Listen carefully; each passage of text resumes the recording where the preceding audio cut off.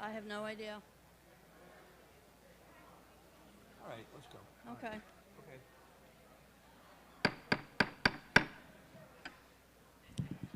Good evening, ladies and gentlemen. We'd like to begin. First, I'd like to remind everyone, if you have a cell phone with you, if you could please put your phone on silent. We'd appreciate it. Okay, before we begin the meeting, we're going to start with an invocation to be followed by the Pledge of Allegiance. So I'd like to request that all of you who are able, please stand.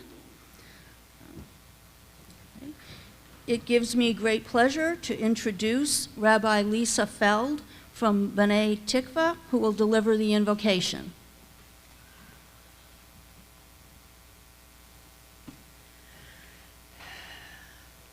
Thank you so much for inviting me to offer this invocation. I promise to be brief. I'm going to start with a brief teaching.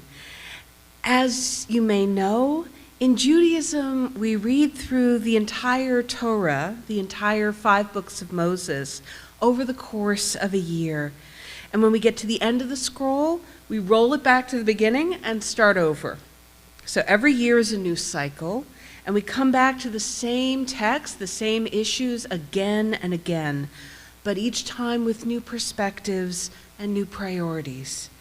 The way we divide up the reading, we just finished the book of Leviticus this week, and we're starting the book of Numbers.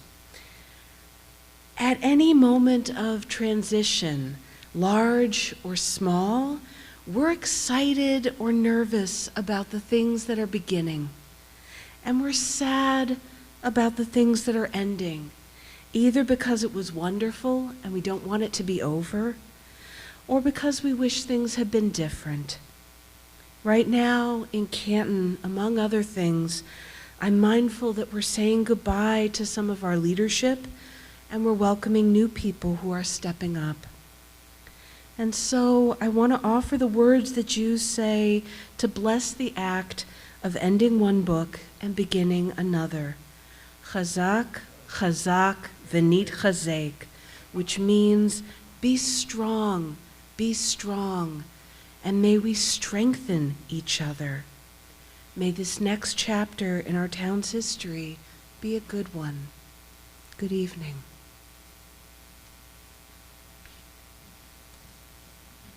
Thank you, Rabbi Feld.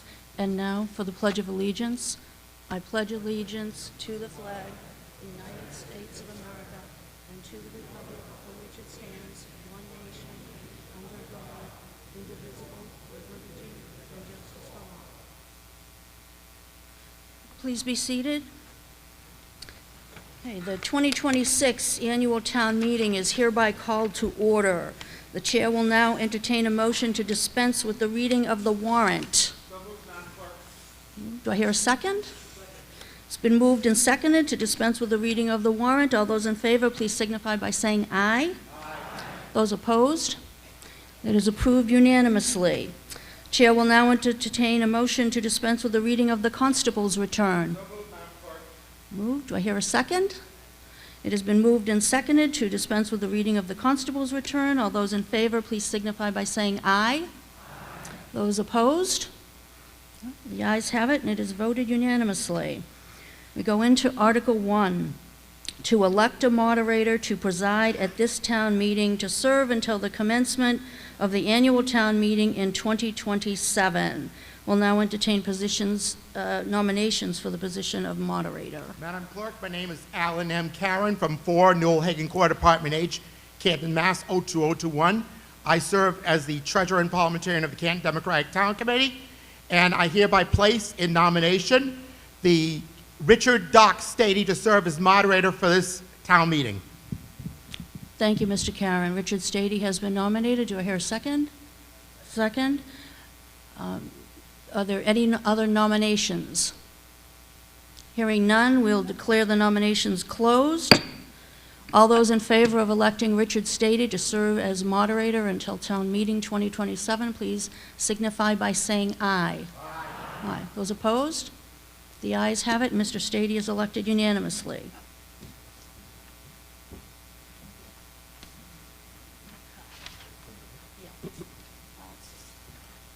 Do you solemnly swear that you will uphold the Constitution of the United States of America and its laws? I do. Do you solemnly swear that you will uphold the Constitution of the Commonwealth of Massachusetts and its laws? I do. Do you solemnly swear that you will uphold the bylaws of the town of Canton and faithfully and impartially perform your duties as moderator for the town of Canton, so help you God? I do. Thank you. Thank you. Thank you. Thank you, Tracy, and thank you for the vote by the body. It's just my honor again and pleasure to serve as your moderator, as I have for many years. I thank Alan for the nomination. Mark Twain had a saying that said, "Reports of my demise are a bit premature." And I had the mistake of telling a few people that I'm getting over a cold and I may need to use a deputy moderator if my voice perhaps fails me a little bit during the long night. I feel great. I feel very blessed. I was very sick last week, but I'm just giving you a forewarning that because I'm on a package of lozenges, if my voice gets a little tricky, I'm going to appoint Sal as the deputy moderator to step in. But I feel fine. If you shook my hand coming in, you're not going to get sick. I had a lot of people walking away from me. It was kind of funny. I was like, boy, I'm in trouble here. But thank you for your concern. So with that, I would like to first recognize our Deputy Chief Freitas to go over the safety procedures for tonight. You can do it here or there, wherever you wish. You want to come up? Whatever you wish. No, please. All yours. Good evening, everybody. Just a couple of safety things. Exits are located front here and over there, along your right side wall there, and the back door where you came in. Just remember the exit, if we do have to evacuate, maybe one of the other exits instead of the one you came in. And the other note, we have members of Canton Police and Canton Fire in the auditorium in the hall in case of emergency, medical, or anything else. Please seek us out if you need anything. On that note, have a good meeting.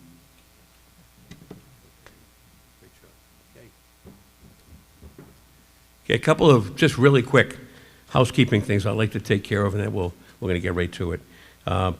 We always have a consent agenda that's covered in the warrant, and the main thing I wanted to point out is that the moderator has a discretion after talking to different people of clustering articles.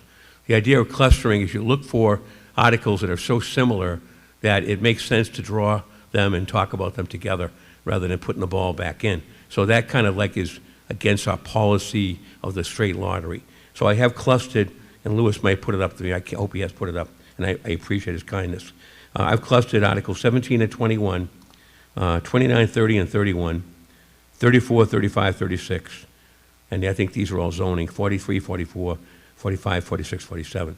On the 17 and 21, I believe, you can correct me if I'm wrong, but 17 is the community planning, and 21 deals with the Gridley School. It has some commonality that the group thought it makes sense to take care of it right away and take care of it as well. That's the reason why it's clustered. So hopefully that's accurate, and that information's for you, obviously for your own edification. I always would ask people to always please be kind and respectful. I know as a classroom teacher, I try to stress that. It goes a long way. It's going to be some very interesting articles tonight. There's going to be some debate on both sides. Please go to the microphone to be recognized, please. Be cognizant of the 10-minute rule. I am a stickler on that. I'll try to give you a little leeway, but we want to keep them moving along. And again, just make sure you're appropriate in terms of your language and your behavior. And Canton has always got a great history of doing a fine job. So with that, I'm going to ask the town clerk to deputize Mr. Salvatore to be deputy moderator, and then we'll begin. Sal served as the moderator last year, and he'll be deputy moderator for this meeting.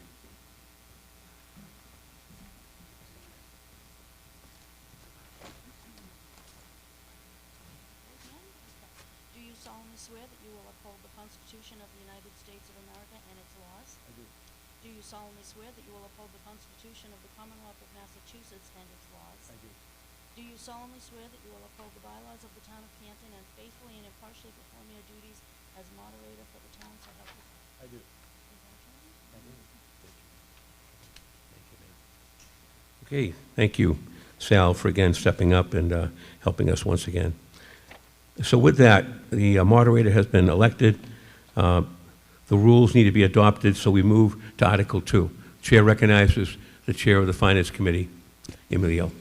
Mr. Moderator, the Finance Committee moves Article 2, Motion 1, as printed in the warrant. All right. Motion 1 of Article 2 has been moved and seconded. Are there any questions? Seeing none, ready for the vote? All in favor? Aye. Opposed? Motion carries. Motion 2? Mr. Moderator, the Finance Committee moves Article 2, Motion 2, as printed in the warrant. All right. This- Well, go ahead. Go ahead, Emilio.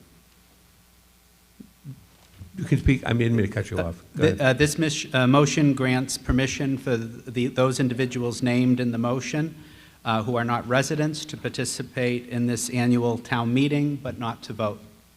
That is correct. Okay, moved and seconded. Any questions? Seeing none, ready for the vote?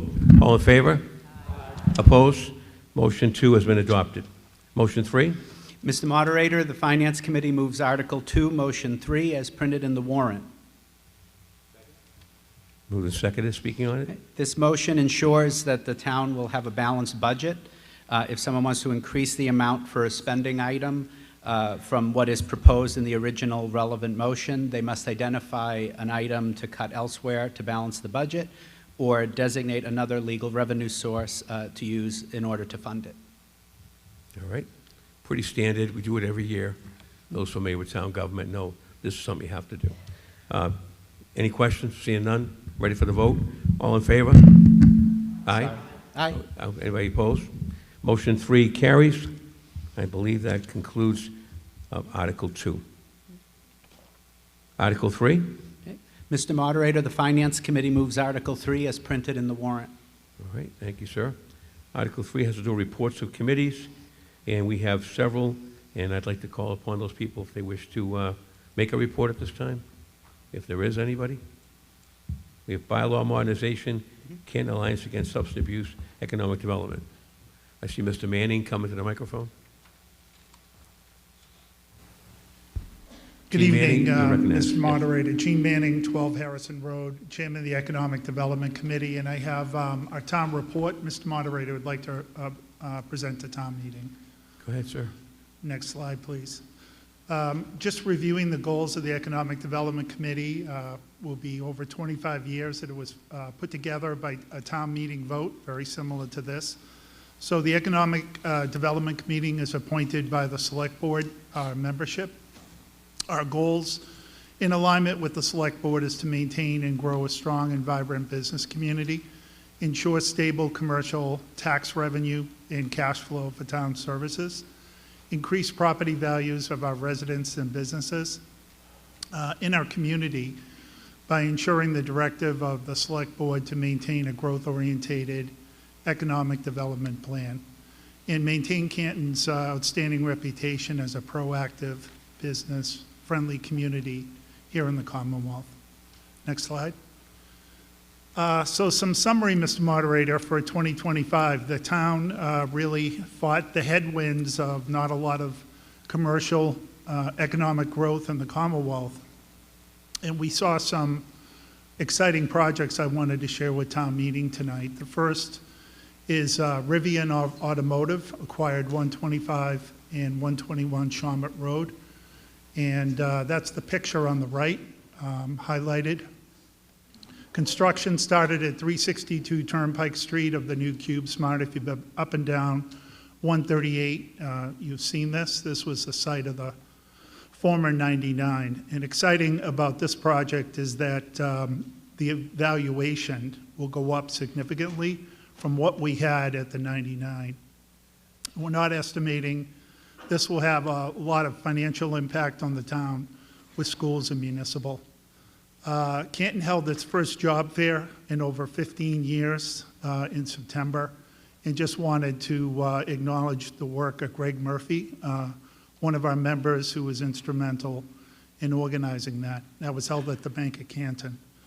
The sale of 275 Dan Road, it's the former Organogenesis Research Building, expansion and new companies at 250 Royal Street, and a variety of new businesses, as I'm sure the residents have seen, Mr. Moderator, at Cobb's Corner.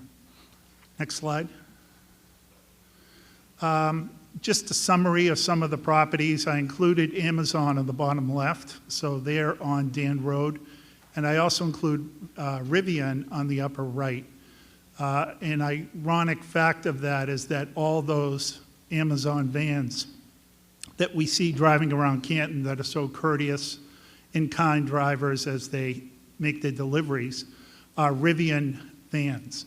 So it's definitely great that we have now Rivian in Canton, as well as Amazon, who's been here a while. And on the bottom right is a picture of the CubeSmart on Turnpike Street. That building's still under construction. We're estimating that will open late summer, early fall. Next slide. Just some statistics, Mr. Moderator. The Canton business community paid over $40 million in commercial and industrial taxes in 2025, which is 39.5% of the tax levy that we'll be voting on later tonight. The commercial and industrial valuation of our Canton businesses is $1.8 billion. Canton's one of the top Norfolk County communities in commercial taxes generated. The tax rates are directly impacted by that. Our residential rate, 9.75 per thousand, lowest in Norfolk County, and the commercial rate of 19.67. We have a split tax rate for the community. And the select board has always been supportive, this current select board and past select boards, of a strong business commercial base, which helps keep revenue taxes low. Next slide. This is the percentage that I share every year with the percentage of commercial industrial revenue inside the levy. So we're all very competitive in Canton. We really care about our community. So there's some of our competitors, some of the towns we compete against for business. Canton at 39.48, and you can see the other towns running top to bottom. And just some additional highlight on that, over 25 businesses offered scholarships to Canton High and Blue Hills regional students. In 2025, CABR, a business organization, donated over $45,000 to Canton charities, including the public schools, food pantry, and we just announced a major donation to the Paul Revere Heritage Center. CABI hosts the annual Canton Road Race, which is held each year, and it will be held this September in Trillium. Tom Clark Golf Tournament in June. All that money goes right back to the town. CABI is a nonprofit 501c3. And since its founding 53 years ago, CABI has donated over $2 million back to Canton charitable organizations. Next slide. And this is our volunteer committee, our awesome committee that's appointed by the select board. So just want to give a shout out to them. Many of them are here tonight. Everyone gives of their free time to the town to help with economic development. And we appreciate the support of the select board and also town meeting, the various boards and committees that support business growth and development. That concludes my presentation, Mr. Moderator. Thank you. Thank you. We have, all right, let's stay in order. Do we have a report? Mr. Mao from 6 Paddock Circle. So I do have a question about the Economic Development Committee report in regards to Specialized Code Article 33. And through the moderator, I would just like to ask the chair of the Economic Development Committee if the Economic Development Committee supports Article 33, because what we're seeing in the city of Worcester is that there's they're My microphone, trying you're to push out of back. order. David, that's out of order. The purpose of this article, and this article only, is for the committees to give a report. They don't have questions of that nature. Certainly, later in the evening, you're more than welcome to ask Mr. Manning or other people that question, but this is simply to hear a report. That's When all. would I have the ability to ask him the question? I thought this would be the appropriate time No, in the report. I understand, but I think the thing would be to do under the particular article when the article is drawn. If you want to possess that question to Mr. Manning or anybody in the EDC, it's certainly within your right to do that, and I would allow that. But this is simply the report, and I think they gave an overall report of the business, and we should just kind of accept the report and move on. Okay. Okay? Thank you, David. Thank you. Mr. Camo. Yes, sir. I'll give a report. Okay, thank you. The report I'll give is from the Bylaw Modernization Committee, I'll start by saying the work of the Bylaw Modernization Committee is really not all that glamorous, but it's pretty foundational. It's, for us, the quiet architecture beneath the democracy, the scaffolding of this evening, good governance, and the work that we're doing, I think, has been quite important. In July of 2024, the town of Canton charged the committee with a simple but ambitious mandate, and that was to review, modernize, and strengthen the town's bylaws so that they reflect both the letter of the law and the needs of a contemporary community. And tonight, I'd like to report some meaningful progress and real momentum. First of all, the committee membership is guided by a dedicated group of volunteers appointed by your moderator. Those volunteers include Dr. Susan Harrington, Dr. William Kring, Ms. Jennifer Chameleon, Mr. Randy Scollins, Mr. Louis Jutras, Mr. Larry Overland, Mr. William Grant, and myself. We also extend our sincere thanks to Mr. Paul McAuliffe III for his service and contributions to this work. So the scope and progress after 2 years of this sustained effort, the committee has made substantial headway in reviewing and restructuring the town's governing documents. We've hosted 2 public information sessions bringing together former town moderators, the town clerk, the assistant town clerk, finance committee members, capital planning representatives, and members of the public. The sessions were grounded in our work and lived experience where policy meets practice. In partnership with our consultant, General Code, we've undertaken a comprehensive restructuring effort. We've developed a new codification framework, including updating a numbering system, clear hierarchy, and organization.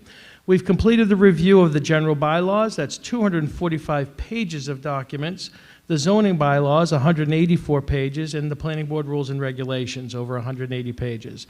It's not merely reformatting. For us, it's about clarity, accessibility, and usability for future generations. We're now in the process of a substantive review where we're addressing legal compliance and statutory alignments, ensuring consistency with the Massachusetts general laws, the special acts of the legislature, any conflicts between our existing bylaws. We're reviewing best practices from communities throughout the Commonwealth, and we're incorporating departmental recommendations and reflecting any statutory changes that have been made over the years. As of tonight's meeting, 71% of the material has been reviewed. It's careful, deliberate work. We meet every 3 weeks or so. The guiding principle is not to impose any changes unilaterally.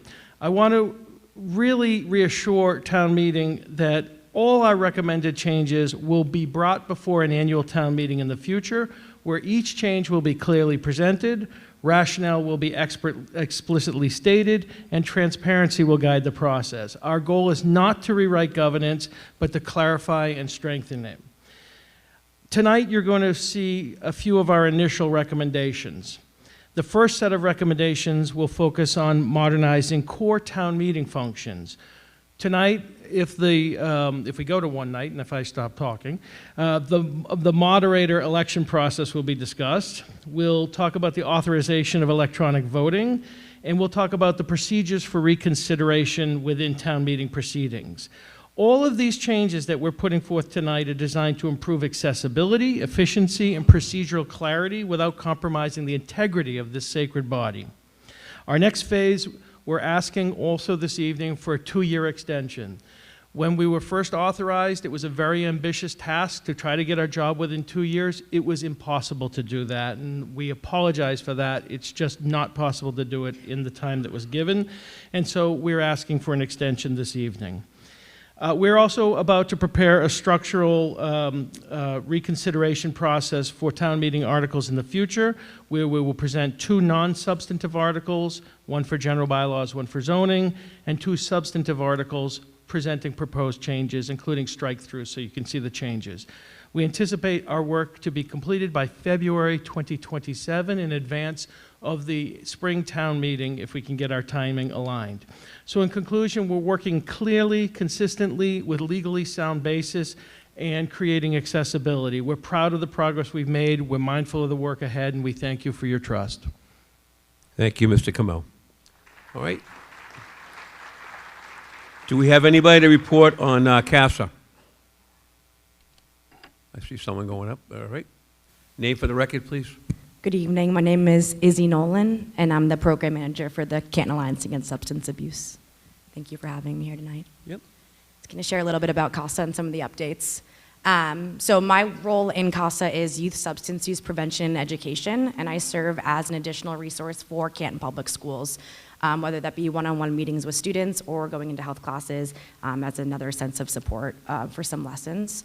I'm a certified DARE officer, so I'm able to incorporate a lot of that training into my lessons. And then in terms of funding for CASA this year, there was a lapse due to the government shutdown, but we were able to reapply for the grant and should be hearing about the first week of June. Next slide, please. A big event for CASA is a celebration of life. This happens at the end of every August to celebrate anyone who's lost someone they love to substance use disorder. This is a really lovely event. It's kind of spearheaded by Harriet Burak, who's on the committee for CASA, as well as other members help support planning that. Hope to see you there this year. Next slide. As part of engaging youth in pro-social activities, we started a leader in training summer camp program. We had 2 really successful summers, and it was an opportunity for 12 to 14-year-olds to get work experience, but also hang with peers and have kind of a fun summer in that way. This year, we were so lucky to have such interest in the field trip portion of it that we've expanded the EDGE program to have upwards of 80 kids this summer. So that was a huge win for youth in this town and just having more opportunities. And we're going to start with kind of mindfulness mornings and still incorporate a lot of those leadership conversations that happened in the old program. Another event we do each summer is the Summer Blast-Off event. It's a great opportunity for families to come together and close out the summer with a movie, inflatables, and a lot of the youth leaders who help out throughout the year help out at this event as well. So it's a great opportunity just for kids to get some community service hours and be a part of the community.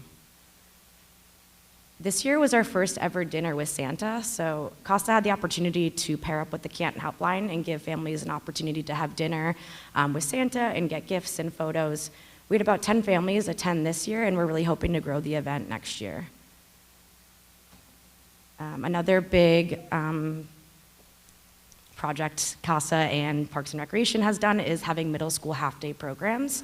When the kids get out of half days, there's not a lot of opportunities. So what we'll do is we go pick them up on a bus and take them on a field trip. We went paintballing, rock climbing, Tinishoba tubing this year. The kids really like it, and it's just a great way to continue those pro-social engagements.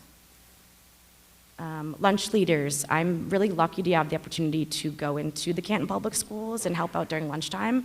Through this opportunity, I've connected with a bunch of middle schoolers to form a lunch group, and these leaders are able to help plan dances, just get more events in the community. This Someone's Special dance, so if you've attended any of those dances, those were put on by our middle school leaders. So we're really happy to have such great leaders in this community. And then at the high school, we also have our peer leadership group, and this is actually through the district attorney's office, and we meet monthly with Norfolk County and other schools to learn about peer leadership, mental health and substance use topics for them to take back to Canton schools and share with their classmates.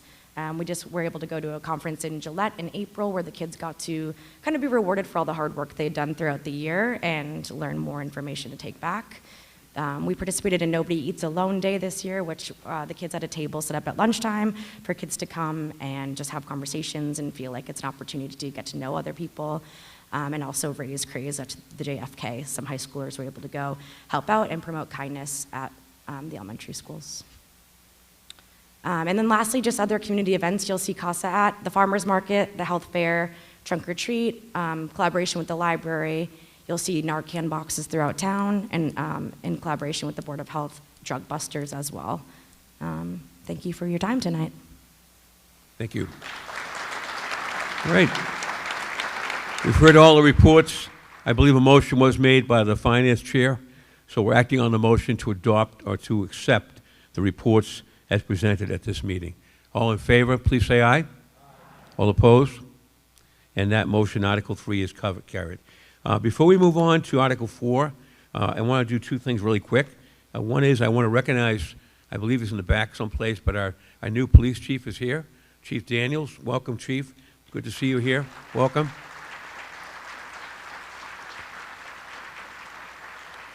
And it's my distinct honor and pleasure to introduce at this time a very busy person who's made time to come by and speak to us briefly, Congressman Stephen Lynch. Congressman.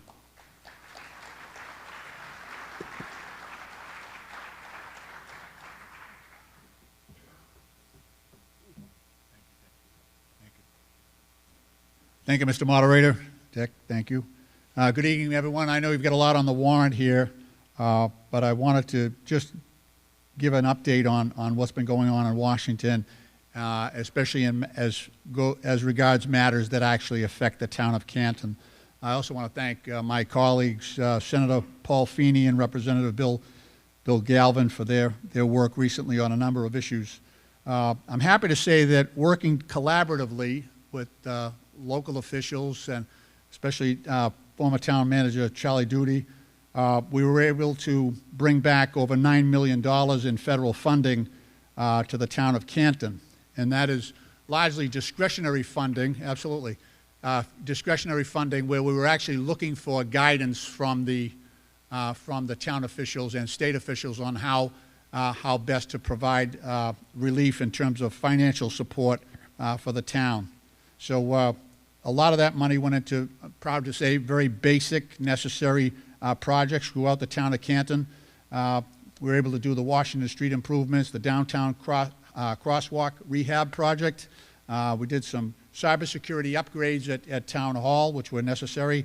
There were ventilation improvements at the HVAC systems, both at the Hanson School and the JFK schools. Also were able to purchase defibrillators for the first responders here in Canton.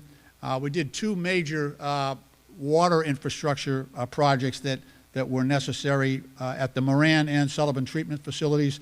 And every single one of those investments makes the community stronger, obviously, because it's basic infrastructure. But every single federal dollar that we're able to use takes the load off of local taxpayers, which is our goal. I want to take a moment also to recognize the men and women of our first responders, the Canton Fire Department, police, and EMS, through the assistance to firefighters grants that we're able to obtain. I know that they were able to provide training and public safety training that we've been able to help support equipment, training, and operations that keep this community safer, and that is important work. And these are competitive grants, so it requires personnel at the first responder departments, either the police or the fire, to actually compete for these. So we're thankful for their support and the excellent way that they handled their responsibilities. Recently, we were able to approve the budget for the Department of Homeland Security, and that is especially important right now as we come into this summer season.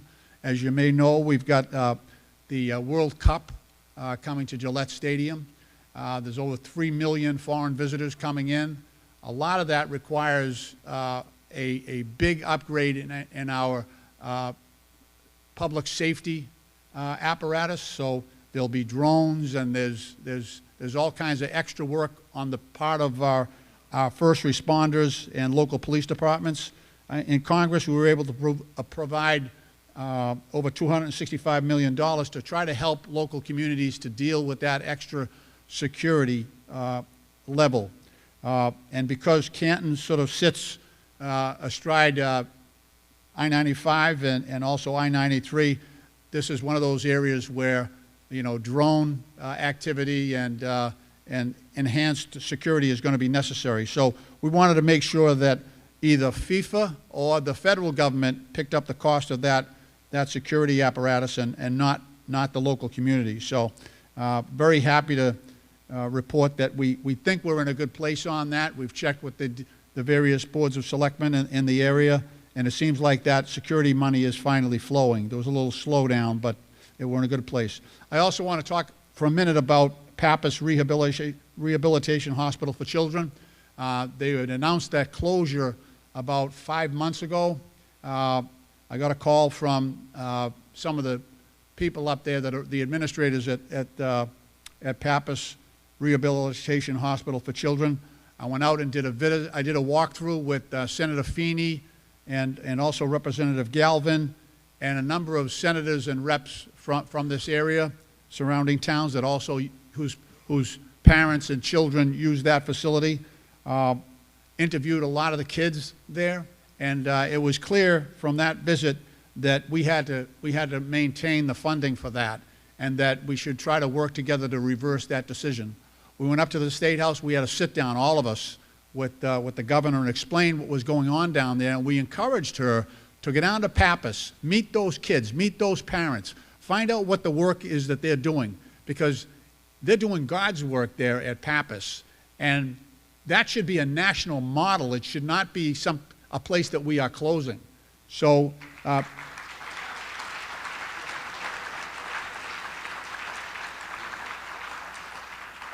give credit to the governor because she took me up on my challenge. She went down above. I even gave her the names of the kids too. Some of these kids are amazing. They're severely, severely, severely handicapped to the point where even their parents, both parents it's just too much. The kids are so severely handicapped. But anyway, to the governor's credit, she went out there and she met the kids. I gave her a list of kids to talk to and parents. She met with the Mass Nurses Association, who are caring for these kids every single day. Heroic, unbelievable work they were doing. So she agreed to cancel that order, to not close Pappas, but instead put together a group that I'm part of to try to figure out, how do I get federal funding there for Pappas Hospital? They've never really focused on that, and I think they qualify for it. So between the state and the federal government, we're going to do our best to try to slowly make improvements. We did do a redo of their heating system recently, but there's like 30 acres there. It should be a national model, like I say. It should not be a place that we're closing down. But anyway, we're in a better place right now. We're working with all our local officials to try to, between Washington, D.C. and Beacon Hill, we should be able to give those kids some certainty. And they were going to relocate that hospital out to not a children's hospital, but a general hospital out by Springfield. And there's just no way that parents could have maintained contact with their kids if that was the move. So that's off the board, and now we have to make sure that we get the resources there to allow them to continue their work. I also want to thank, in Canton we got a great veterans agent, an Arafat Knight. I don't care if there's a veteran from the Second World War or a kid that just came home from Somalia, or a kid that just came home from Iraq and Afghanistan. Arafat Knight makes sure that soldier, man or woman, has what they need transitioning back to civilian life, and their families. Does a great job for us, and we work with them very, very closely.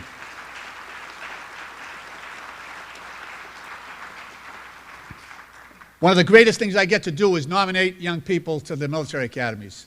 And the town of Canton has a long and strong tradition of sending its best and brightest. And almost all these kids are from Canton High School. And it's a competitive process. So I just want to recognize, Ryan Patrick Mullen, he's a Canton High School kid. I met him a few years ago, and I nominated him. And I'm happy to say that he just recently received his commission. He was at the United States Air Force Academy at Colorado Springs, and just received his commission into the United States Air Force from the United States Air Force Academy. So his family and the town of Canton should be very, very proud of him. And we don't recognize these young people enough. It is a competitive process, and Canton's had a great record in terms of candidates in that competition and also succeeding. So in addition to Ryan Patrick Mullen, Canton High School, Ryan McClellan, United States Naval Academy, Canton. He went to Zavarian Brothers High School. Brendan McDonald, West Point kid, Canton High School. Brian Glick, United States Military Academy at West Point. His parents are Jim and Karen. Canton, Mass, Canton High School. Ari Pallavi, United States Naval Academy. Parents are Leonard and Catherine, 60 Oxbow Road here in Canton. He attended Blue Hills Regional Technical High School. Stephen Griffiths, United States Military Academy at West Point.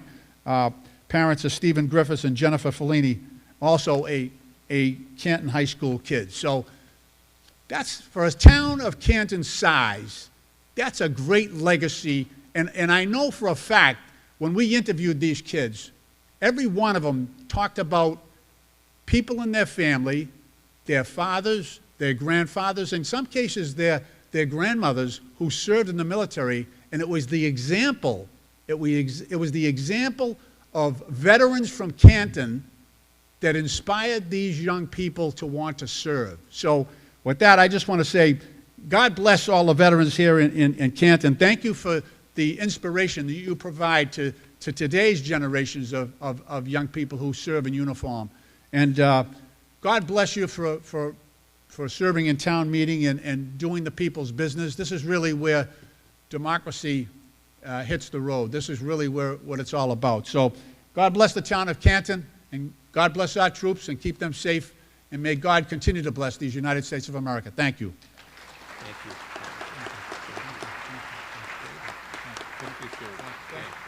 Thank you.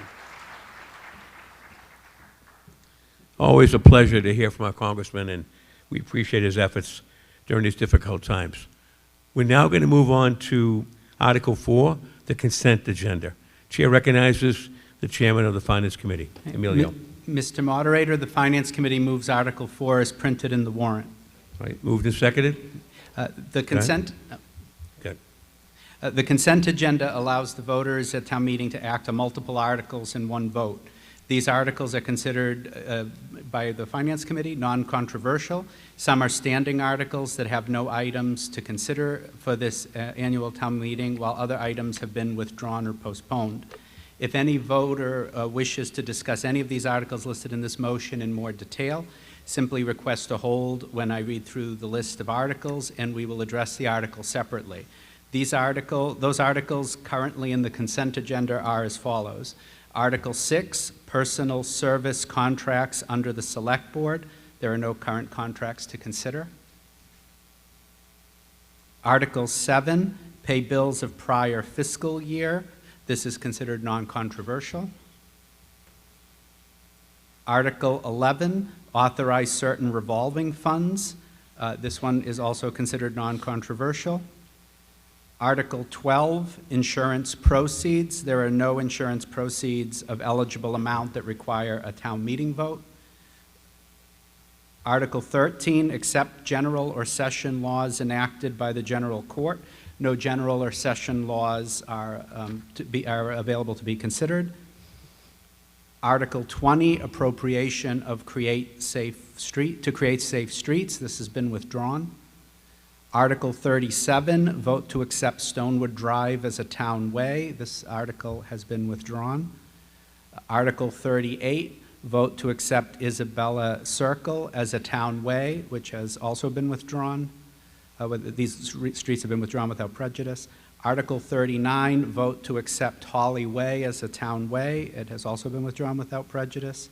Article 40, rescind prior vote taken on Article 38 of the 2006 annual town meeting.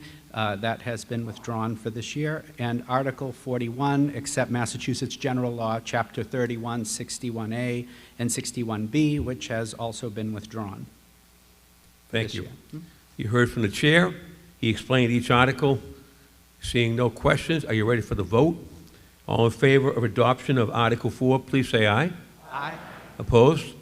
Hearing none, I declare it to be unanimous for the record. Article 4, therefore, is adopted. We now will put the lottery balls into the container and we will proceed.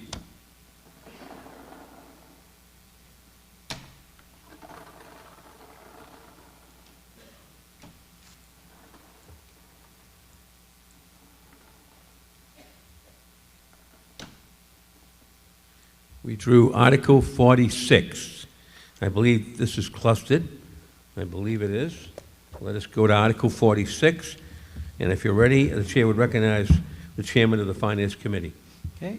Yes, so hold on. I'm sorry, let me explain. We will go to 45. This is clustered with 45, 46, 47. So we'll start on Article 45. Okay. Emilio, my apologies. Mr. Moderator, the Finance Committee voted 6-0 to support this motion of the Planning Board for Article 45 as printed in the warrant.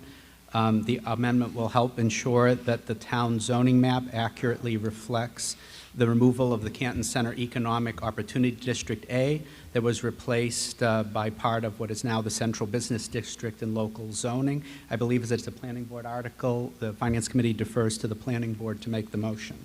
That is correct. Is there a member of the planning board that would like to rise on this? Make a quick statement. He's getting up there. All right. Mr. McCarthy. Thank you very much, Mr. Moderator. Could you just give me the article number again, please? 45. Thank you. It's removal of the CCEODA. Yep, thank you. I just have a few pages, and unfortunately for the audience or the town meeting members, I have a bit of reading to do, so excuse me for this. The dates of the publication in the Canton Citizen were Thursday, January 29th of 2026, and Thursday, February 5th of 2026. There's a public hearing which was opened on February 18th of 2026, and the public hearing was closed on February 18th of 2026. A vote was taken of yes, and a positive recommendation was made of 5-0-0. The Article 45 was published by the Canton Citizen on, sorry, I don't have to repeat that. The Planning Board voted 5-0-0, as I said, and so, Mr. Moderator, I'd like to yield my time to the town planner for a summary of the article. All right. So, Mr. McCarthy has moved the motion to adoption of Article 45. We're here now for the town planner. Mr. Moderator, back at special town meeting about a year ago, the town voted to remove these sections of the bylaw, but we never made a corresponding move in removing them from the zoning map, hence the article before you tonight. Makes sense. All right. Pretty straightforward. Any questions? Hearing none? Any more comments? Hearing none, ready for the vote? All in favor, please say aye. Opposed? I declare that unanimously adopted and so voted. 45 is adopted. Now we go right to 46. Chair recognizes Emilio, Chairman of FinCom. Mr. Moderator, the Finance Committee voted 6-0 to support the motion of the Planning Board for Article 46 as printed in the warrant to help ensure that the town zoning map accurately reflects the removal of the Canton Center Economic Opportunity District B that has been removed from the zoning bylaws and replaced by another portion of the Central Business District in our town zoning. And being a Planning Board motion, we defer to the Planning Board to make the motion. All right. Thank you, Mr. Chairman.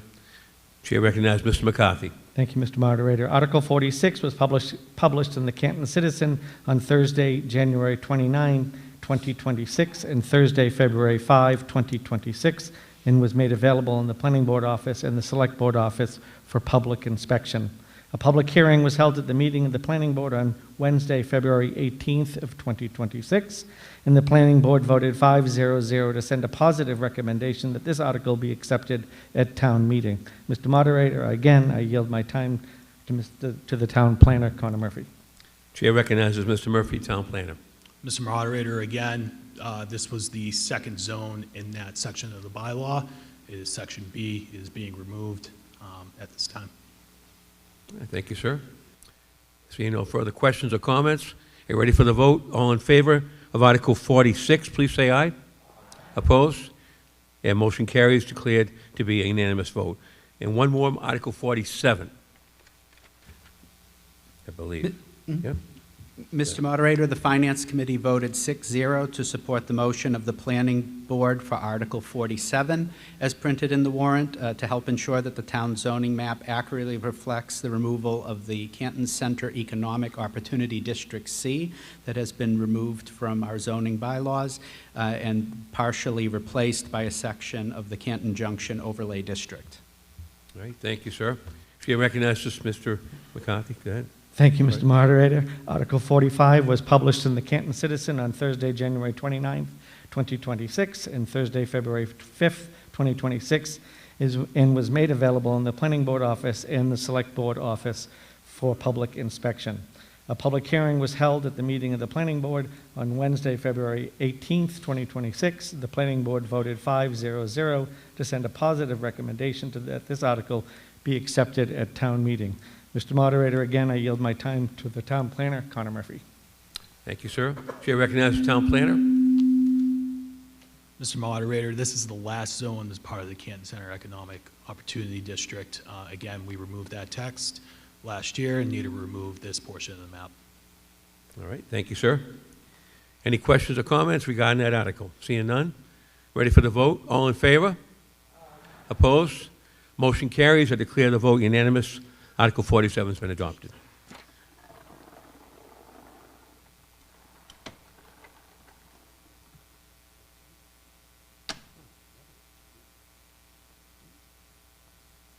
Article 42.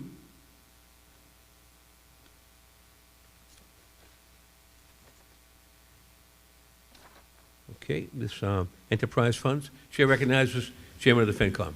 Mr. Moderator, the Finance Committee moves the motion for Article 42 as printed in the warrant. All right, moved and seconded. Comments, Mr. Chairman? Accepting the Massachusetts General Law, Chapter 44, Section 53F, 1.5, regarding enterprise funds will ensure that the town has officially adopted all of the provisions needed to establish and operate the enterprise fund accounts under the maintenance of the town treasurer, as the town currently does. This will make no changes to our enterprise funds, and the funds have already been operated in a manner consistent with these provisions.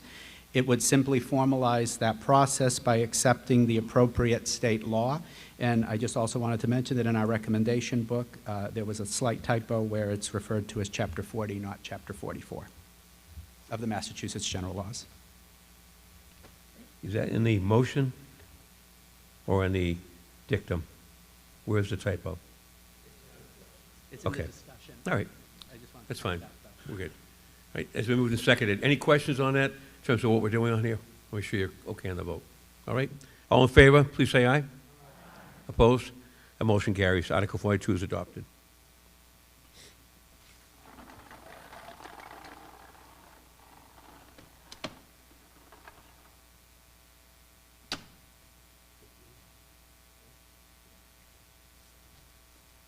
Article 15, 1-5.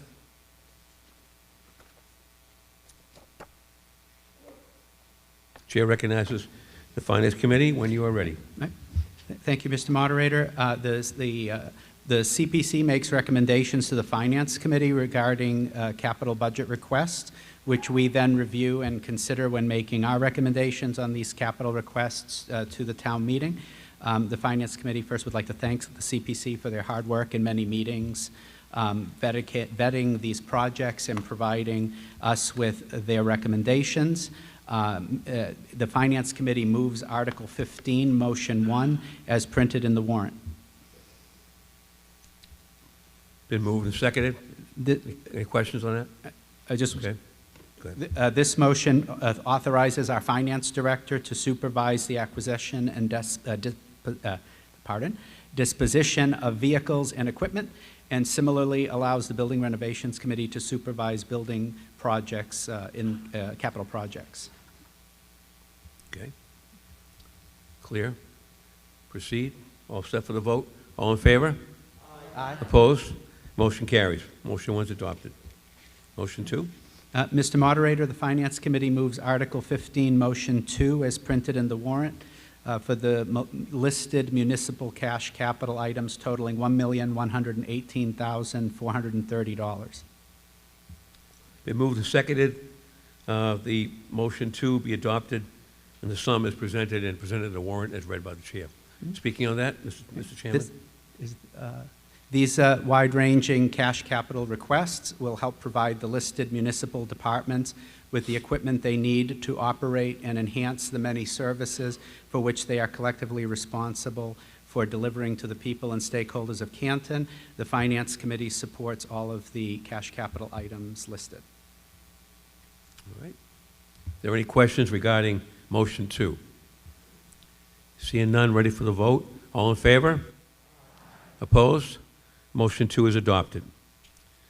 Motion 3? Mr. Moderator, the Finance Committee moves Article 15, Motion 3, as printed in the warrant for the listed school cash capital items totaling $1,200,000. All right, been moved and seconded for a motion 3. The sum $1,200,000. Speaking on the motion? These listed requests allow the school department to obtain needed equipment for the various listed categories to serve the educational needs of the students and the community activities that the school provides to the town, which the Finance Committee supports. Are there any questions on that particular motion? Seeing none, ready for the vote? All in favor, please say aye. Opposed? Motion 3, Article 15 is adopted. Motion 4. Mr. Moderator, the Finance Committee moves Article 15, Motion 4, as printed in the warrant. All right, moved and seconded. Speaking on it? This motion would appropriate $7,000 for the AV firewall and antivirus renewal to supplement the related funds approved as part of Article 15, Motion 2 that we just adopted, to be paid through a transfer of $7,000 from the surplus of the phone systems interface cards project that was approved at the 2024 annual town meeting and had a surplus. The Finance Committee reviewed this request, and it has determined that this is an appropriate reallocation of these surplus funds to a comparable project. All right, thank you, Mr. Chairman. Pretty straightforward. Any questions, comments?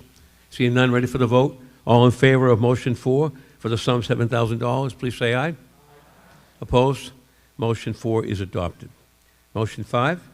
Mr. Moderator, the Finance Committee moves Article 15, Motion 5, as printed in the warrant. Moved and seconded. Speaking on it? The Finance Committee supports this motion to authorize the borrowing of $180,000 for replacing the town's obsolescent storage area network. This one does require a 2/3 vote, just because it's borrowing. First, see if any questions from anybody in the audience. Any further comments? All right, ready for the vote?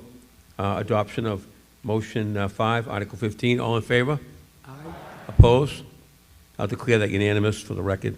Town Council, so you get that noted. All right, thank you, Chris. All right. Motion 6. Mr. Moderator, the Finance Committee moves Article 15, Motion 6, as printed in the warrant.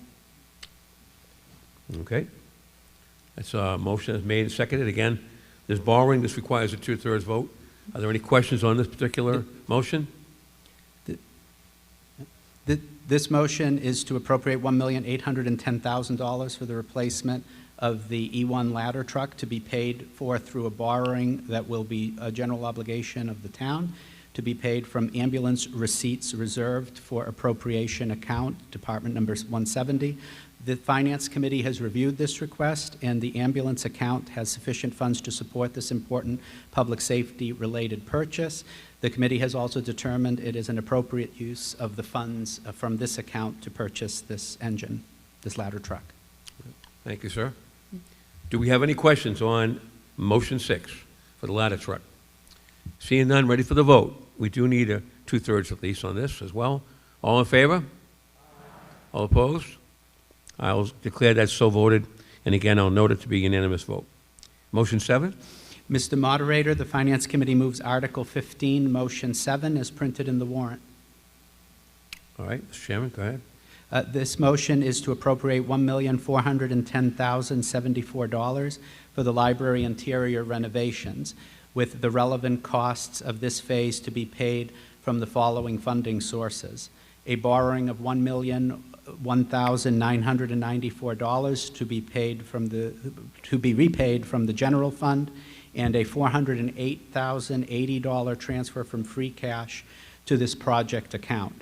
This project will help the Canton Public Library improve its reliable service to its patrons and ensure that the library is in good repair and that it has the interior layout to meet the future needs of the public that use it heavily. A question for the chair. What's the figure that we're voting on this, Emilio? Is it 1410074 total? Oh, I'm sorry. It would be $1,410. No, 1 million. $1,410,074 as a total, split $1,001,994 in borrowing and $408,080 as a transfer from free cash. Thank you, sir. So again, we have a borrowing involved. We need a 2/3 at least vote. Are there any questions on that? Seeing none, ready for the vote? All in favor, please say aye. Opposed? I'll declare that vote unanimous for the record. Town Council, please kindly note. Motion 8. Mr. Moderator, the Finance Committee moves Article 15, Motion 8, as printed in the warrant. All right. Speaking on the motion? This motion is to appropriate $117,064 to supplement the related funds approved as part of Article 15, Motion 2, for the purchase of police cruisers to be paid through a transfer of remaining funds from the unnecessary police fire suppression system project. The Finance Committee has reviewed this request and has determined that it is a good reuse of these funds to ensure that the police department has safe and reliable vehicles to meet their demanding law enforcement needs through routine replacement of these vehicles. All right. Thank you. Any questions on this involving the police cruisers? The sum is 117,064. Simple majority needed. Any questions? No, seeing none. Ready for the vote? All in favor? Opposed? Motion carries. Motion 8 is adopted. Motion 9. Mr. Moderator, the Finance Committee moves Article 15, Motion 9, as printed in the warrant. Thank you, sir. This motion would supplement the related funds approved as part of Article 15, Motion 2, for the replacement of the boiler at the Fire Department Station 1 to be paid through a transfer of $203,981 in remaining funds from the Senior Center HVAC repair project that has received funding through a grant. The Finance Committee has reviewed the manner in which this project will be funded and supports the funding method and recognizes the need to ensure that this important emergency management building remains reliably operational and with improved efficiency. Thank you, sir. Are there any questions or comments on motion number 9? Seeing none, ready for the vote? All in favor? Opposed? That motion carries. Motion 10. Mr. Moderator, the Finance Committee moves Article 15, Motion 10, as printed in the warrant. Go ahead, Mr. Chairman. This motion would appropriate $197,800 for the replacement of the DPW, Department of Public Works, highway garage roof through $97,700 in debt capital funding, a borrowing, and a $100,100 transfer of unused funds from the police station roof project. The Finance Committee has reviewed this plan and it has determined that this borrowing is wise and that this requested reallocation of these funds for a comparable project is appropriate. Making sure the town's buildings remain in good maintenance will prevent more costly projects in the future. Thank you, sir. Any questions, comments, concerns on motion 10? Seeing none, ready for the vote? All in favor? Opposed? I declare, because there is borrowing, that is unanimous vote, and so ordered. Motion 11. Mr. Moderator, the Finance Committee moves Article 15, Motion 11, as printed in the warrant. This motion is to appropriate $279,000 in borrowing to replace a DPW cat loader that will be repaid from the general fund. The Finance Committee has reviewed this request and it has determined that this is a good use of the debt capital capacity of the town to replace this heavily used vehicle. All right, I believe there's borrowing involved, right, on this one? Yep. So again, any questions on motion 11? Seeing none, ready for the vote? All in favor? Opposed? It is so ordered, so voted, declare unanimous. Motion 12. Mr. Moderator, the Finance Committee moves Article 15, Motion 12, as printed in the warrant. Yes, sir. This motion will allocate $2,500,000 to replace the ultrafiltration system at the Sullivan Treatment Facility using a borrowing of $1,480,510.27 to be paid using water enterprise funds and a transfer of $1,019,489.73 from the account holding the funds the town received through the ongoing PFAS settlement terms. This funding will be added to the funds approved at the last town meeting for this project. The Finance Committee supports this effort to protect the town's water supply, increase water supply productivity to reduce the need to purchase Massachusetts Water Resources Authority, MWRA, water, and promote public safety by replacing this underperforming and cost-inefficient system. The committee also views this borrowing and the proposed use of the PFAS settlement funds as appropriate. Thank you, Mr. Chairman. Any questions on this motion? Because again, part of it is borrowing. We do need at least a 2/3. I'll call for the vote. All in favor, please say aye. Aye. Opposed? I declare the vote to be unanimous, and motion 12 is hereby adopted. Motion 13? Mr. Moderator, the Finance Committee moves Article 15, Motion 13, as printed in the warrant. Proceed, please. This motion would allocate $2,250,000 for the second phase of the lead service line inventory and replacement plan through the borrowing of funds that would be a general obligation to the town, with the plan that it be paid for using water enterprise funds. There is the possibility of an interest-free loan from the Massachusetts Water Resources Authority, MWRA, that could offset this cost, or partially offset this cost. The Finance Committee supports this project to help identify the risk of lead in town water lines as an important part of public safety, as well as good water service, and the borrowing needed to fund Phase 2 of this exploratory project. All right, thank you, sir. Any questions or comments on Article 15, Motion 13? Hearing none, seeing none, ready for the vote? All in favor? All opposed? The motion, therefore, is adopted unanimously and so voted. Motion 14? Mr. Moderator, the Finance Committee moves Article 15, Motion 14, as printed in the warrant. All right, been moved to adopt Article 15, Motion 14. Speaking on the motion? The Finance Committee supports this motion to appropriate a total of $644,000 for the 3 water enterprise-related items listed in the motion to be paid from water enterprise surpluses, which is the retained earnings of the enterprise fund. The Finance Committee has reviewed these requests and recognizes the need for these infrastructure and equipment improvements to support the water operation of the town's water and sewer division. There's no borrowing on this, correct, Mr. Chairman? No, this is cash Right, thank you, from sir. the enterprise fund. No problem. Any questions, comments? Seeing none? Ready for the vote? All in favor, please say aye. Aye. Opposed? Motion 14 is adopted as presented. Motion 15? Mr. Moderator, the Finance Committee moves Article 15, Motion 15, as printed in the warrant. All right, moved and seconded. This motion would appropriate $347,500 for half of the cost of replacing flush truck vehicle number 71, with funds for this half being obtained through a borrowing to be paid using sewer enterprise funds. The Finance Committee supports this borrowing using sewer enterprise funds to repay it, and the other half, which will be another motion, will be paid for through the stormwater enterprise. It's split because enterprise funds need to be specifically designated for their uses rather than a general expense. All right.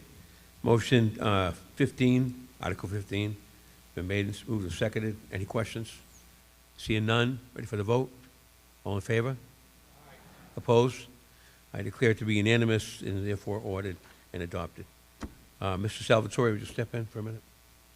Deputy Moderator, please. We're on motion 16.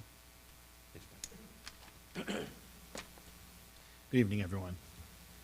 I'll try to keep up the cadence. Moving on to motion 16, Mr. Chairman. Thank you, Mr. Moderator. This motion would, Mr. Moderator, pardon, the Finance Committee moves Article 15, Motion 16, as printed in the warrant. Thank you. Go ahead.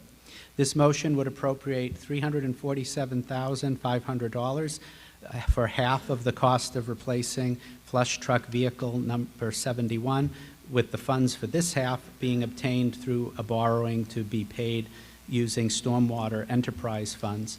The Finance Committee supports this purchase of the needed vehicle, the planned borrowing, and the splitting of the repayment from the 2 mentioned enterprise sources. Motion made and seconded. Are there any further discussion? Hearing none, all those in favor, please signify by saying aye. Aye. Requires 2/3. I declare the vote unanimous. Mr. Chairman. Mr. Moderator, the Finance Committee moves Article 15, Motion 17, as printed in the warrant. Is there a second? This motion would appropriate a total of $512,000 for the two sewer enterprise-related items to be paid from sewer enterprise surplus retained earnings that are listed in the motion. These are from the retained earnings, so this is cash in the enterprise fund. The Finance Committee has reviewed these requests and recognizes the need for these infrastructure and equipment improvements to support the sewer operation of the town's water and sewer division. Motion made and seconded. Any further discussion? Hearing none, all those in favor signify by saying aye. Aye. Anyone opposed? I declare the vote unanimous. Mr. Chairman. Mr. Moderator, the Finance Committee moves Article 15, Motion 18, as printed in the warrant. Thank you. Mr. Chairman. This article would appropriate $437,000 in borrowing to replace a swap loader dump sander plow truck using stormwater enterprise funds. And the Finance Committee supports this use of those enterprise funds for this borrowing. We have a motion that's been made and seconded. Is there any further discussion? Hearing none, all those in favor, please signify by saying aye. Aye. Anyone opposed? Requires 2/3. I declare the vote was unanimous. Mr. Chairman. Mr. Moderator, the Finance Committee moves Article 15, Motion 19, as printed in the warrant. Thank you, Mr. Chairman. This motion would appropriate $100,000 in borrowing to create a rain garden on First Parish Road, including that would include in the project some road narrowing and pavement removal to mitigate stormwater using stormwater enterprise funds, and is compliant with our MS4 permit.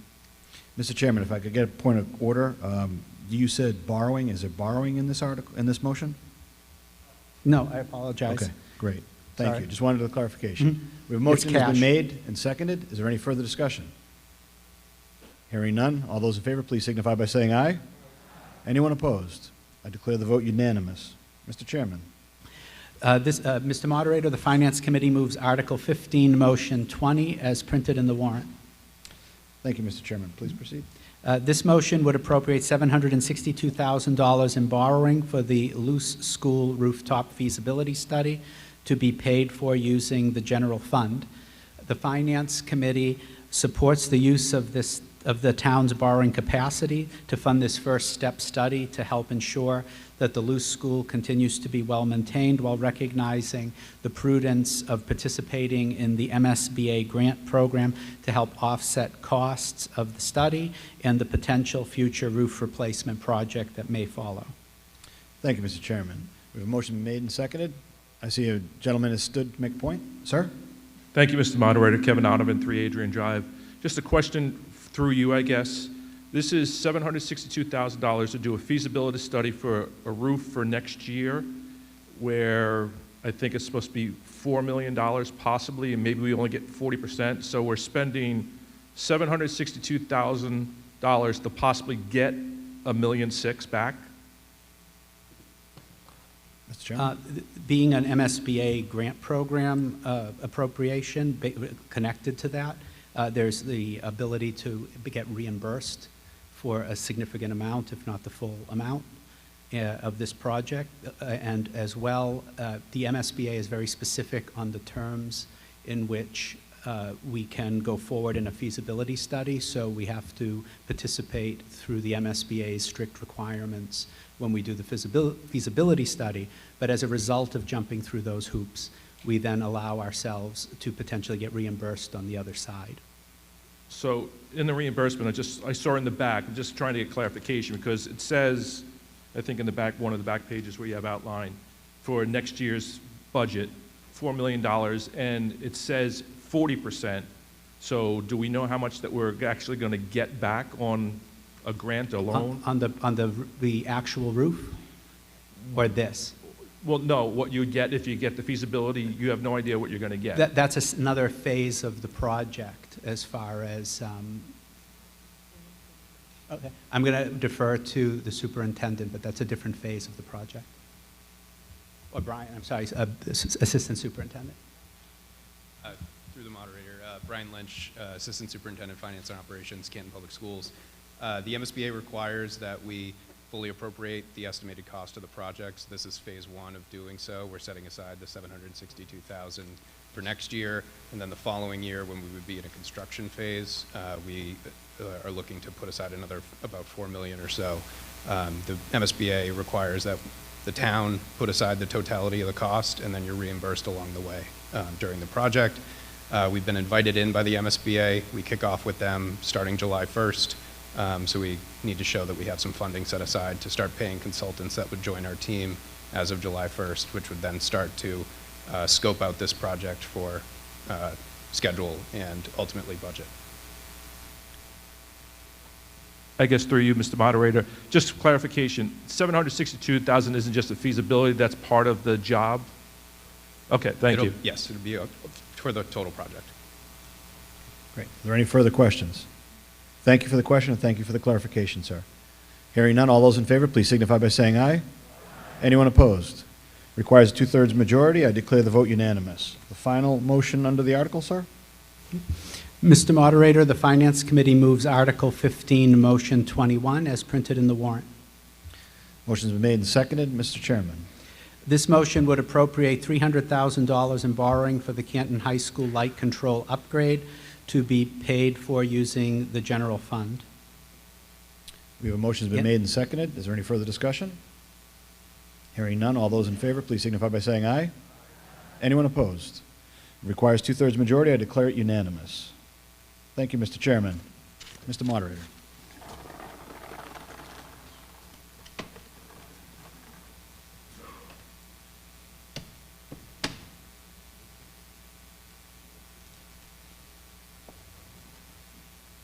Thank you, Sal. We move on to Article 19 that's been drawn. 19. I think this was the special ed account. Chair recognizes the Chair of the FinCom. Mr. Moderator, the Finance Committee moves the motion for Article 19 as printed in the warrant. We move the seconded adoption of Article 19. Speaking on the motion. This motion transfers $1 million from free cash, also known as the undesignated fund balance, to the Special Education Reserve Account. This reserve account provides a means to set aside funds to be used to cover expenses that exceed the school department's operating budget for required special education expenses. This reserve account may only be used if the school committee and select board each vote to approve the use of these funds, which also allows oversight for the use of these additional funds for the school department. Given the dynamic and rising nature of school operating costs, the use of these funds is often required and essential for the school's operation.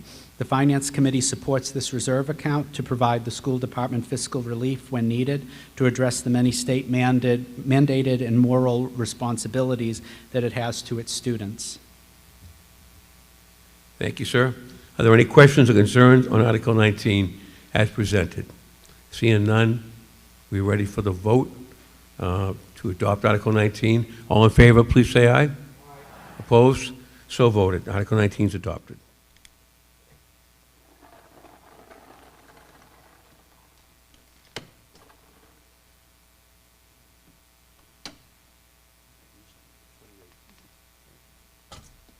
Article 28, 2-8.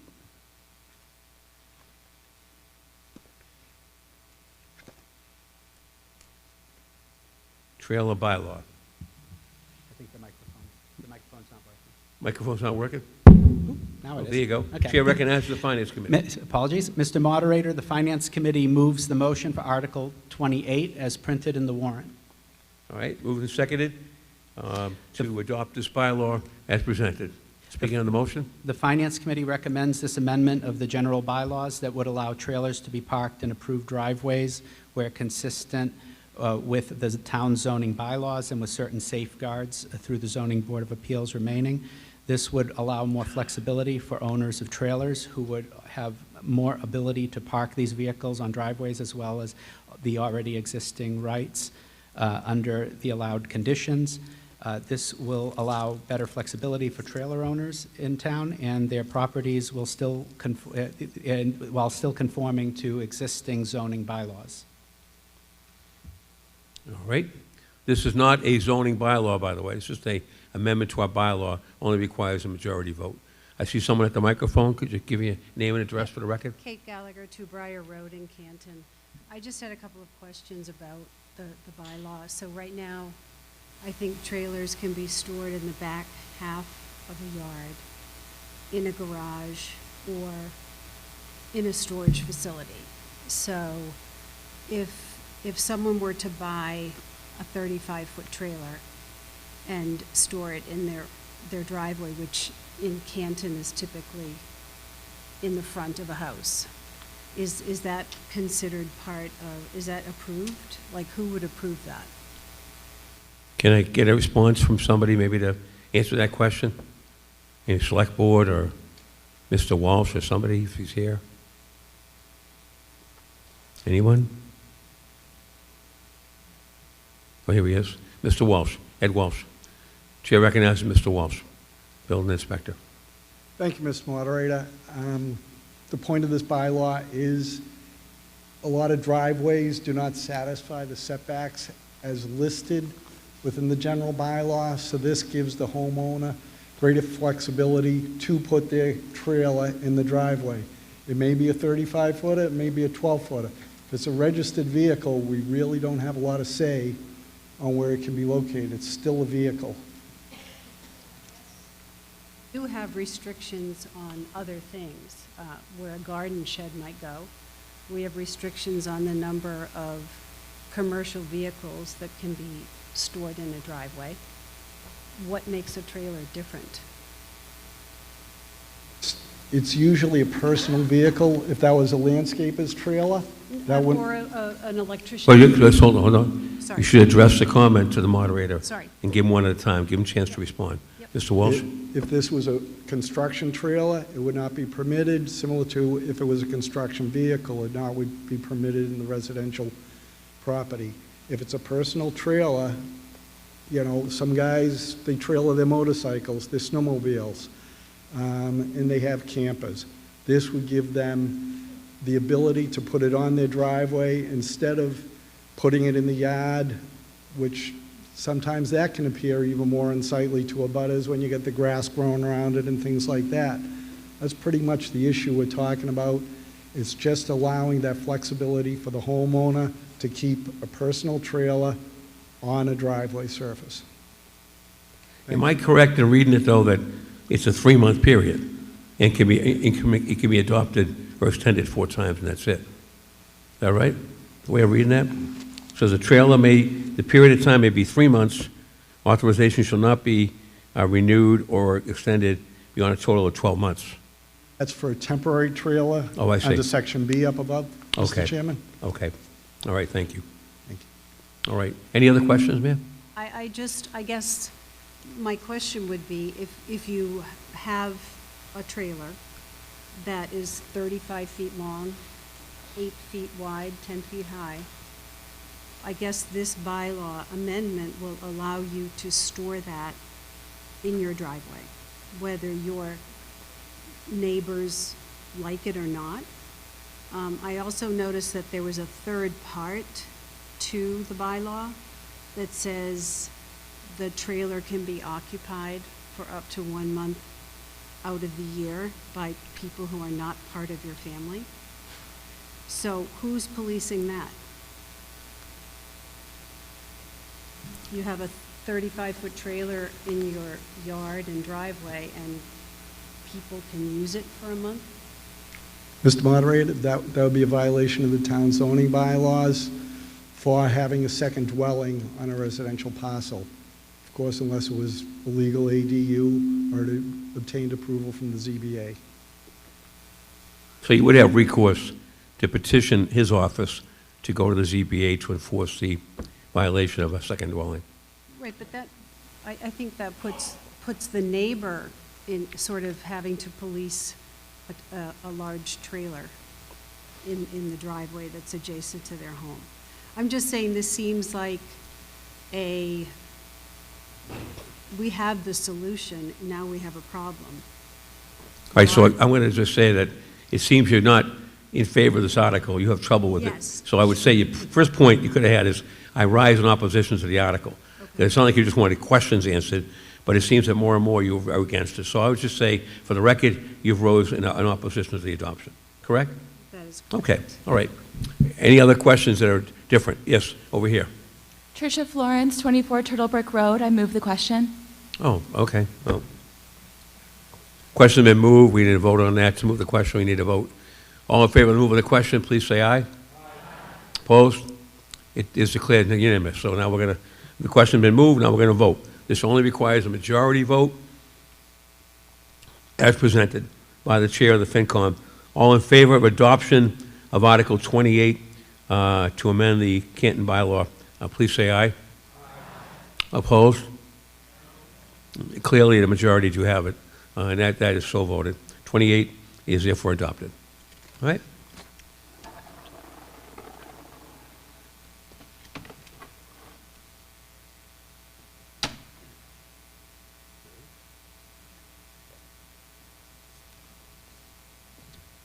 Hard to read them. Article 9. Article 9. Chair will recognize the FinCom. Chairperson? Thank you. Mr. Moderator, the Finance Committee moves Article 9 as printed in the warrant. All right. This has to do with rescinding of unused borrowing authorizations. This article would rescind the borrowing of $793,657.50 from the total authorized debt for Phase 3 of the 5-year sewer capital improvement plan capital project. This is possible because the town received Massachusetts Water Resources Authority, MWRA funds, as a major funding source for this project that resulted in only a partial need for the authorized debt originally associated with this project.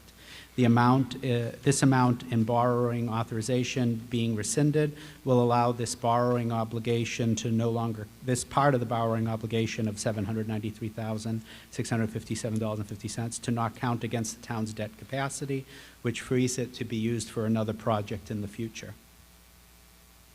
All right, thank you. Any questions on this particular article? Pretty straightforward. Any questions? No? Seeing none, ready for the vote? All in favor of Article 9, please say aye. Opposed? Motion carries. Article 9 is adopted.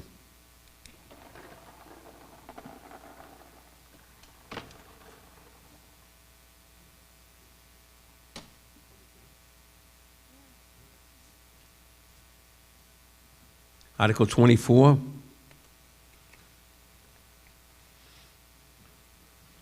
Oh, how about that?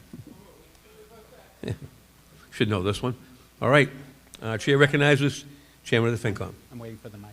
Mr. Moderator, the Finance Committee moves the motion for Article 24 as printed in the warrant.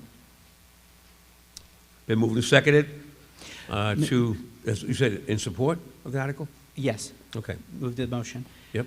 This article would amend the town's general bylaws to change the manner in which the moderator is elected, clarify the moderator's duties, and it would establish the position of deputy moderator.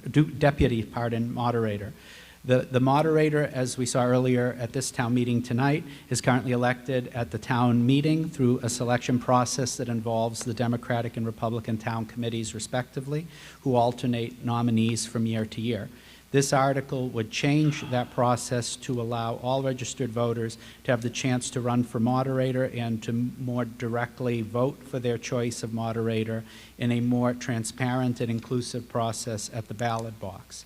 The moderator, starting with the annual town election in 2027 under this proposed amendment, would be elected to a 2-year term without term limits and would have the ability to nominate a deputy moderator that would then be ratified by the annual town meeting, who would fill in at town meetings in the absence of the town moderator or when there is a vacancy, but would only have power at the town meetings, not in terms of the other roles of the moderator. This article is in no way a criticism or negative judgment of the fine individuals who have served as moderator in recent years, who have done a very honorable and great job. However, the current method of selecting a moderator using this existing language in the bylaws is not best practice and is apparently, from what we have heard from the Bylaws Modernization Committee, unique to Canton within the Commonwealth. Further, the currently vague election process at town meeting described in the bylaws provides little guidance. The current traditional method of having the two major town parties nominate a moderator and alternation has filled that ambiguity, but has also made the position directly partisan, while it was designed to be officially nonpartisan in its selection. Since other nominations could still be validly brought forward at town meeting itself, it also creates the risk of having an unprepared town moderator elected at town meeting, as nominations can be taken from the floor, while a well-intentioned member of our legislative body might do their best to be a moderator. Some preparation and training is needed for that role to be carried out effectively. Having an election would allow interested residents to run and the registered voters to vet those candidates, while then still giving the moderator-elect time to prepare, which would be especially important if a new, inexperienced person is elected to the position. The potential mishandling of procedures at a town meeting could, if there were a moderator elected without prior training, could create the potential of legally problematic outcomes at those town meetings. If as a suddenly elected a moderator would make the selection of the process at our town meeting more flawed, and the town actions at our meeting are reviewed by the Attorney General, and they have to be done with a very strict process that requires an understanding of all of the rules of town meeting. Making this selection at the ballot box will make the moderator more inclusive by opening that selection to all registered voters rather than a small caucus of selecting officials who then bring a nomination here respectfully.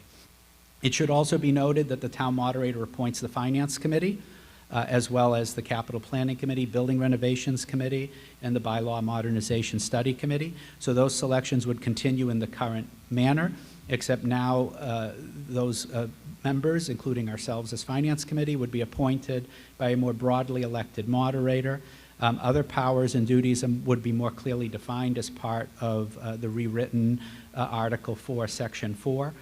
While some of our members were concerned about changing the current established politically balanced tradition of selecting the moderator at town meeting with alternating partisan nominations that is allowed under the current bylaw language, the majority of our Finance Committee supports the bylaw amendment as a needed modernization to promote best practices and the inclusion of all the voters of Canton. Okay. Who would like to go next? Mr. Camo.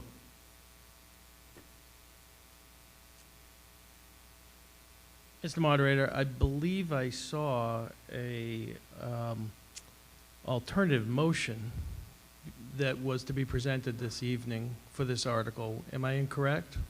I believe so, yep. That there is an alternative motion? I believe so. I would defer to that at this moment. Chair recognizes Mr. Salvatore. Thank you, Mr. Moderator. Gerald Salvatore, 10 Meeting House Road. I rise to make a substitute motion. My substitute motion is to postpone the warrant article indefinitely. What folks will see, speaking on my motion, if I may, what folks will see is I did put a substitute motion out on the table out back. There were 500 copies distributed. I also provided a copy to Mr. Jutras that he might be so kind to put on the screen at the moment. I do so just as an illustration.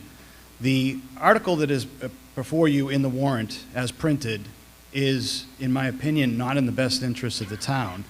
I think what we need to look at is a more collaborative process in revising some of these general bylaws in town. I'm not in any way wanting to put forth an article to the town meeting tonight. I wanted to provide you an illustration that hopefully folks, as they sat here this evening, had a moment to read to see that there are some other options that we could employ that could correct some of the weaknesses in our current condition. We have been blessed, I don't include myself in this, that we've had some very fantastic moderators over the years. We've had 4 or 5 anyways since the time I was first elected to the Board of Selectmen, and we have been very well served by that. I do agree that there are ways to strengthen that, but that doesn't necessarily mean that we have to completely change the way we do it. The Bylaw Modernization Committee had requested my presence and Commissioner Stady's presence at their meeting in September of 2025, at which time I basically made the same presentation to them, as well as addressing a few points on a couple of other warrant articles that are before you, one other warrant article is before you this evening. Regrettably, the points that I brought forward, since I was the author of my own opinions, don't reflect in any way in what's printed in the warrant, which is why I wanted to give you a demonstration of another option to take what has worked very well for Canton, amend that process, and make it something that works even better for the town of Canton. I appreciate the fact that there are a lot of other communities in the Commonwealth that elect their moderators at their town meetings. That's fine for them, but I'm concerned with what works best for the town of Canton. And what I would like to see us do as we're looking at revising these general bylaws, this one in particular, is to have a more collaborative, cooperative process. All of the stakeholders involved should be involved in drafting the language. It should be a process that occurs where everyone feels a sense of involvement in it and ownership in it when it's presented. And respectfully, I think the idea of all of this potential proposed legislation coming from just one committee is probably a flawed process, because they're not necessarily subject matter experts in every single component of our bylaws, which is why the stakeholders, the different folks in these different departments, these folks in the different boards and committees and in the different legislative body should have a direct and active participation in the redrafting of this language. It should then thoroughly be vetted through town council, because once we do it, the chances of us redoing this aren't going to be likely for a very long time. I'd like to do it, I'd like to get it right, and I'd like to make sure we're all working together to draft language that works well for all of us based on our history, and also recognizing areas where we can strengthen that history. Great, thank you, Mr. Salvatore. So, just as moderator, I want to make sure I'm clear procedurally. Let's stay in order. So you're not looking for adoption of this language that was put out there on the TV, on the tables. That is you have correct. moved to postpone indefinitely, correct? That is correct. All right, so under the rules, town meeting times, I think you would agree, that now takes priority. We're now debating that motion, okay? So the argument should be germane to the move to postpone indefinitely this particular Article 24. Keep your comments to that, okay? If that article succeeds, Article 24, his motion, please forgive me, then Article 24 is postponed. If not, we go back to the other motion, and then we would act on that. So that now takes precedent, a substitute motion. That's correct. So speaking on the postponement. Yes, Mr. Camo, I'll recognize, you want to recognize now? Yeah, I would Yeah. rise to speak against the postponement. Okay, just give your name for the record, please, just for the record. George Camo, 225 Sherman Street. Thank you, sir. I rise to speak against the postponement because, as a gentleman, I deferred to Mr. Alternate Moderator this evening, understanding that he had placed an article in good faith before the town.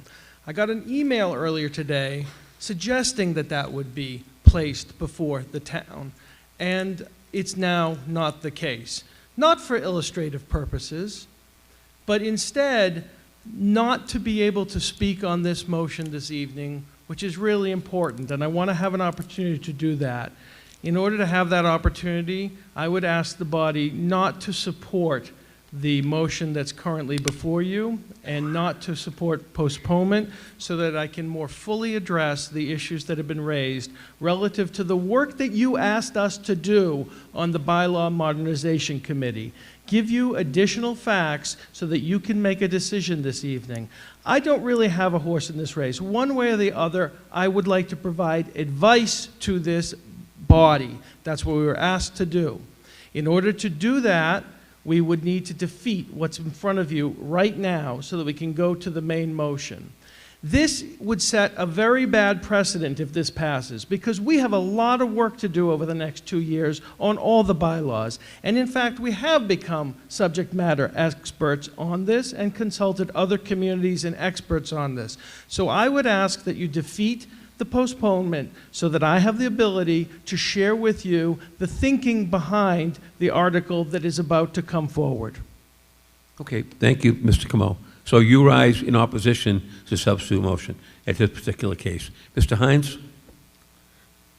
Alan Hines, 46 Angela Street, and I will rise in favor of the substitute motion. I was going to speak against the article that is being presented.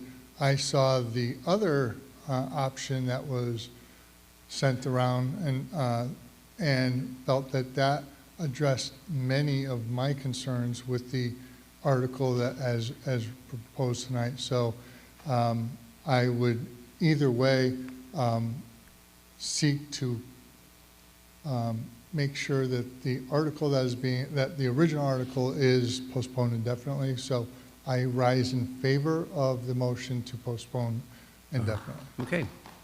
Thank you. Let's stay in order. Yes, over here. Thank you. Christine Smith, 50 Coppersmith Way. Oh, Christine, I didn't see you. Go ahead. That's okay. I stand in opposition to the substitute motion, not to waste town meeting's time, but I agree with the comments of Mr. Camo, and I support what he said, so I stand in opposition to the substitute motion. Thank you. All right, thank you. Let's see. We've got a whole bunch of people here lined up. Yes, right here. Hi, Kylie Nichols, 16 Autumn Circle. I also stand in opposition to the subsequent motion. I'd like to hear what the bylaw modernization committee researched and thought out. We asked them to look at these bylaws, and I think it's a bad precedent to set to stop all conversation before we get to hear from any committee. Thank you for being succinct. Back over here. Oh, it's Sal. Sorry. Is there anybody else over there? Nope. Back over here, sir. Pete Matthews, 21 Kelly Way. I have a great deal of respect for Mr. Camo, and I want to hear what he says. So I'm against the substitute motion, even though I have serious doubts about the original. All right. Fair enough. Anyone else wish to be heard? Oh, I'm sorry. Select board member. I'm sorry about that. Yes, Julie. Thank you, Mr. Moderator. I rise against the substitute motion, though I appreciate Mr. Salvatore's pamphlet. I feel that when it comes to transparency, if there's been another email floating around today, as a new member of a select board, I have not been privy to that communication. And I think that we are setting a precedent that we are not all receiving the same communication if we do not oppose this and let the bylaw modernization committee speak on the work that they have dutifully volunteered to do for the last 2 years. All right. Mr. Overland? Yep. Let's stay in order. Mr. Overland? Yes, sir. Yes. Larry Overland, 69 Morton Street. I am on the bylaw committee.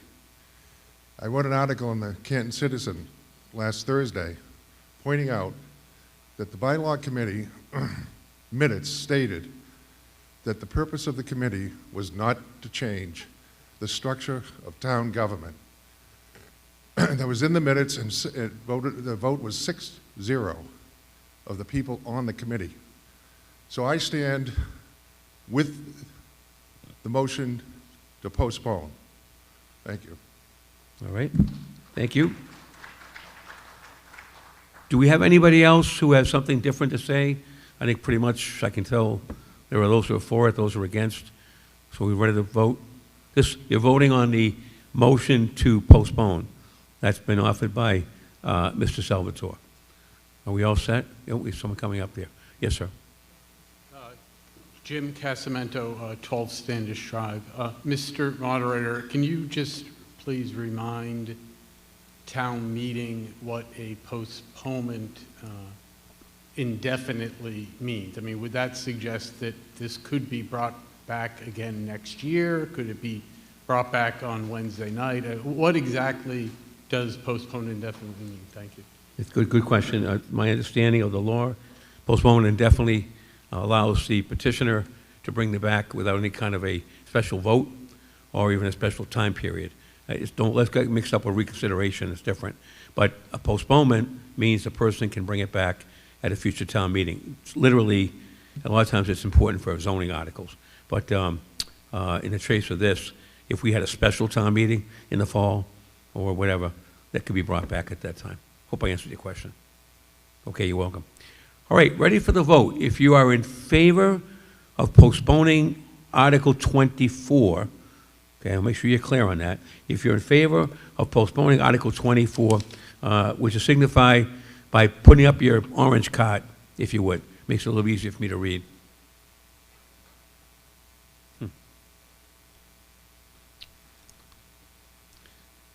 All right, thank you. If you're opposed to postponement of the article, boy, very close. I'm having a tough time. I have to admit, I don't know, it looks like it doesn't carry. I don't think it's carried, the postponement article. It looks like the nays carry that vote. So the postponement article motion has been defeated. We then will go back to the main motion, and that's adoption of Article 24. Am I right? Hopefully I didn't have a close call. Okay. All right, Mr. Camo. Thank you, Mr. Moderator, and thank you for allowing this to continue. I want to just take a moment and bring you into the genesis of where this proposal came from. When we began looking at the bylaws for modernization, the bylaw today just says the duty is to elect a moderator. And tonight you elected a moderator, or you thought you might have elected a moderator, because let me give you a little bit about the back way this is done here in Canton, only Canton. We do a lot of things that are only Canton, and in this case, about 2 or 3 weeks ago, Mr. Stady, our moderator this evening, called up a member of the Democratic Town Committee and said, when are you going to caucus and present me as moderator to town meeting? And I don't think I need to be involved in discussion. No, I am upset by you. I have steadfastly removed myself from all discussion in the town of Canton. I have steadfastly said nothing. It should not be about Richard Stady. No. You should be talking. I say to you again. You should be. The procedure we have. It's the process. It's not. That happened. Sir, I'll take your microphone away. It is not the right way. You should say that it's gone to a caucus, and that's the way it's normally done. Wait a second. That's exactly what happened. It's a fact. We've done that for years. I don't want to get debating that. But just saying, Richard Stady called somebody up and said you're going to vote for me. It is a fact. That's what happened. Are you denying a fact, Mr. Moderator? But why are you saying that? There's no need for people to hear that. Because a fact. There's no need to talk about that. The point is, do you want to vote it or not? It should be at the ballot or not. That's all. All right. With respect. Yes. Let me begin again. That'd be fine. Thank you, sir. You're welcome. I have to take a breath. Go ahead. Take and your reset. Breath. An individual caucused, the Democratic Town Committee caucused, got together, and 11 people put forward a name this evening. 11 people. May I remind this community that there are 1,588 Republicans, 4,643 Democrats, and 12,362 unenrolled, and 159 others. But 11 Democrats caucused and sent a name forward who shall be unnamed, and you voted for that individual this evening. This is about who owns town meeting. And right now, through a custom, it's not even written down. I can't find it anywhere. And I'm one of your town historians. I did find this 1987 document, Final Report and Proposed Town Charter. And when I looked at it, I just found this like 2 nights ago at the Historical Society and opened it up and said, here's a group of people who studied the town charter, the town government, and how the community runs. And in section 3.7, they proposed, and this is 39 years ago, that the town moderator shall be elected for a term of 3 years. You, the body, and the population of Canton elect the select board, the Board of Health, the school committee, and a number of important positions. The community should also elect a moderator. There are 2 branches of government. There are 2. and they both should have elected heads, because the moderator should be accountable to the people, not to party or committees. There's a reason why we don't have partisan elections in this community, and it's important. I believe the moderator should derive authority from the full electorate, not a few dozen party insiders. An elected moderator should answer to 24,000 residents. The party selected moderator answers to a committee. Now, there are no red or blue state issues here before us this evening. It's about stewardship of our community. And when the moderator is chosen by party rotation, it injects partisanship. And I assure you, as a person who has been appointed by various moderators and by select boards, there is partisanship at that level behind the scenes. You saw a little bit of behind the scenes this evening, the ugliness of how it comes together here, and I apologize to Mr. Stady for that. But I will say you need to see how this happens, because it's really important. The previous moderator did something very similar, but again, I will not bring those details. You just need to know, and please trust me about this, that most moderators do not know how most individuals do not know how the moderator is selected. This proposed bylaw change brings sunlight. It makes the process visible, participatory, and straightforward. There's no backroom perception as you see this today. If you trust the voters to choose a governor, a senator, school committee, select board, why don't we trust voters to choose a moderator? This is not impulsive reform. It's done with extensive research by looking at communities all across the Commonwealth and how they choose their moderator. It clarifies the powers, establishes appointment and ratifications of a deputy moderator. It aligns the duties with general laws. It's vested in Massachusetts general law, and we believe it is the voters who should hold ultimate authority and not the parties. We hope that you will agree that it increases civic awareness, encourages engagement, reinforces neutrality, and it future-proofs this incredible institution. It's not meant to attack anyone, and it doesn't weaken parties. In fact, it's found in the handbook that's used by the Commonwealth of Massachusetts, the Citizens Guide to Town Meeting, and says that moderators are usually elected at town elections by voters and serve anywhere between a 1- and 3-year term. 292 towns in Massachusetts, ladies and gentlemen. And so, extensive research, no question. You will hear this evening, if it's not broken, don't fix it. You'll hear about that this could be politicized. Yes, an election is political. Appointments are political. All of it is connected to politics, but it should not be connected to partisanship. That's the difference behind this. And I hope you will vote to support this. This is very important work, and it's really crucial. It provides the entire community with the power to choose the leader of the legislative branch. The executive branch, you already have that power. We are attempting to give you more power. Thank you.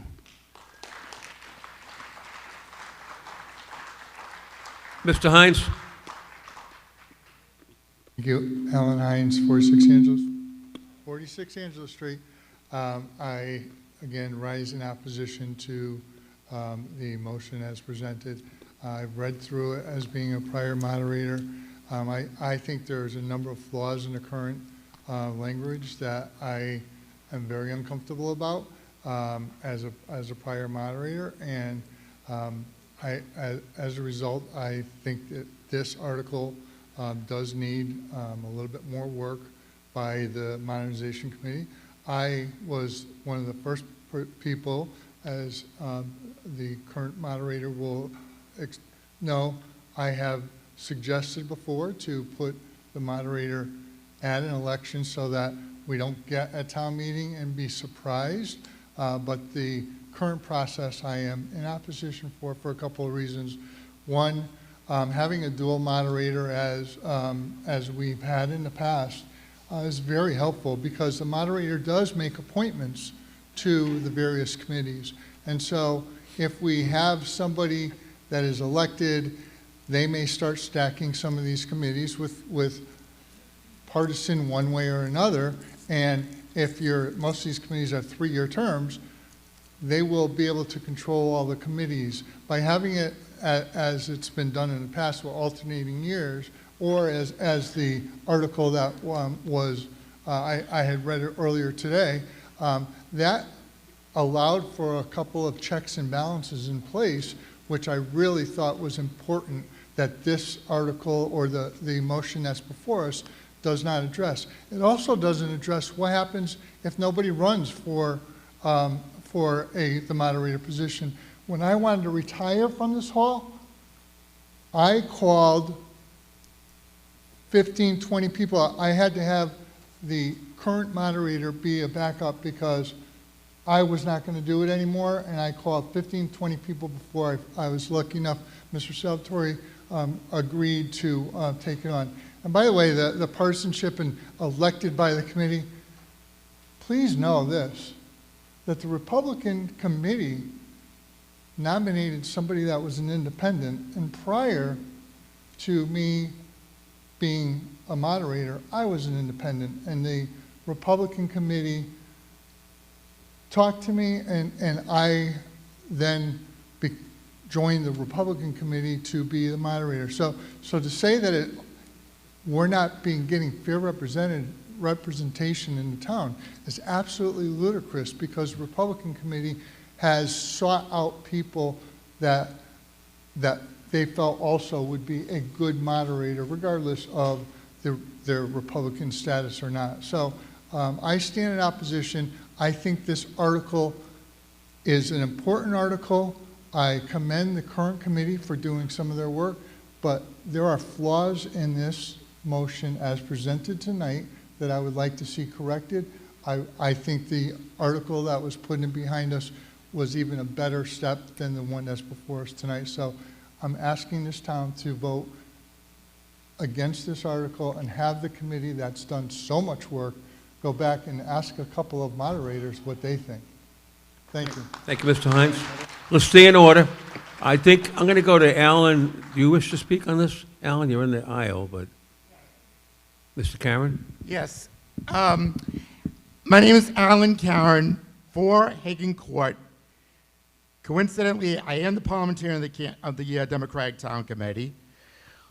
But the thing is, I also, as speaking individually, the voter, that I don't really know, there's no really, if somebody wanted to challenge the historic tradition of Canton in terms of election of a moderator, nobody comes up in like December or January to the people and say, and write something up, when the warrant is coming up, and say, I am challenging the tradition of the town of Canton in terms of the moderator. I want to be your next moderator, and then try to make a campaign, for the thing, maybe in the papers and everything else, because and of course the person would have to go through this, months in advance, and of course give their qualifications as to why they think they should be the next moderator, what the experience is, how much they're familiar with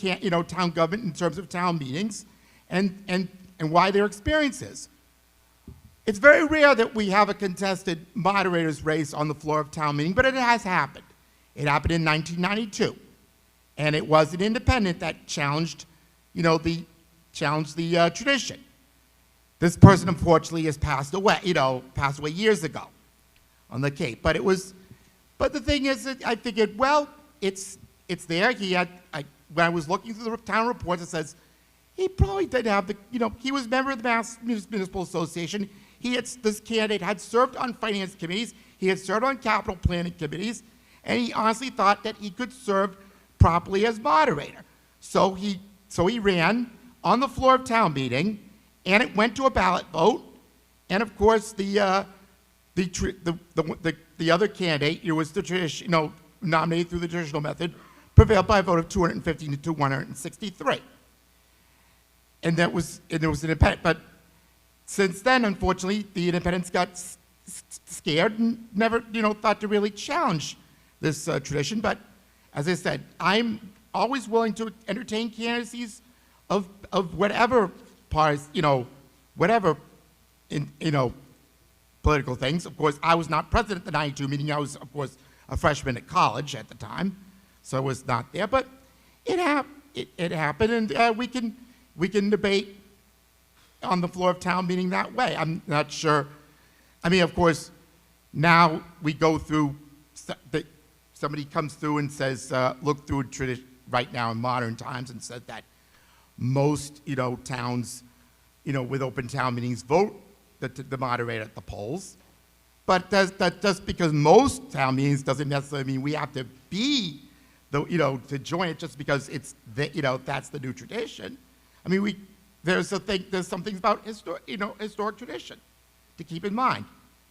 And the thing is, my concern is that it's if we pass this article and we elect the moderator at the polls, the next person comes up and, runs for moderator, in the traditional thing would be like the one that usually would run the odd years, gets elected, and basically becomes moderator for life. The permanent moderator gets to appoint everyone on a permanent basis, and there's no balance with the other two. The one that we a lot at times lose the voice. There's a lot of times lose voice. It's like this is the same thing. That I almost feel it's like the same attitude that supports the top two primary and gets rid of partisan primaries.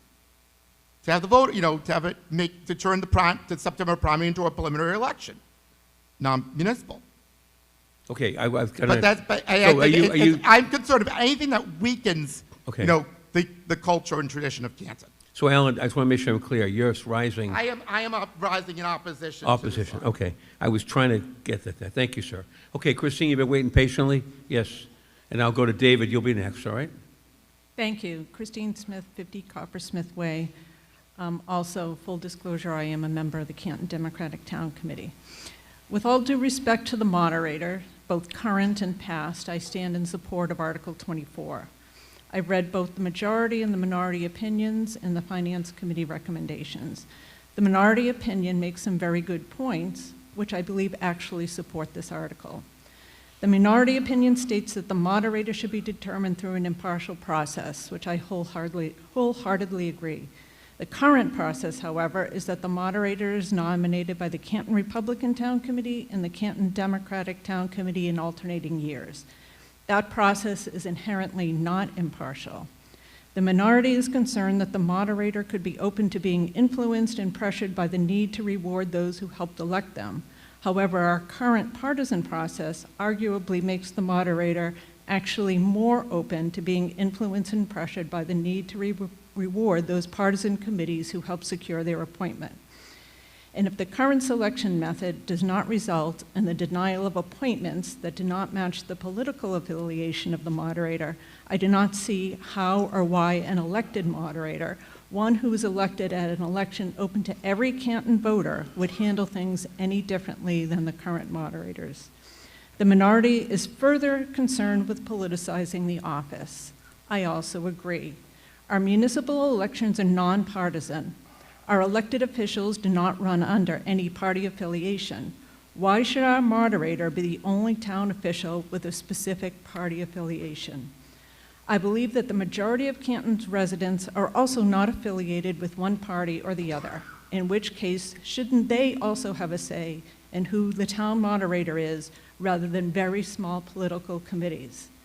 Every other town in the Commonwealth elects its moderator in its municipal election. We are the only town to use this current outdated system. It is true that our current moderators have served us very well, and one or both of our current moderators could run for this position. And I trust the Canton voters to elect a moderator who would best serve the interest of the entire town, not just one political party or the other. Thank you. Okay. David?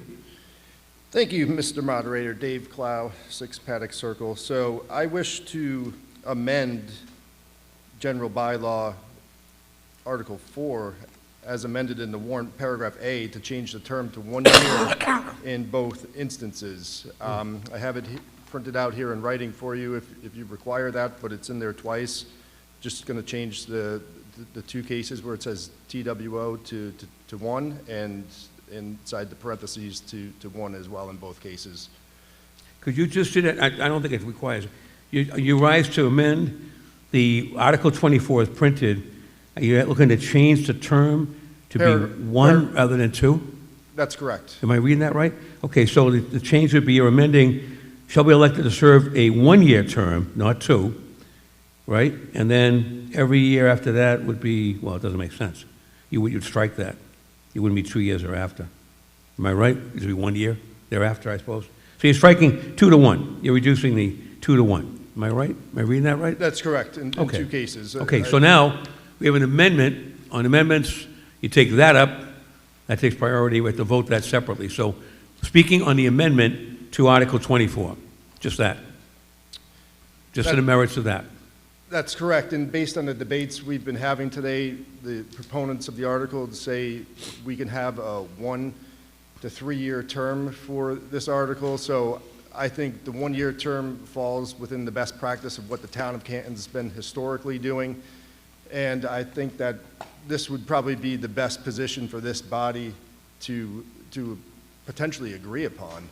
So therefore, I'm offering a 1 year position on the term of this article. Okay. Thank So you. anybody at the microphone or wish to speak, you're speaking on the amendment. On the amendment. The amendment offered by Mr. Clough was to change the language in the article as proposed and written from 2 year to 1 year. Do we have any other questions or comments? Alan, you've already spoken twice, I know, but this is a different, you're speaking on the amendment. All right, you're right. I'll grant you that. It's not the amendment. Go ahead. I know the rules. I'm rising in favor of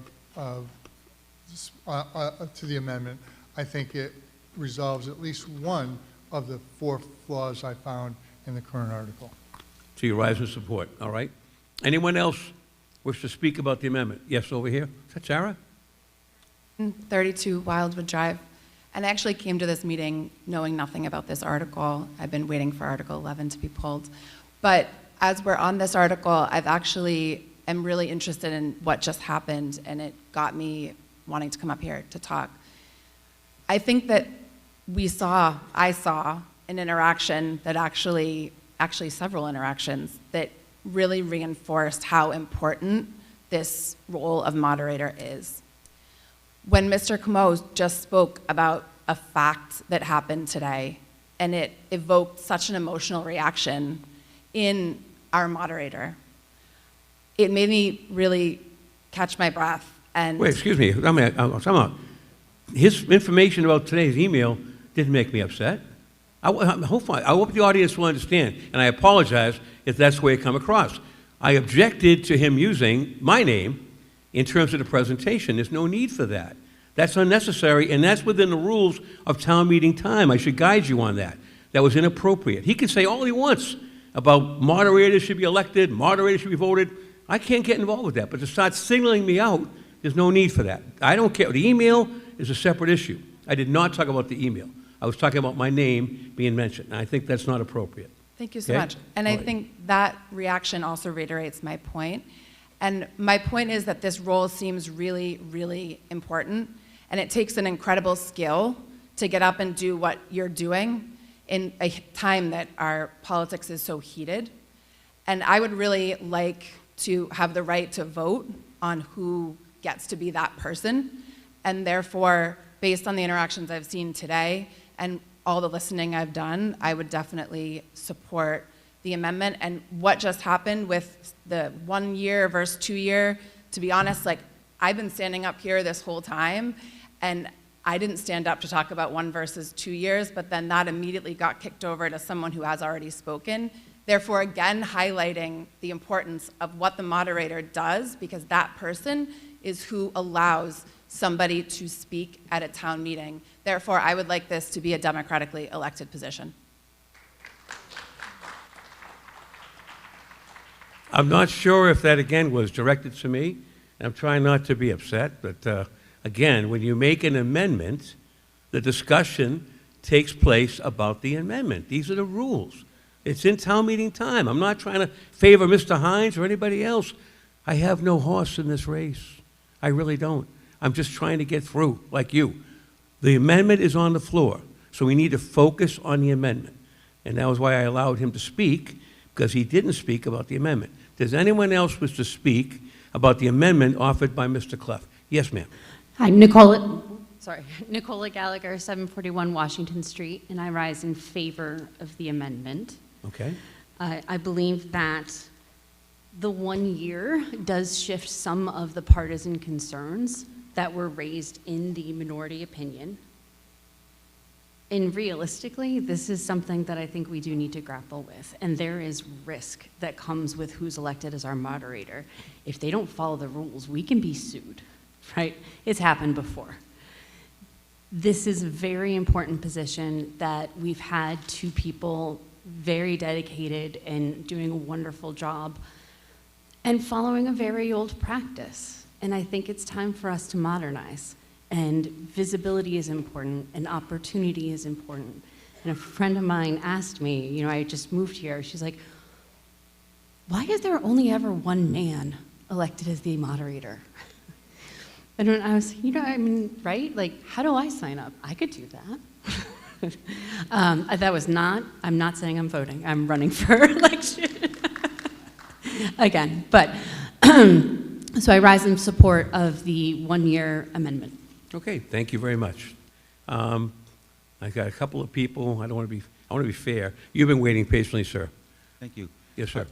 Joe Amrine, 5 Cape Cod Lane. Hi, Joe. I rise in support of the amendment. Okay. Because I feel that if we do not like the way the moderator behaves, we can vote them out. Okay. All right. Fair enough. Anyone else, if there's something different about the amendment? Yes, ma'am. Marla Shea Barker, 47 Elliott Street. I actually rise against the amendment because I know how much work is involved in getting to understand how town meeting runs. There's something to be said about knowledge, and I think turning that over potentially every year is problematic, and I think the 2 year is a nice compromise. All right, thank you. Are we over here? Yes. Cindy Thomas, 22 Long Meadow Drive. Through the moderator, I'm wondering if our bylaw modernization committee has any information about typical terms for elected moderators? All right.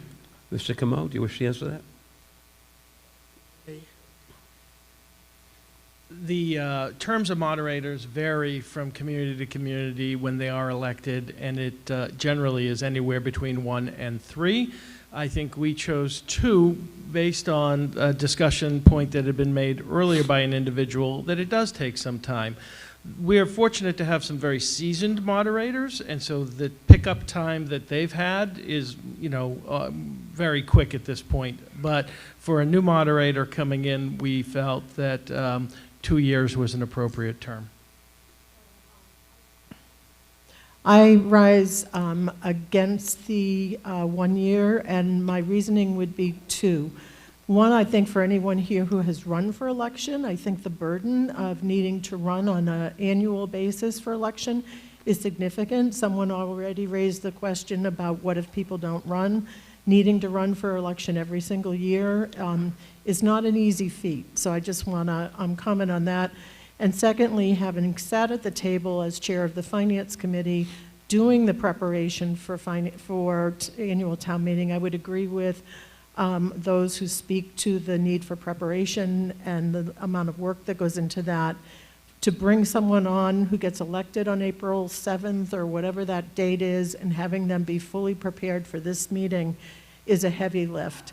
And to do that every year, potentially with someone new, is not something that I think is a good idea. Okay, thank you. We're over here. Yes, ma'am. Tricia Florence, 24 Road. Please forgive me if I botch the technical language, but I move the question regarding the amendment proposed by Mr. Clough. Okay, thank you. So she's moved it. We need a vote on that. That requires a 2/3 vote to move the question. Just for the amendment, correct? Thank you. I got you. All right. So all in favor of moving the question, please say aye. Aye. Opposed? It carries. So now we've moved the question. No more debate on the amendment. We're voting the amendment. The amendment, again, as offered by the private speaker, said to change the 2 to the 1. So if you wish to support that, you're going to vote yes. If you don't, you want to leave it alone, you're going to vote no. Am I clear? All right? All right. So ready for the question? All in favor of the amendment to change it from 2 to 1, please say aye. Aye. Opposed? No. Pretty clear the noes have it, and so that motion, the amendment fails. All right? So now we go back to the, I believe, the main motion, back to Article 24, correct? Article 24, no amendment as presented, and we have someone coming to speak from the Finance Committee. Yes, sir. Thank you, Mr. Moderator. John Leonetti, 35 Eagle Drive. I rise in opposition to Article 24. Our Finance Committee and my fellow committee members had a pretty robust debate, and with great deference and respect to democracy and the electoral process. You know, it's been said that democracy is not perfect, but it's the best system we have, so there is no perfect solution to this problem, in my opinion. But it's not the duty of one moderator performing the task of running town meeting that concern me. It's the appointment power that that moderator has to all of the committees. So there is a difference between electing one person to a seat, such as the select board, and electing one person through an electoral process to do all of the appointments. Now, Ms. Schuman said it best, and it saddens me that our process is,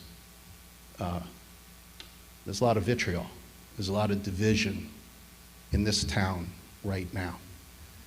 And that's unfortunate, and for that reason, it may be true that we may be the only town that does this, but I rise as a resident of Canton, as a select board member for Canton, and as Mr. Salvatore said, to speak on what I think is best for Canton today. And with the division that exists, to make the moderator an elected position, I think has a lot of hazards. To put the control of that position and the appointment power, there were 4 seats on a 9-person FinCom board that oversees a $157 million budget that were appointed by the moderator this year. If that moderator was elected and felt indebted to the people that helped that person get elected, I find it ironic that George Camo said that we don't have partisan elections. I can't think, as I ponder this issue, something more partisan than an election and then the subsequent appointment powers that accompany this. And while I've been traveling lately, so I'm not up to speed, I believe that I read in the Canton Citizen that our own select board is having some issues with appointments to certain positions. I don't know the details. It sounds partisan to me that somebody highly qualified is being singled out for non-appointment to a position. I could be wrong. We need to stay on the topic, though, if you could, Thank you, sir. Mr. Moderator. And I would say to you also politely, I would just say politely, Yes, that, sir. again, let's not signal out Mr. Camo. It could be said by the proponent of the article. My This is not- apologies. I'll wrap up.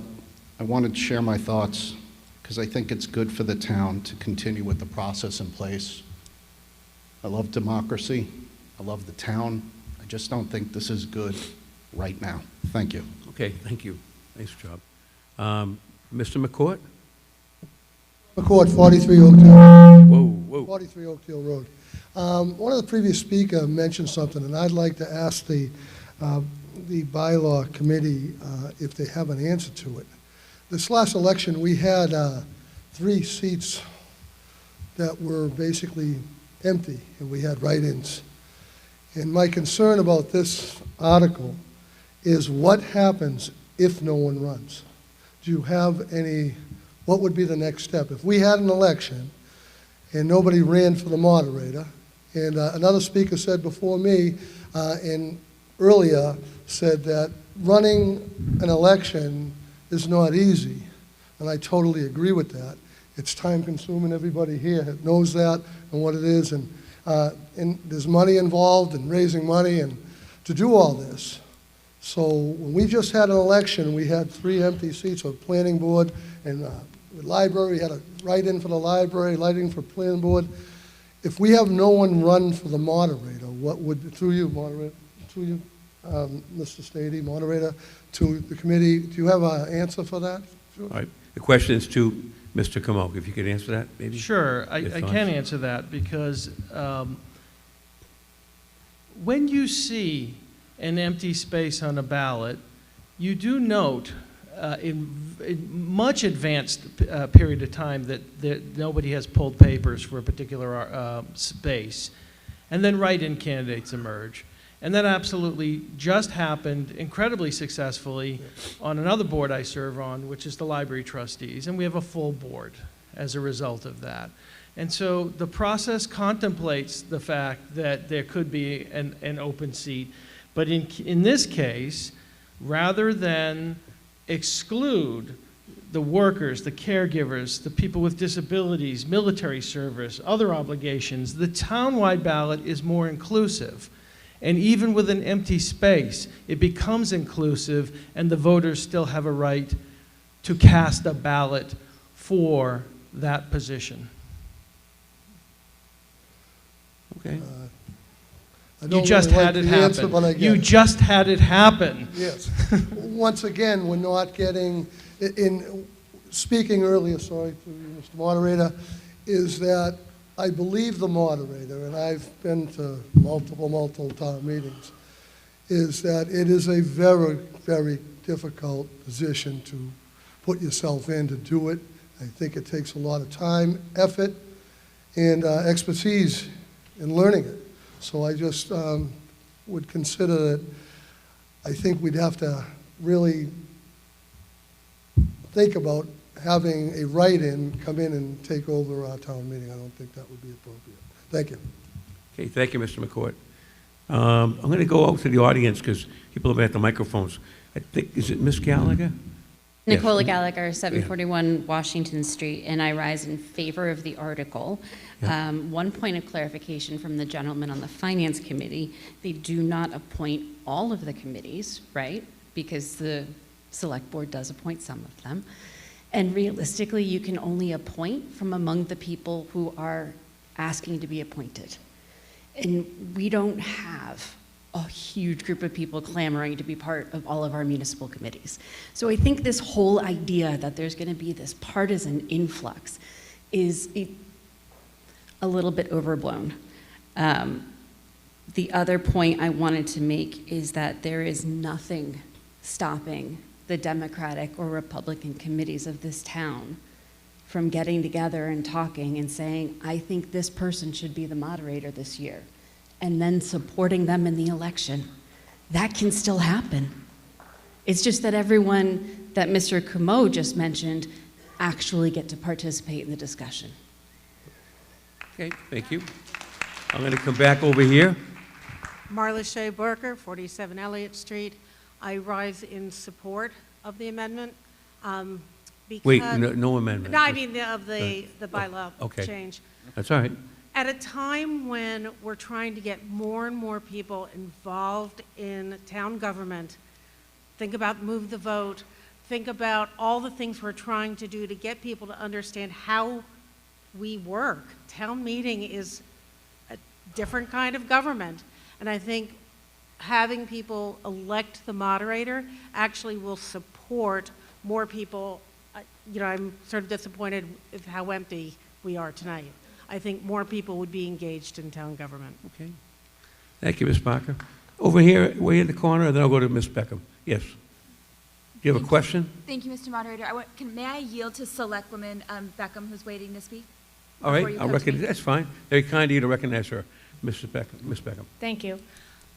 I'm the rookie up here for another. Well, let me first say I am in favor of this article, and I am the rookie of another baseball reference. At first, I made an inside baseball reference to this whole process. And I'm going to make a theater reference because that's my background and that's what I feel comfortable doing. Everyone knows The Wizard of Oz, right? When the good witch goes up to Dorothy and she's in the ruby slippers and she says, "Keep tight inside of them. Their magic must be very powerful or she wouldn't want them so badly." That's what I need you to think of right now, because this is a democratic process. Yeah, I see some shocked faces at me. This is a democratic process where we are inviting more people to the party. This is about inclusion at its very base level. And there are some people who are getting really upset. And I think that we need to think about that. Thank you. All right. Lady in red. Hi, I'm Sarah Karen. I live at 17A Algonquin Road.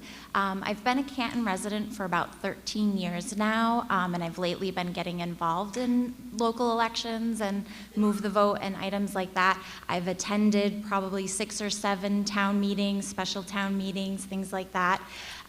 So I'm trying to get involved. It is hard here in Canton.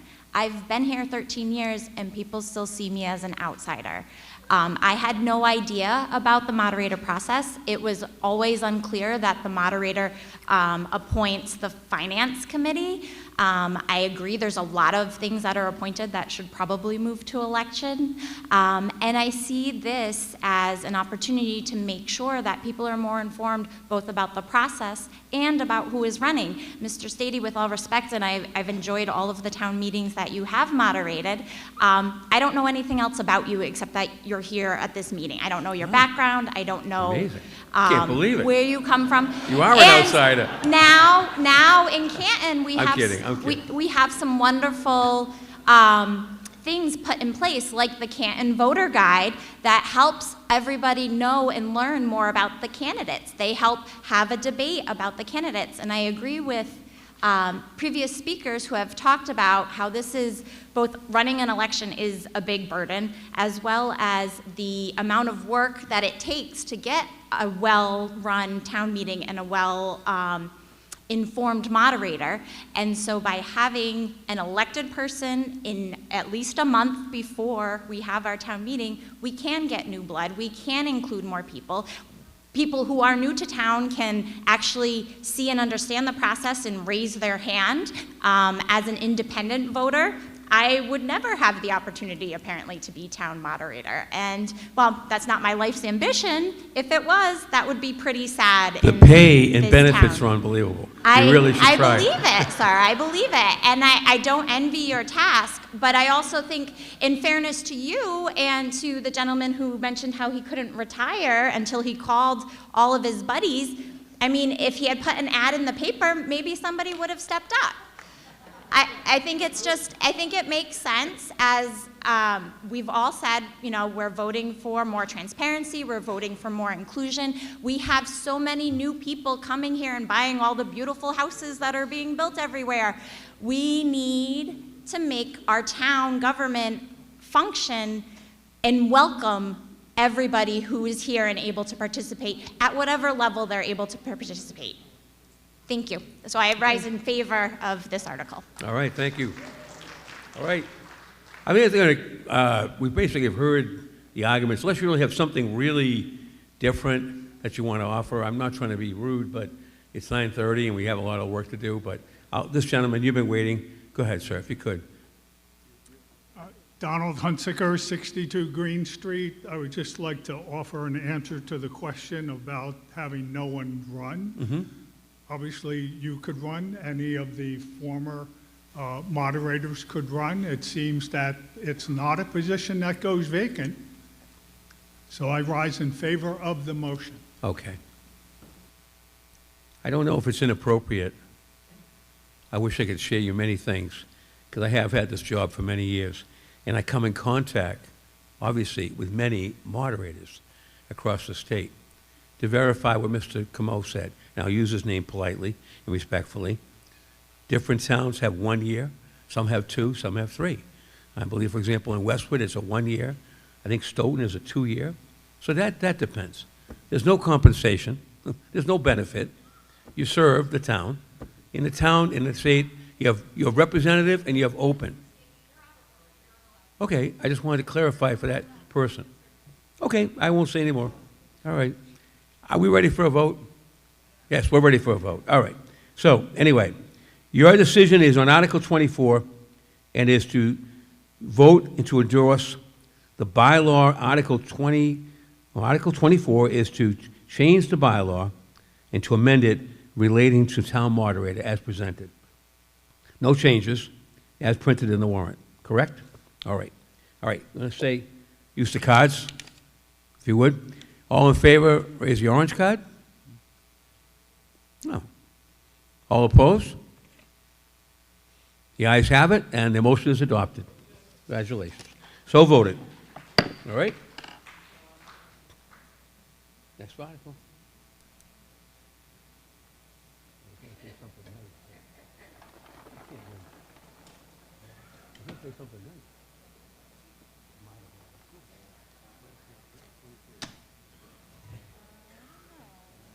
Okay.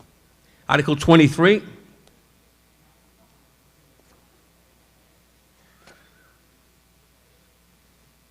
Chair recognizes the Chair of the FinCon. Mr. Moderator, the Finance Committee moves the motion for Article 23 as printed in the warrant. Okay, been moved and seconded. Article. Go ahead, Emilio. Sorry. Article 23 would reauthorize the Bylaw Modernization Study Committee for another 2-year period so that they can continue their important work of overseeing the codification and modernization of the town's various bylaws. This reauthorization would not change the mission or the structure of the committee. It would simply provide more time for them to do this complex work that has taken more time than when it was originally anticipated at the annual town meeting in 2024 when the committee was first authorized. The bylaws are the foundation of our local laws, and the Finance Committee, who was the sponsor through the Select Board of the original article at the 2024 annual town meeting, creating this committee, supports the work of modernizing the town's bylaws and the extension of the Bylaw Modernization Study Committee's authorization. All right. Speaking on that, Mr. Camo? Sure, I'll be incredibly quick. The one point I would make about this is we are overseeing a consultant as we're working through this process, and the additional term that would allow us to continue our work, we hope will bear fruit at a town meeting 2 years from now. And so we've asked for a 2-year extension as a result. All right. Seeing no further questions or comments, ready for the vote? All in favor, please say aye. Opposed? Article 23 is adopted.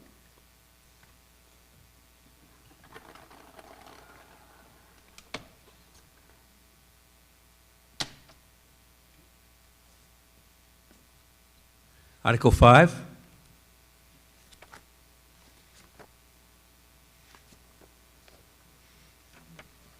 The Finance Committee moves Article 5 as printed in the warrant. All right, moved and seconded. This has to do with collective bargaining agreements. Go ahead. This article would transfer $50,000 from the undesignated fund, also known as free cash, to provide needed funds to support costs contained in the finalized and closed collective bargaining agreement with the police department members as executed by the Select Board. As the CBA was still being negotiated during fiscal year 2026, this funding will cover the difference between the funding for the police operating budget that was appropriated for fiscal year 26 at last year's annual town meeting and the actual needed funds now that those negotiations are finalized. Going forward, these additional contractually needed funds are reflected in the police department's operating budget starting with fiscal year 2027. All right. Thank you. Any questions? Comments? Seeing none, ready for the vote? All in favor? All opposed? Article 5 is adopted.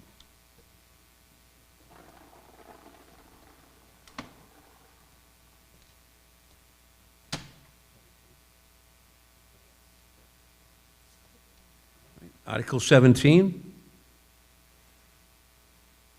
This is the Community Preservation Committee. Mr. Moderator, this is, as a Community Preservation Committee article, the Finance Committee defers to the Community Preservation Committee to make the motions.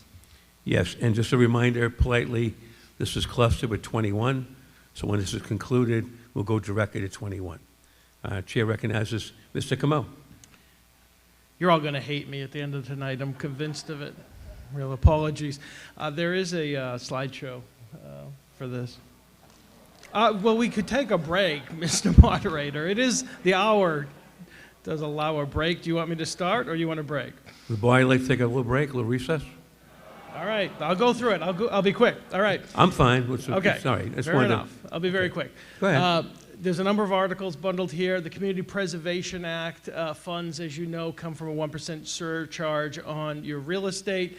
At this point, with after 11 years, it's safe to say everybody knows what the Community Preservation Act is and how that money is derived. I do want to just take one moment to say, that's not on the slide, that if you're elderly or have financial hardship, you are entitled to an exemption from the CPA. And I don't think that's been publicized enough in this community. So for folks who feel as though they need some relief on their tax bill relative to CPA, you can get a form from the Board of Assessors, and if you're eligible, you will not have to pay this. Next slide, please. Canton CPA funding by bucket, 2015 to 2026. As you know, every year 10% of the funds have to go to each of the buckets, and those buckets are open space and recreation, historical, and community housing, and then we have a small amount of money for administrative fees. This is just a historical breakdown that shows where the money has gone historically across the program, 62% of which has been money has gone to open space and recreation. We break it down even further. We spend our money 41% on recreation and 21% on open space. And if you enjoy the Paul Revere Heritage Site, a great portion of that was funded through the Community Preservation Act. So for this year, our estimated funds available are $1.2+ million. Our original committee recommended 1.263. However, in 2026, earlier this year, after the warrant had closed, one of the projects was withdrawn. It was a $400,000 recommendation for a pickleball project. It was withdrawn by the applicant, which means that money stays within the CPA and will be allotted in future years.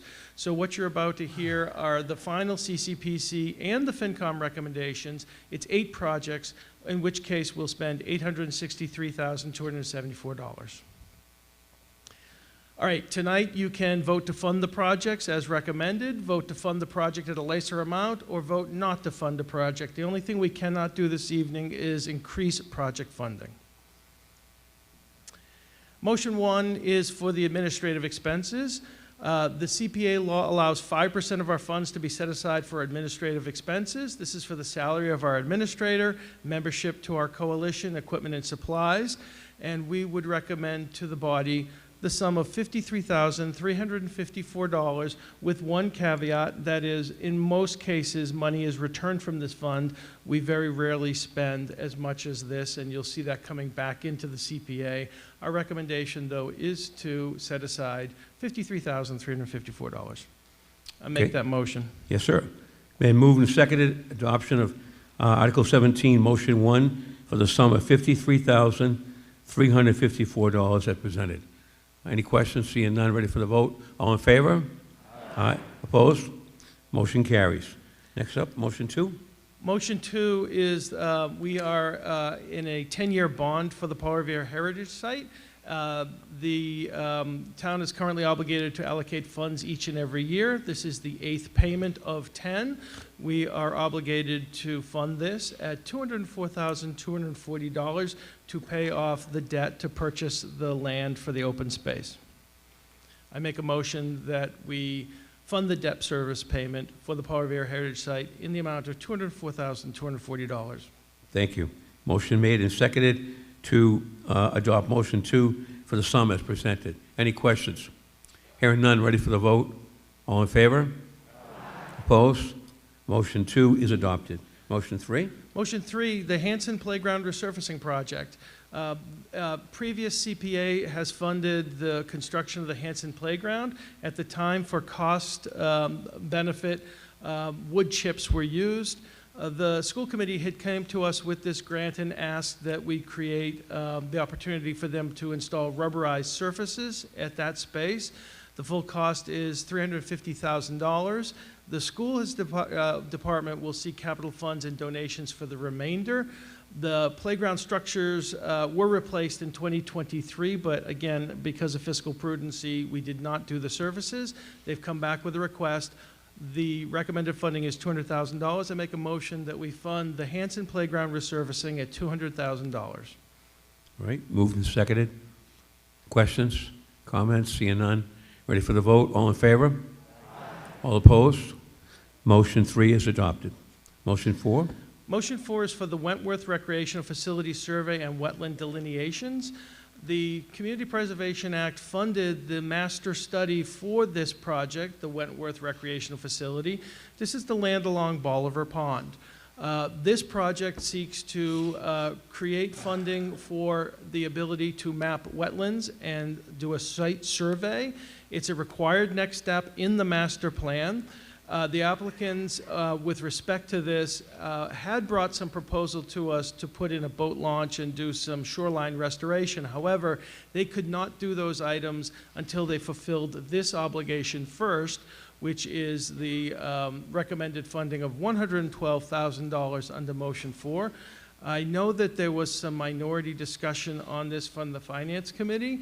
The truth is, for us at the Community Preservation Act, we studied their original plans and believe that this funding is prudent because we do see a path for the funding of some of the improvements over time, and they have assured us that those will be the future next steps for this project. I make a motion that we recommend funding at $112,000 for Motion 4. All right, moved and seconded. I see someone getting at the microphone. Yes, sir. Thank you, Mr. Moderator. Kevin Donovan, 3 Adrian Drive. Just maybe through you, clarification. So this is $112,000 for a project that says it's going to cost $20 million and there's no plan for how that $20 million, or it's going to cost the town $20 million for what? Yeah. Well, with due respect, not quite true that there's no plan.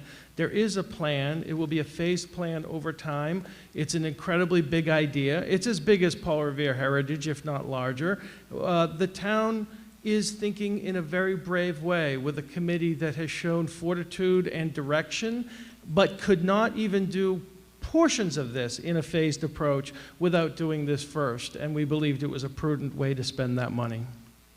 So I guess my next question, first I'm hearing about this. Where has the big plan, Paul Revere Heritage, multiple years, big plans, proposals brought forward? I've never really heard anything and a plan brought forward on the whole conservation and $20 million. Sure. Be happy to share the plan with you. I will assure you that the committee that's been putting this together has been working arduously on this for several years, and it's unfortunate that the gentleman has not had the ability to hear directly from that committee.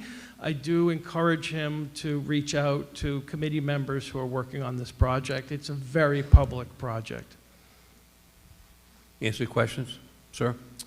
All right. Yeah, vaguely. I'm not saying yes or no. I mean, I'm saying this with due respect, great respect. This is been a fairly large project that's gone through a lot of public discussion, public fact-finding, idea boards, a number of things. Yes, it's a big idea. Yes, it's expensive. It is not going to be done all at once. It's done over time. Like all brave projects, it starts with understanding the wetlands delineation in this case. All right. Yeah, any other questions or concerns on that motion? Yes. Debbie Stein-Sharp, 15 Historical Way, Chair of the Walk, Bike, and Hike Committee, who has been spearheading the Wentworth Recreation Project. And we've held multiple, as Mr. Comeau said, we've held multiple public meetings. We've shepherded the feasibility study from beginning to end, and we are really excited about the vision, and this is the next step. So you rise in support of the motion? I do indeed. Okay, thank you. I'm only asking. That's like procedure. Mr. Morrow, do you want to speak? Mr. Chairman? Thank you, Mr. Moderator. I did want to point out that the Finance Committee did support the capital planning, community preservation motion, 7-2. The study of the wetlands to improve the understanding of the site and provide guidance for future improvement is an important part of the process there. And this is a study, and any project implementation, as the previous speaker from Community Preservation has said, would be the focus of future appropriations, but having the full understanding of the site and what is possible there will allow us to make the choices, allow us to make wise choices in the future projects that we are able to do on the site. Like many, many studies, the study leads to other appropriations that come later, and those can cost significant amounts of money, but the town meeting approves finance for these things, appropriations, and those things would come later. And a lot of the projects that we do start with studies that say these are what's here, these are the existing things, these are things that can be recommended, and then they can be slowly implemented over time. Thank you. Yes, sir. Pete Matthews, 21 Kelly Way. I rise in support of the article, but I'm also disappointed that there hasn't been adequate, from my point of view, publication of what's going on. I would suggest you could get together with the local news outlets, the Citizen, I hear there's a Chronicle, and some other things. So get the word out. Right. Thank you. Thank you for your input. You do rise in support. All right, so we have a motion before us to be adopted. Seems, Mr. Speaker, you got some things to get in order, but you're doing a fine job. So we'll move for the vote. All in favor of adoption of motion 4, please say aye. Aye. Opposed? I think the motion carries. A majority vote was all needed, so I declare it voted. Motion 5? Thank you, Mr. Moderator. Motion 5 is for the historic restoration of the American LaFrance fire engine owned by the town of Canton. It's a full restoration of a town-owned 1925 engine that is intended to be brought back to its former glory. It's a unique artifact in the community. It was once owned by a private citizen and then in her will deeded back to the town of Canton. The previous 2 fire chiefs and the town administrator have been incredibly involved in this project, and both have assured me that they will continue to work on this project even in their retirement. The project did originally have funding back in '23. However, the estimates came in too high, were re-estimated, and the CPA committee is recommending funding for this project of $315,000 to restore the American LaFrance fire engine, and I make that motion. All right, thank you, sir. Any questions on that? Seeing none, ready for the vote? All in favor of motion 5, please say aye. Aye. Opposed? Ooh. We have a little question out there. I'll ask you to please raise the orange voter card. All in favor, please raise the card, if you would. People have loud voices late at night. All right, opposed? No, the ayes have it, and the motion's adopted. Okay, it only seeks the majority vote. Motion 5 is adopted. Motion 6? Motion 6 is the preservation of the Gridley Burying Ground. It's a small plot of land up on Washington Street. The goal for this project is restore and reclaim a very neglected piece of land. It's the resting place of the Gridley family. We're doing this at a time during America's 250th anniversary to do a survey on the project with ground-penetrating radar to understand how many graves are at that site, do some additional site improvements. Now, the total project cost is $30,189.35. The remainder of the article money would come from Article 21, and the moderators assured me that if this passes, we could take up that article as well. This project would be done within this current fiscal year in celebration of America's 250th. And for those who would want to know about Colonel Richard Gridley, huge American hero during the American Revolution, and fought alongside George Washington, and is the founder of the U.S. Army Corps of Engineers. All right. Any questions, comments? Seeing none? Ready for the vote? All in favor? All right. Opposed? Motion carries. We'll go to Motion Article 17 afterwards. Yeah, thank you, sir. So motion 7 is the Gridley School Structural Analysis. Full disclosure, I serve as the president of the Canton Historical Society. We put forward this article. Tonight is the first night I've been able to legally talk about it. My ethical constraints are relieved here at town meeting, but they have not been relieved up until this point, so I have not been a proponent for this until tonight.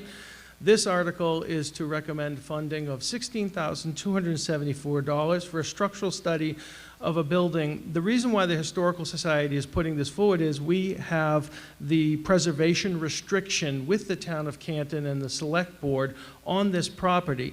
Town meeting several years ago passed an article to dispose of this building or come up with an adaptive reuse of that building.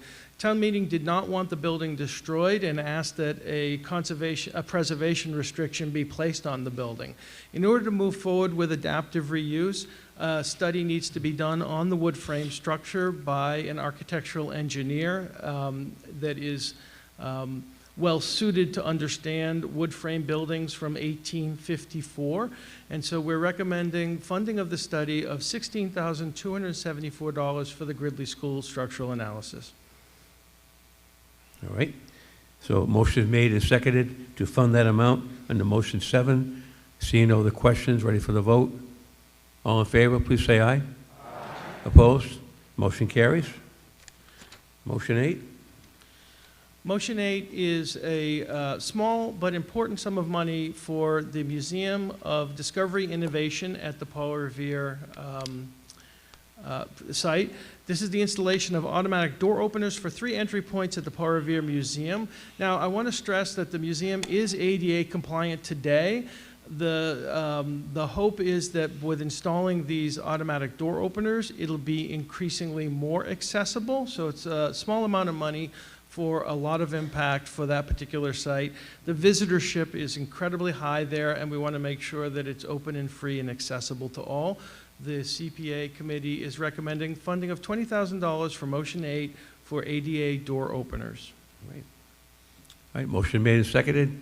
Any questions, concerns? Seeing none. Ready for the vote? All in favor? Aye. Opposed? Motion carries. Motion 9. Motion 9 is for the Hemingway window replacement. This is phase 4. This is the final phase of replacing the windows at this historic building that once served as our high school and now serves as congregate housing for the elderly.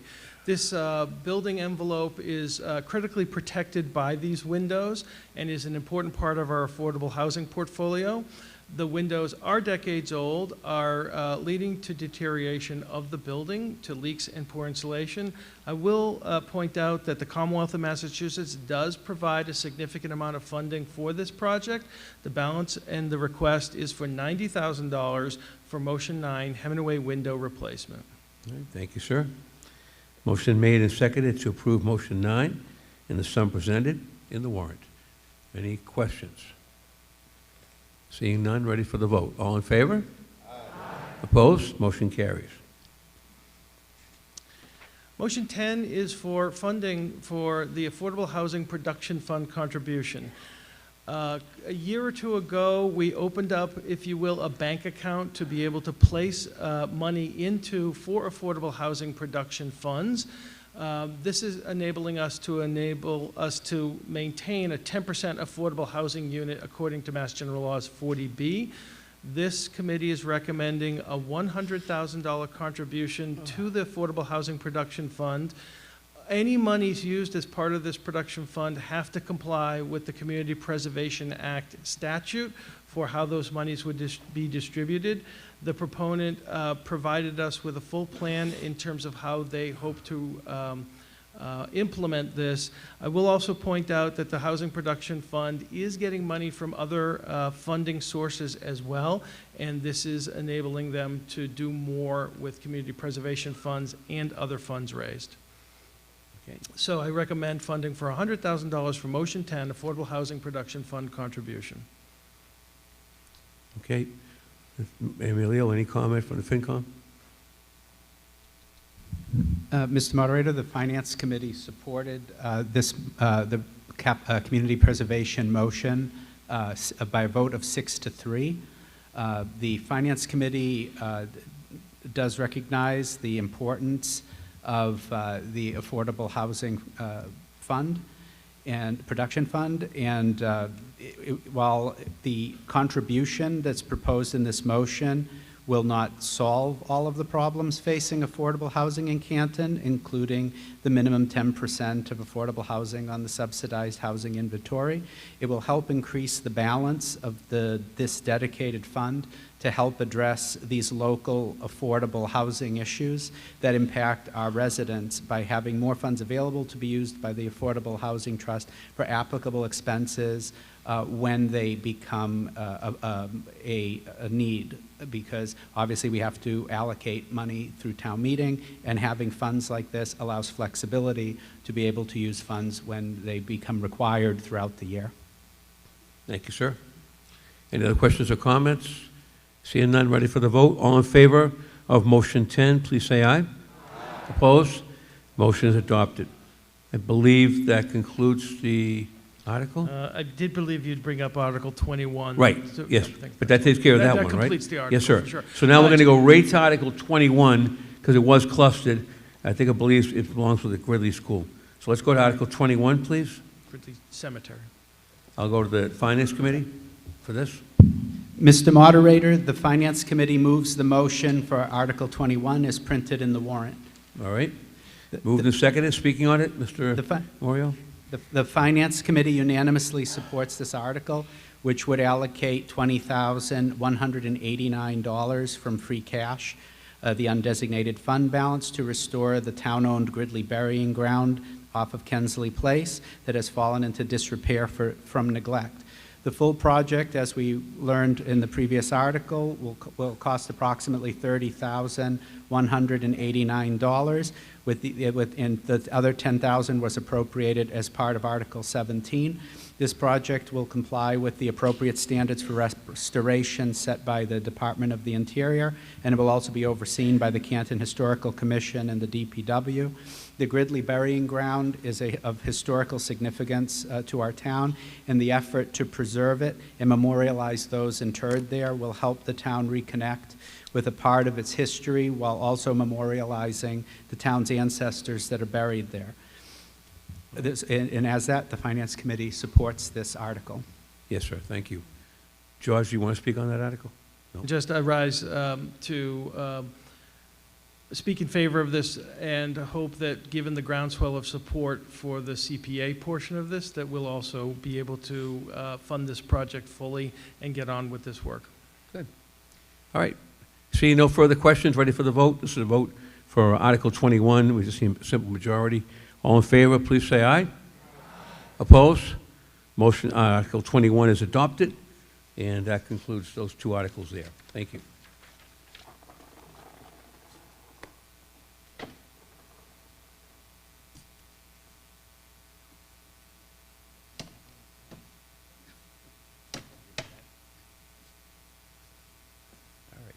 Article 30, this is police regulations on water wells. Mr. Moderator, the Finance Committee moves the motion for Article 30 as printed in the warrant. Yes, now I think I was pointed out in one of our previous meetings, we have to correct, there's a typo, which I'm going to allow, and I'm going to ask. Oh, I'm sorry, yeah. No, there is a typo, so we want to make sure that people understand that, because it said from the Select Board of Health, and it's just supposed to be Board of Health. Is that correct? The select is crossed out. Am I right? I hope. Isn't select was typed in by mistake? It's the Board of Health's sponsor. Are you seeing that, Emilio? Oh, sorry. Section A. It's just a minor thing. It was a typo, we call a, what's that word called? Scrivener's error? Scrivener's error. So we That's- can accept it. that's correct, sir. Am I right? That's correct, yeah. Okay? So I Yep. just wanted to point it out to the voters. Oh, okay. So it's not Select Board of Health, it's just Board of Health. Select was stricken after it went to the printer, and so we're accepting it without an Okay. amendment. We're just going to go forward. All right? Go ahead. I didn't mean to cut you off, but proceed, please. No problem. Mr. Moderator, point of order, is 29, 30, and 31 clustered? I don't think so. I could be wrong. Yes, they are. Oh, I am so sorry. Thank you. No problem. I was looking for my able companion to point it out to me, but that's all right. So we actually should go to 29, correct? Mhm. Right? Okay, thank you so much. So we'll go to 20, because 29, 30, and 31 are clustered. Let's go, it's getting late. Let's go to 29 and start with that. Go ahead, sir. Mr. Moderator, the Finance Committee moves the motion for Article 29 as printed in the warrant. All right, thank you. Moved and seconded. Any questions or debate? This has to do with hazardous materials. Speaking on the motion? The Finance Committee supports this amendment to the general bylaws to better codify the current policies of the Board of Health regarding the enforcement of hazardous materials violations in Canton and the resulting assessment of fines and penalties for said violations. This article is therefore more of a housekeeping matter than a shift in the way that hazardous materials are dealt with in Canton because it entrenches current policies into the bylaws. Thank you, sir. Good job. Questions on that, on Article 29? Seen any? No questions, no comments? Let's go for the vote. All in favor, please say aye.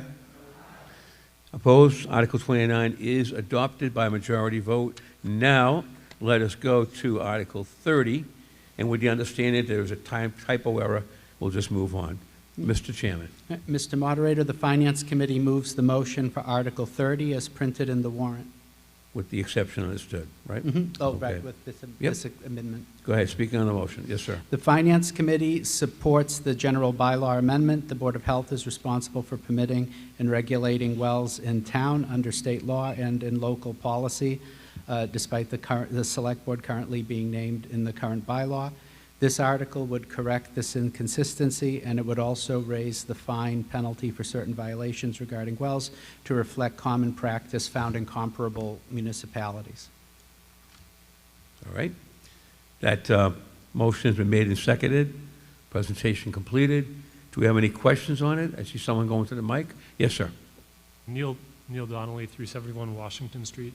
So I think that it should just be the word select that's crossed out and not select board, so that it remains Board of Health. I'm sorry. Because right now it says it's select board is all crossed out. So it would say first obtaining from the of health, the Right. of health. Maybe I wasn't clear. So again, my information I had was, it says Select Board. It should just say Board of Health. Great. Correct.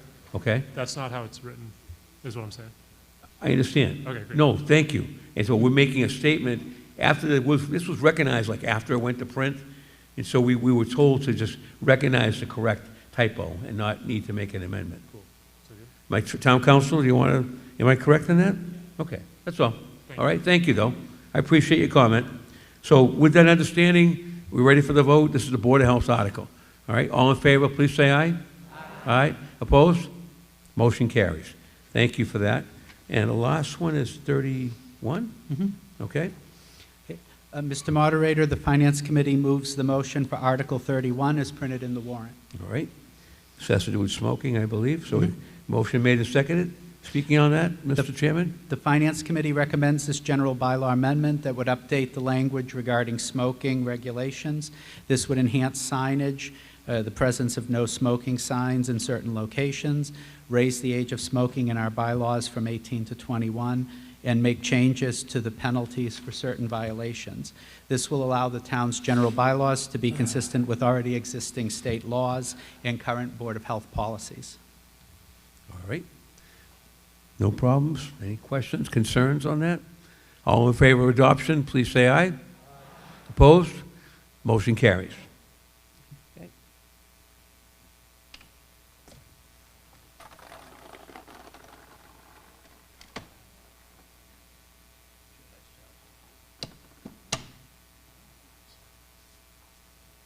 Okay. Article 8, please. Article 8. Chair recognizes the Finance Committee. Mr. Moderator, the Finance Committee moves Article 8, Motion 1, as printed in the warrant. All right. Moved and seconded. Speaking on the motion. This motion allows $152,995 in state aid to supplement the fiscal year 2026 school department budget that was approved at the last annual town meeting.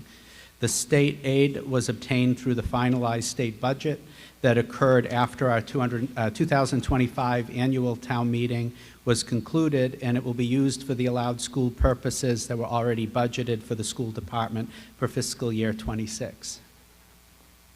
Okay, thank you, sir. Any questions, comments? Seeing none, ready for the vote. This is on motion 1 for the amount as presented by the chair of the FinCom. All in favor, please say aye. Opposed? So voted and so adopted. Motion 2. Mr. Moderator, the Finance Committee moves Article 8, Motion 2, as printed in the warrant. All right, moved and seconded. Speaking on the motion. This motion allows for $204,000 from the town's trash collection budget for fiscal year 2026 to be transferred to the Department of Public Works Solid Waste Disposal budget for fiscal year 2026. This can be done because of a credit received from Republic Services stemming from the work stoppage that occurred in the summer of 2025 related to waste removal. This funding will be used to address the increased costs incurred at the DPW facility at 99 Pine Street for trash management during the work disruption at Republic Services. All right. We have the motion presented. There was a second. Do we have any questions or comments? Seeing none, ready for the vote. As presented in the warrant, all in favor, please say aye. All opposed? And is so voted and so adopted. That completes, I believe, Article 8. Yep.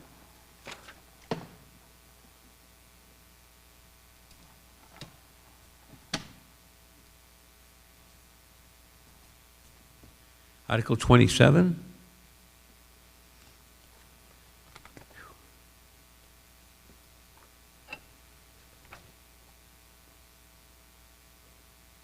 Someone call Mr. Moderator, the Yeah. Finance Oh, sorry. go ahead. Go ahead, sorry. Mr. Moderator, the Finance Committee moves the motion for Article 27 as printed in the warrant. Okay, moved and seconded by the Finance Committee. Speaking on Article 27. The Finance Committee supports this amendment of the general bylaws to strengthen the town's ability to enforce the removal of a variety of obstructions from roadways and sidewalks after a certain time frame, with the addition of bylaw language that makes the removal of these obstructions easier to authorize and establishes that any expenses for clearing the obstructions will be the responsibility of the owner of the obstruction, with the authorization to place a lien as appropriate and lawful.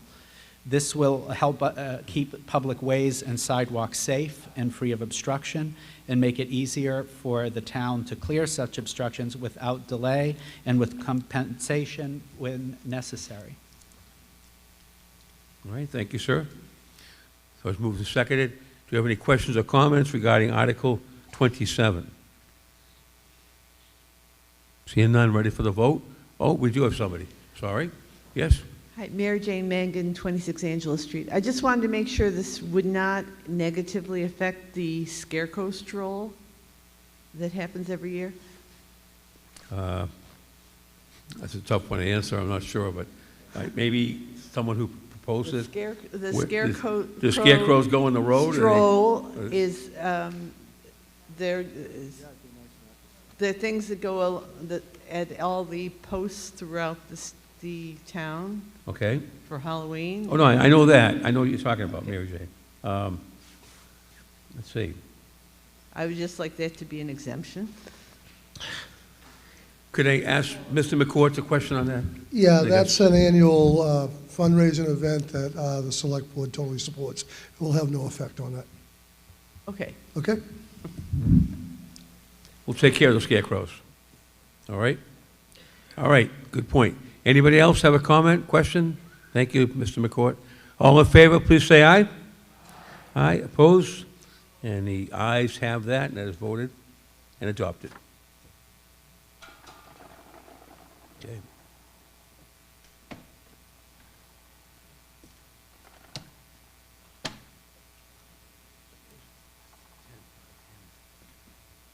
Article 10. Mr. Chairman? Chair Mr. recognizes- Moderator, the Finance Committee moves Article 10 as printed in the warrant. All right. Moved and seconded. Speaking on the motion? This article would allow the transfer of $75,000 that are currently in the overlay surplus account, a reserve account used primarily for abatement mitigation from property tax, to the assessor's account to be used for professional legal services that will help address some unresolved issues with the deeds of certain town properties. The Finance Committee has reviewed this and believes that this is an allowed use of the overlay surplus for an eligible purpose. All right. Thank you, sir. Questions or comments on Article 10? Motion been made by the Finance Committee to approve the sum as printed in the warrant. Seeing no questions, ready for the vote. All in favor, please say aye. Opposed? And the motion carries. Thank you, sir.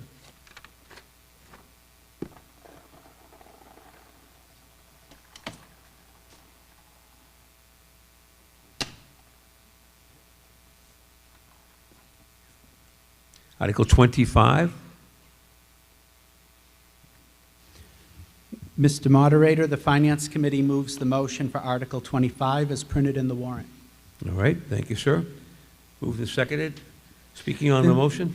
This article would allow moderators at future town meetings the option to employ electronic voting devices, if available, to help make close vote counts, perhaps all vote counts, quicker and easier than the current method of having to show cards with count tellers having to count those cards following a close voice vote. This electronic voting technology would prevent long pauses in town meeting while close votes need to be counted, and it would also allow more accurate and more private vote count processes. This article provides the codification needed to use electronic devices at future town meetings, but devices would be obtained by some future action of the town. The importance of this, the adoption of this bylaw amendment is to allow modern voting options to be legally possible at our town meetings. Okay, thank you, sir. Wish to speak on it, Mr. Kamal? Yeah, extremely quickly. The bylaws currently don't allow this. A number of years ago, the moderators were faced with the issue of actually trying to employ electronic voting here at town meeting, but because they did not have that allowance in the bylaws, we at the bylaw modernization group have crafted a very finely tuned addition to the bylaw, and it provides no money. In the future, the town will have to figure out through the town clerk and others how to employ this bylaw, but it's really just future proofing so that we can use technology in the future to count the votes here on this floor. Okay, thank you, sir. Any other questions or comments? Seeing none, ready? Oh, we have someone getting up. Yes, sir. Hi, Roy Bates, 61 Angela Street. Is it contemplated that this would allow for proxy voting for people who can't physically make it to town meeting? Because people are watching online. I know the answer. I'm not supposed to comment, but it's just I can, and it doesn't. No, I mean, it is the body being here in the room so that we can actually prove authenticity in terms of who actually is voting. So there are a number of people who may be watching who don't have the ability to vote, and we would not extend that. That's not where this technology is going. Yep. Thank you. All right. Any other questions or comments on Article 25? Ready for the vote? All in favor? All opposed? The ayes have it, and Article 25 is adopted.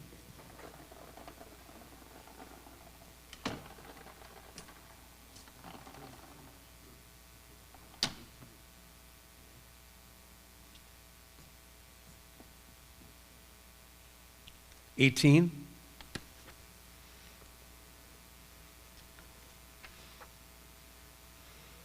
Yes, sir. Mr. Moderator, the Finance Committee moves the motion for Article 18 as printed in the warrant. All right, so that's to do with capital stabilization. Moved and seconded. Speaking on the article. This motion transfers $1 million from free cash, also known as the undesignated fund balance, into the capital stabilization account. This stabilization account provides a means to set aside funds to be used to help cover capital project costs such as the Galvin Middle School project. The town established this fund at ATM 2022 for fiscal year 23 with $1 million transfer each year since, with the approaching Galvin Middle School project in mind. This investment will start paying off this year, as we will also start using this fund in fiscal year 27 for that purpose, as well as will eventually be discussed in Article 48, but this will continue to charge that account. It's an important reserve that the Finance Committee fully supports. All right. Thank you, sir. Do you have any other questions or comments on Article 18? No? Ready for the question to be put? All in favor, please say aye. All opposed? And the vote is adopted. Article 18 is voted.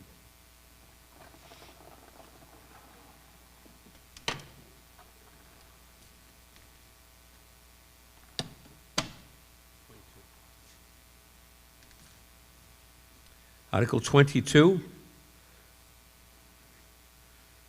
Mr. Moderator, the Finance Committee moves the motion for Article 22 as printed in the warrant. All right, moved and seconded by the chairman of the Finance Committee. Speaking on the motion. This article would allow the Select Board to request a home rule petition through the allowed state legislative process to enact the language in the article to grant the town power to impose municipal charge liens on properties in town. The purpose of this act is to better enable the recovery of any unpaid local fees, charges, fines, or other obligations that might otherwise go unpaid and be effectively absorbed by the town and its taxpayers, while also this ability to record liens would also deter noncompliance by those who owe the town various obligations. This would work by a similar process to how the town can already impose liens regarding property tax. If a special act is accepted by the state legislature, the town can then codify these obligations that can lead to the recording of a municipal charge lien through the approval of a bylaw amendment at a future town meeting. This act is in the clear interest of the town and its taxpayers by helping ensure that money owed to the town is eventually obtained on behalf of the people of Canton through the recording and discharging of these municipal charge liens. Okay. Mr. Matthews? Yes, Yes, Mr. sir. Matthews, 21 Kelly Way. I find this particularly scary. Liens on property should be Did you raise associated. opposition to these? I'm in strong opposition Okay, to this. now you can speak. Go ahead. Yes, sir. Liens on property should be related to that property. Property taxes, definitely. And if you can give a lien in order to get a mortgage. But this is a big deal. And furthermore, it's a tax after a fashion on property owners and has no effect to non-property owners. The town should seek other ways to collect its funds. Okay, thank you, sir. Yes, over here, ma'am? Yes, yes, I'm Louise Amrine, and I live at 24 Waterfall Drive, Canton. I agree with what he just said. Some people might have some serious health conditions as cancer is rising tremendously, and some people might go through this devastating illness, and I'm one of them. I have cancer. So some people might have stage 4. I have stage 4. I have stage 4 cancer. So it didn't happen that way. It just, you know, conventional medicine doesn't heal you. So anyways, I'm grateful that I'm not owning a house, but I empathize for people because it's too many people need some kind of hardship help, perhaps if there's an emergency. So I'm against that. All right. Yeah. Yes, ma'am. Thank you for your position. Do we have anybody else wishes to speak on this? All right, so to adopt it needs a majority vote, so just a majority. If you wish to vote for the lien, you're voting yes. If you're voting against it, you're voting no, obviously. So all in favor of Article 22 as presented, please say aye. All opposed? I don't think it's adopted. Could I just see a show of cards just to make sure. We only meet once a year. If you're in favor of it, could you raise the orange card if you want it? Okay, thank you so much. If you're against it, orange card? No, it doesn't pass. Article 22 has failed and is not adopted. Thank you. All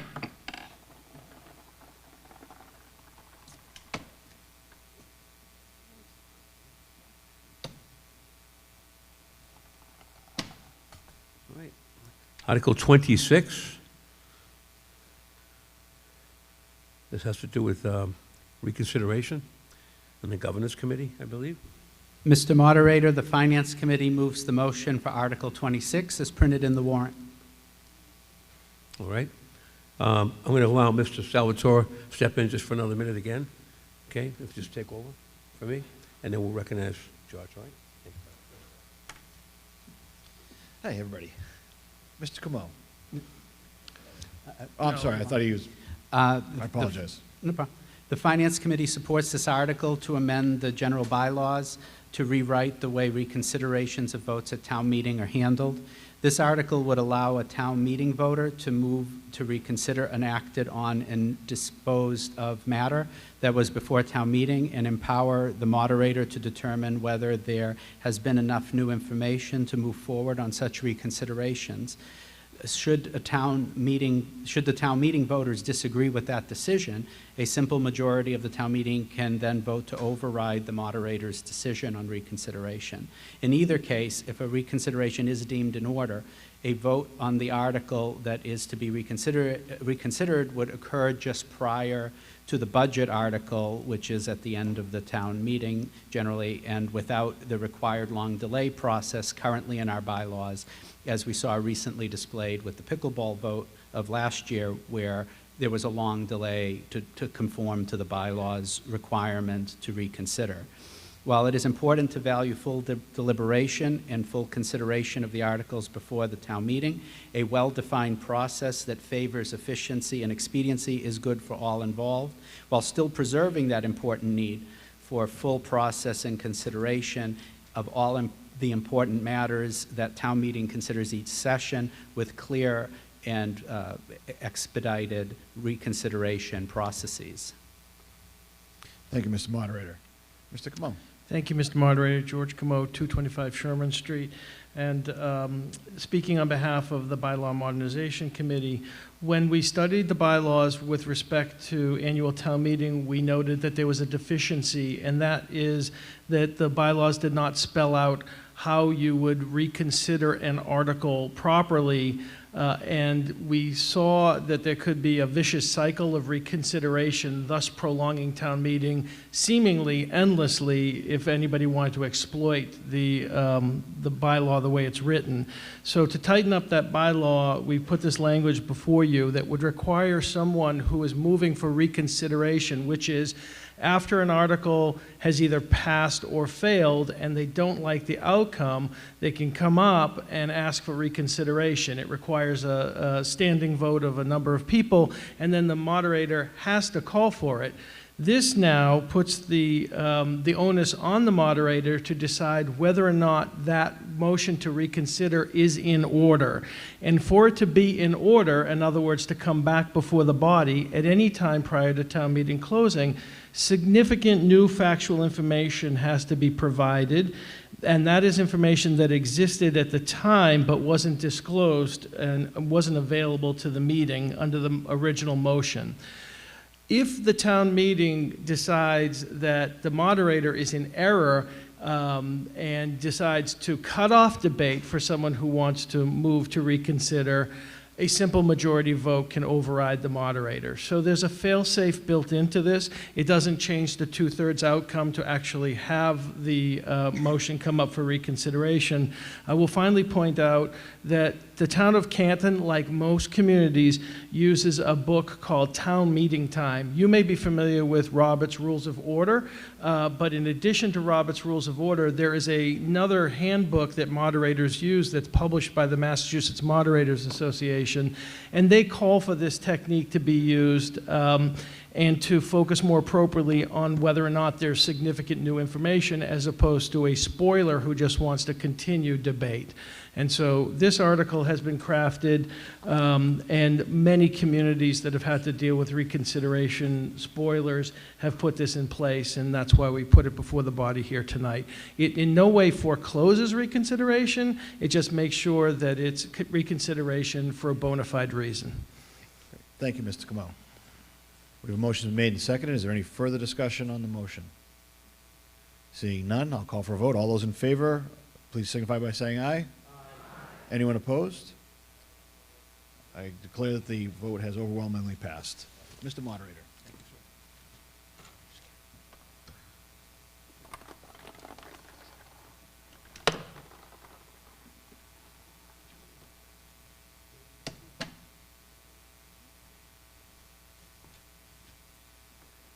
I know what everyone's waiting for, but 34. This is 34. Gotcha. All right. A little humor. 34 is clustered with 35 and 36. Am I correct? So we've taken 3 up, and these are all roadways, so we'll be looking for the planning board. So I'll recognize first Chairman of the FinCom.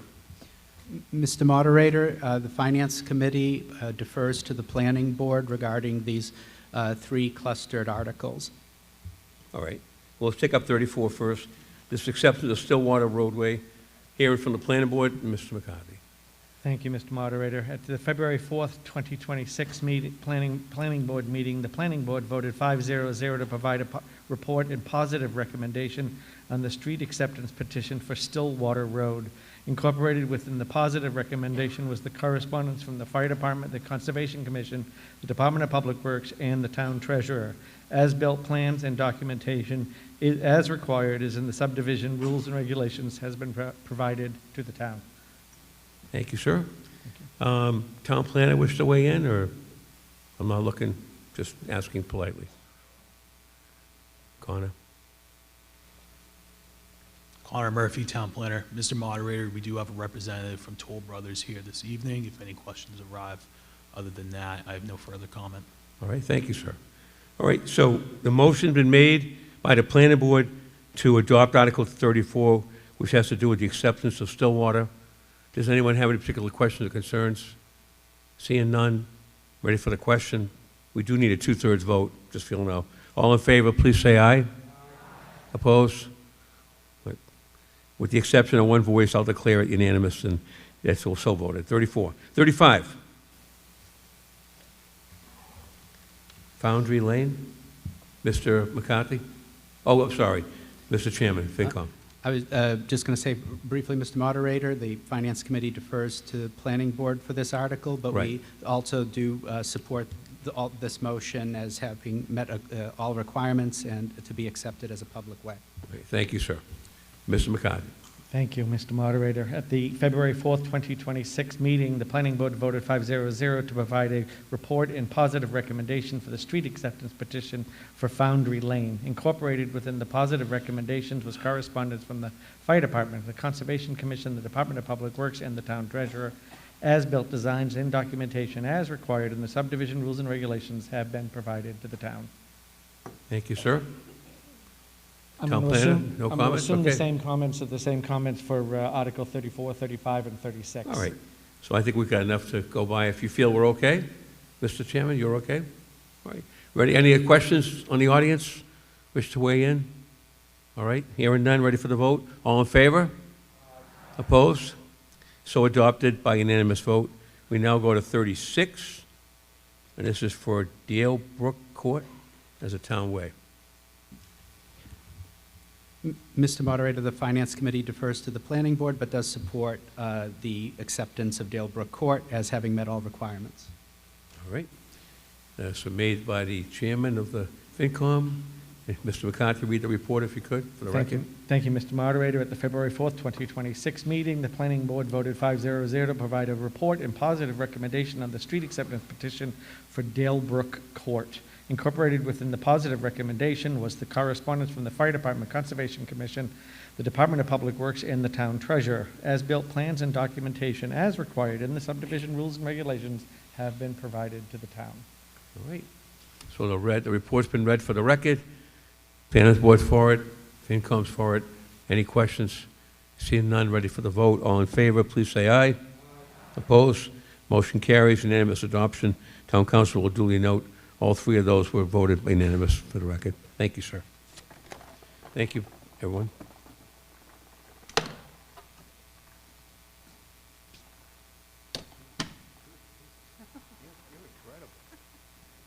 don't know how she does it. Article 14. Yes, Mr. Chairman, please. Mr. Moderator, the Finance Committee moves the motion for Article 14 as printed in the warrant. You are faster than me. Let's see. Yes, this has to do with Chapter 90, correct? Mm-hmm. Okay, Chapter 90 money. Chair recognizes the Chairman of the FinCom. This motion will allow for the transfer of $600,000 from free cash, also known as the undesignated fund balance, in the current fiscal year 26, to supplement the amount received from the Commonwealth's Chapter 90 Roads Program for road improvements as specified in the town's pavement management system. In addition to supplementing the funds the town receives from the state, this town meeting vote allows the town to move forward on road projects earlier than would otherwise be possible by preparing bids and beginning the needed road repair work as soon as possible to maximize the construction season. Given the DPW's refocusing on responding to the Republic Services trash work stoppage last summer, there was less road work done last season than anticipated, so there are also remaining supplemental funds from last year, which is part of the reason this request is less than some other recent years. This supplement to the Chapter 90 funds will help make more funds available to maintain our important road infrastructure in Canton that we use every day. Okay, thank you. Any questions, comments? Anyone from the Select Board or DPW want to say anything? Okay. So hearing no questions, comments, we're ready for the vote. Article 14, the sum is $600,000 for Chapter 90. All in favor, please say aye. Opposed? Motion is adopted. Article 14 is adopted.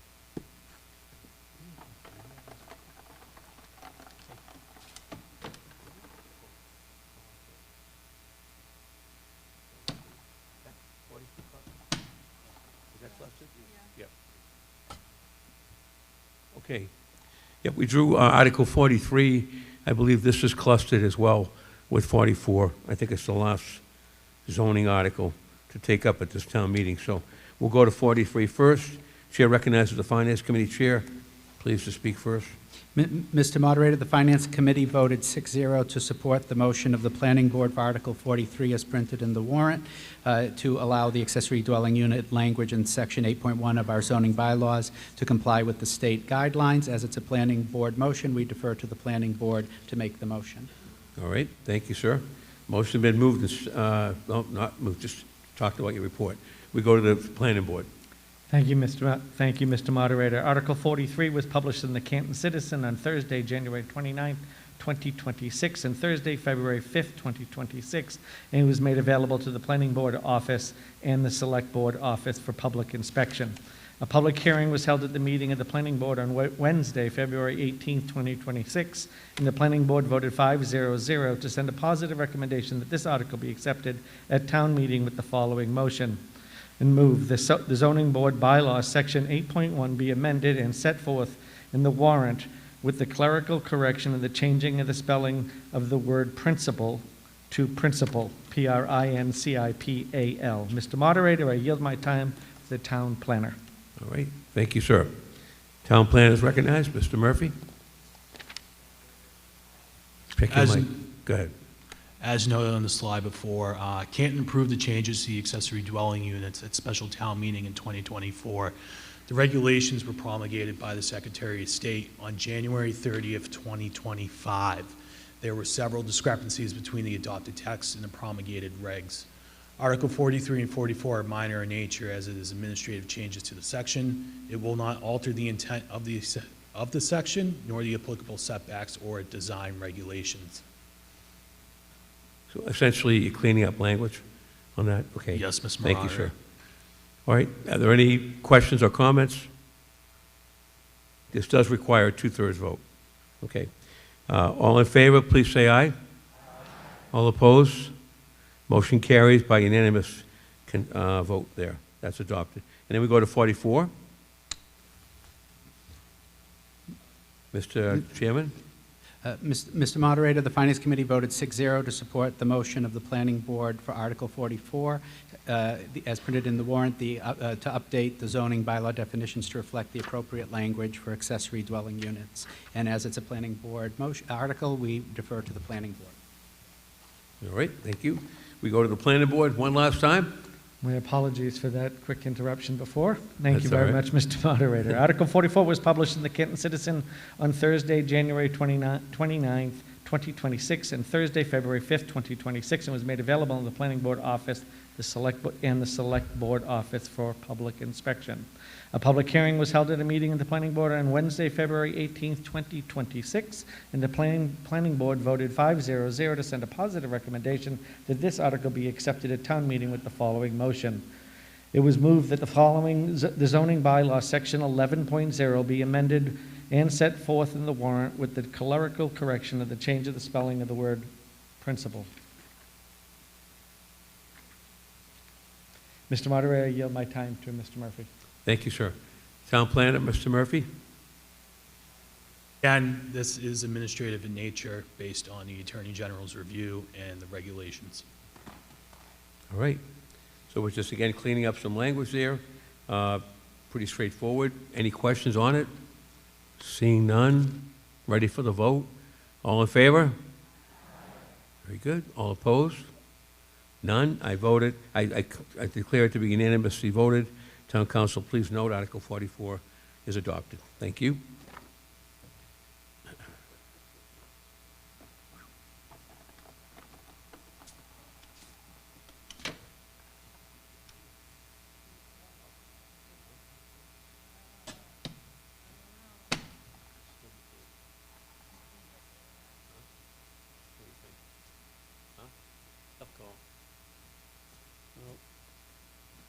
The ball is drawn as 33.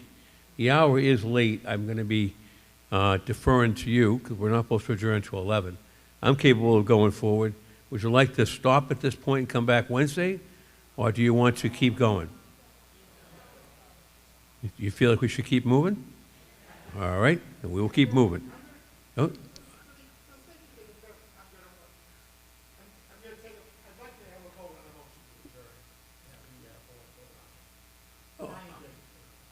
Okay, Alan, all right.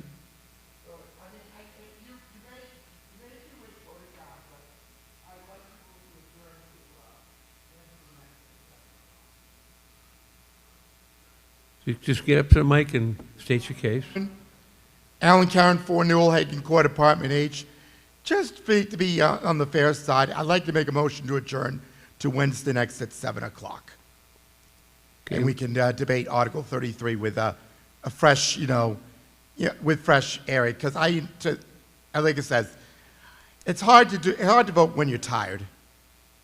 Okay, so the motion is to adjourn. I don't know if is that legal? I don't even know if that is, but, well, I don't know if town meeting times allows that, but let's just sense of the meeting. We'll say sense of the body, all right? Sense of the body was to adjourn the meeting. All in favor of that? Give me a show of hands or a yay. Orange card. How about it? Don't adjourn. Keep going. You are troopers. Okay. All right. All right. So thank you. Thank you. So we've done 33.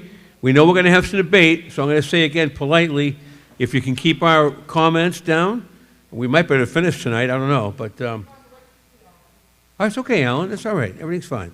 You did your best. So Article 33, let's recognize first the chairman of the Finance Committee. All right. Mr. Moderator, the Finance Committee moves the motion for Article 33 as printed in the warrant. All right. And it's moved and seconded. Speaking on that, do you wish to speak? The majority of the Finance Committee supports this amendment to the general bylaws that would opt the town into the specialized energy code that was created by the Commonwealth, which would require more energy-efficient designs for new buildings built in Canton by requiring new buildings to either be built all electric or, if using fossil fuels, be pre-wired for future full electrification with a goal of net zero energy. There would also be some solar panel requirements for certain buildings with practical exemptions. The adoption of this code is the last major hurdle to the town of Canton establishing climate leader community status that would open the door to further grant opportunities for the town that it currently receives as a green community.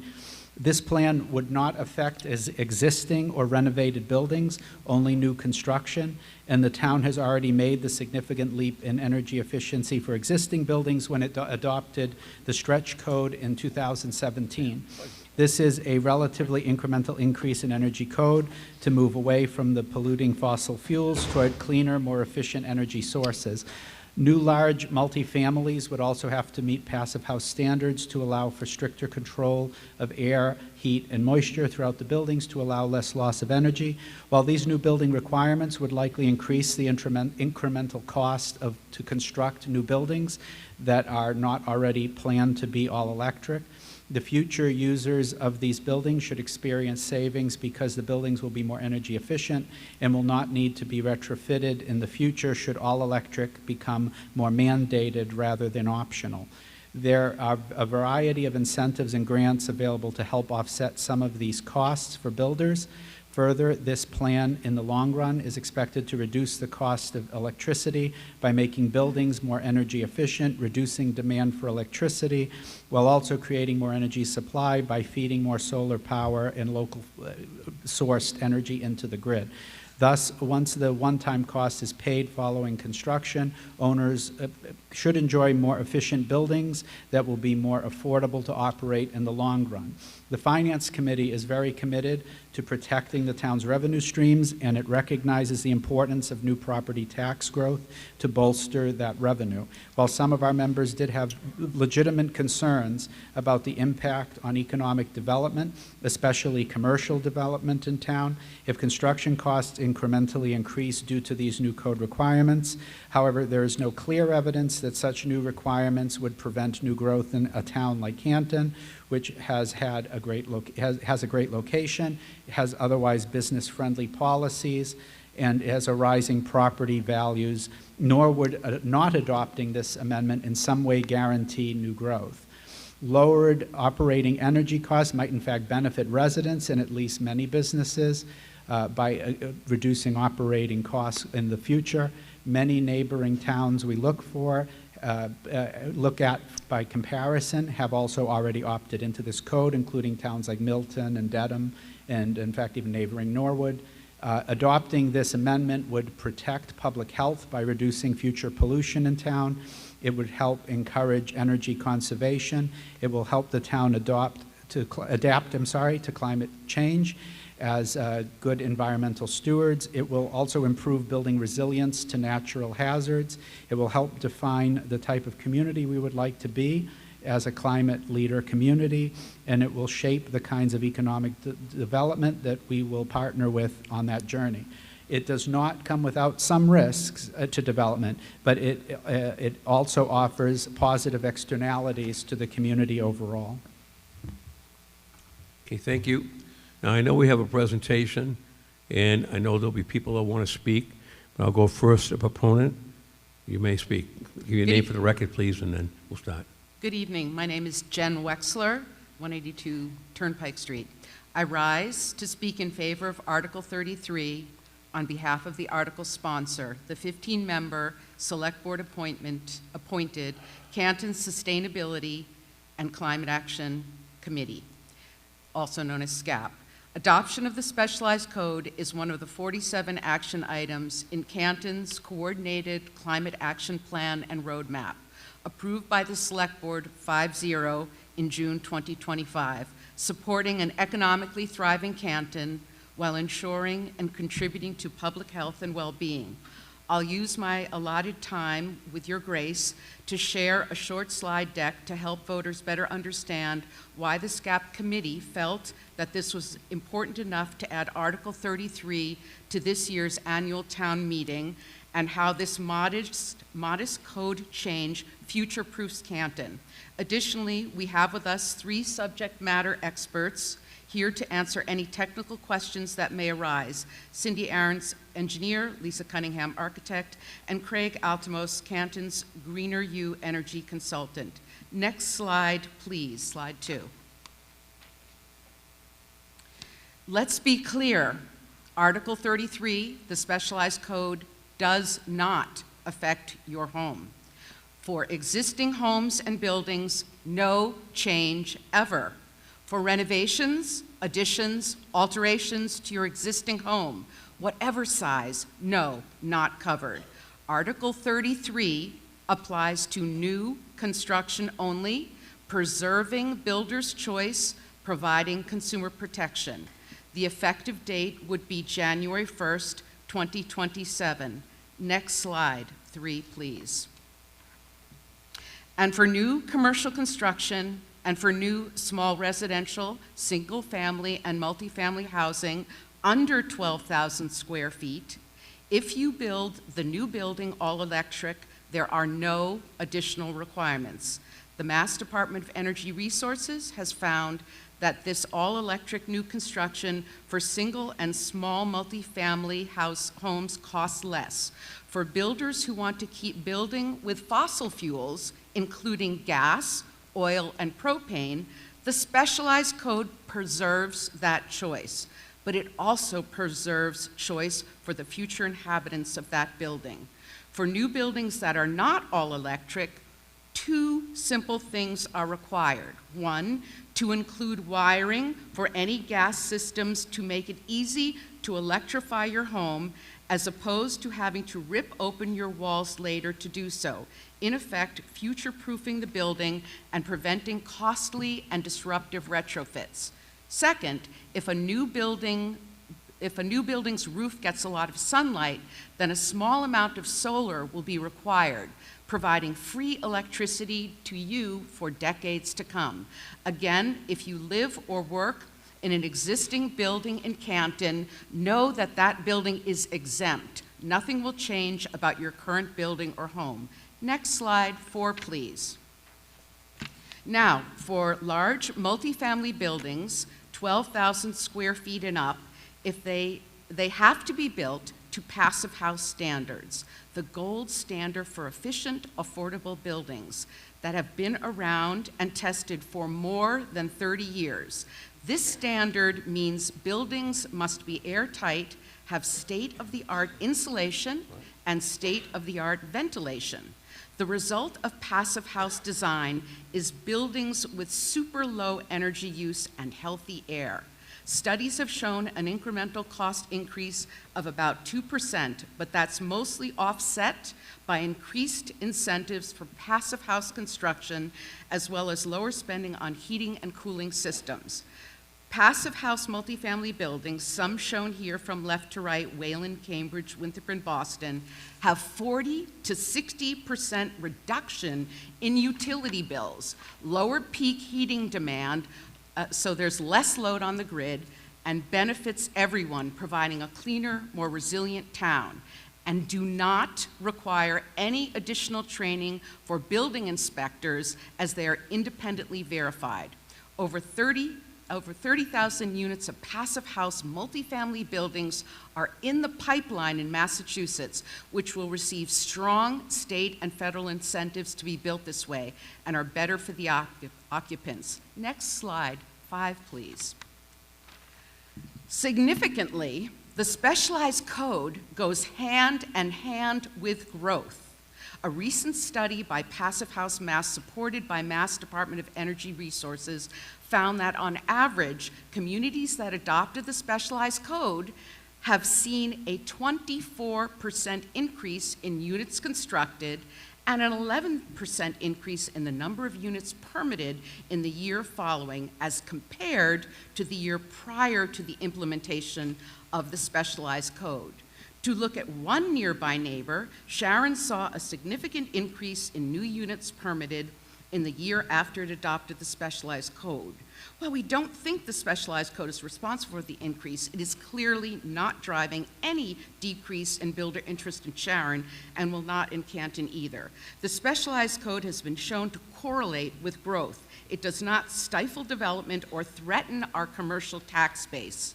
Importantly, regarding concerns about the specialized code inhibiting new commercial development, the Commonwealth's 2025 Climate Action Report Card reported that over 90% of new large commercial buildings that pulled permits with the state are already being built all electric for space and water heating. So adopting it will not threaten commercial development in our town either. Next slide, 6, please. We're almost done. The specialized code is already working in Canton with our new Galvin Middle School. A great example of a smart building in Canton that's already being built to specialized code standards, which is unlocking $6 million in additional incentives from the Mass School Building Authority, and whose lower operating and maintenance costs will save about $180,000 a year. That's a couple of extra teachers' salary each year in avoided costs for the lifetime of this building. We've already taken some important steps together as a community in this direction. The specialized code is just one more modest step forward. Next slide 7, please.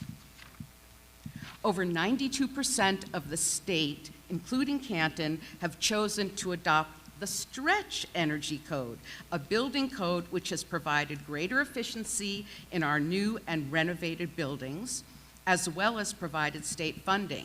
Canton has received $900,000 in green community grants since adopting the stretch code in 2017. The most recent award was a $250,000 grant, as mentioned in the warrant, to renovate the senior center HVAC system.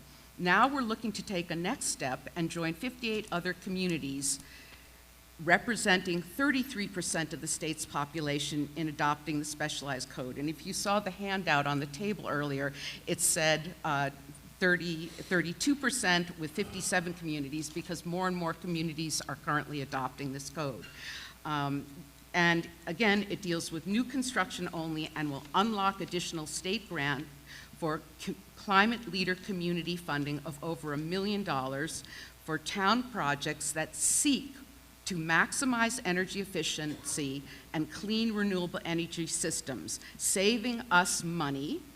And for projects such as discussed tonight, for example, in Article 15, Motion 3, to fund mini splits, HVAC and AC, and in many of our town buildings that are currently at the end of their heating system life cycle and requiring replacement. Next slide, please. Dozens of other communities, 58 in all, who also rely on property taxes to fund their municipal operations, have taken a careful look at this code and agreed it will not hurt their communities, but instead will help them. This list includes communities across the state that are large, with huge commercial tax bases, and others that are mostly residential, as well as many of our neighbors, including Dedham, Milton, Needham, Norwood, and Sharon, who have adopted the code. Next and final slide, please. Canton stands at an inflection point on our path towards an increasingly resilient future, ensuring consumer protection and affordability and builder choice. We care about sustainability and economic strength, whether by preserving open space or protecting clean air and water, and by supporting local businesses, encouraging mixed-use development and affordable housing, as well as impacts on our budgets, town finances, and taxes. Canton's roadmap and implementation plan to advance planned sustainable growth sets us on a good course for increasing resilience and economic strength while unlocking the opportunity for additional $1 million in state grants. This includes increasing energy efficiency and powering our lives and businesses with clean, affordable energy generation and storage. Please join me in voting yes on Article 3, a modest change that will benefit Canton residents now and in the future. Thank you so much. All right, thank you very much. Let's see. You go, Greg? Go ahead. Greg Murphy, 19 Wildwood Drive. I'm rising to speak in favor of this article. I'm a member of the Sustainability Climate Action Plan Committee, which obviously supports this. I'm also a member of the Economic Development Committee and the Capital Planning Committee. Neither of those committees took a formal vote on whether to support this article, but as a member of both those committees, I want to tell you a little bit why I support it. First, as was noted, other towns have done this, and you might hear other speakers talk about how this may affect building in the town, how it might affect construction negatively. The reality is those 58 towns that already passed this, not one has reversed it. They've never recalled it to this date. Yes, you might hear that some towns are having negative results. There are many factors to that, and we can't possibly account for all of those.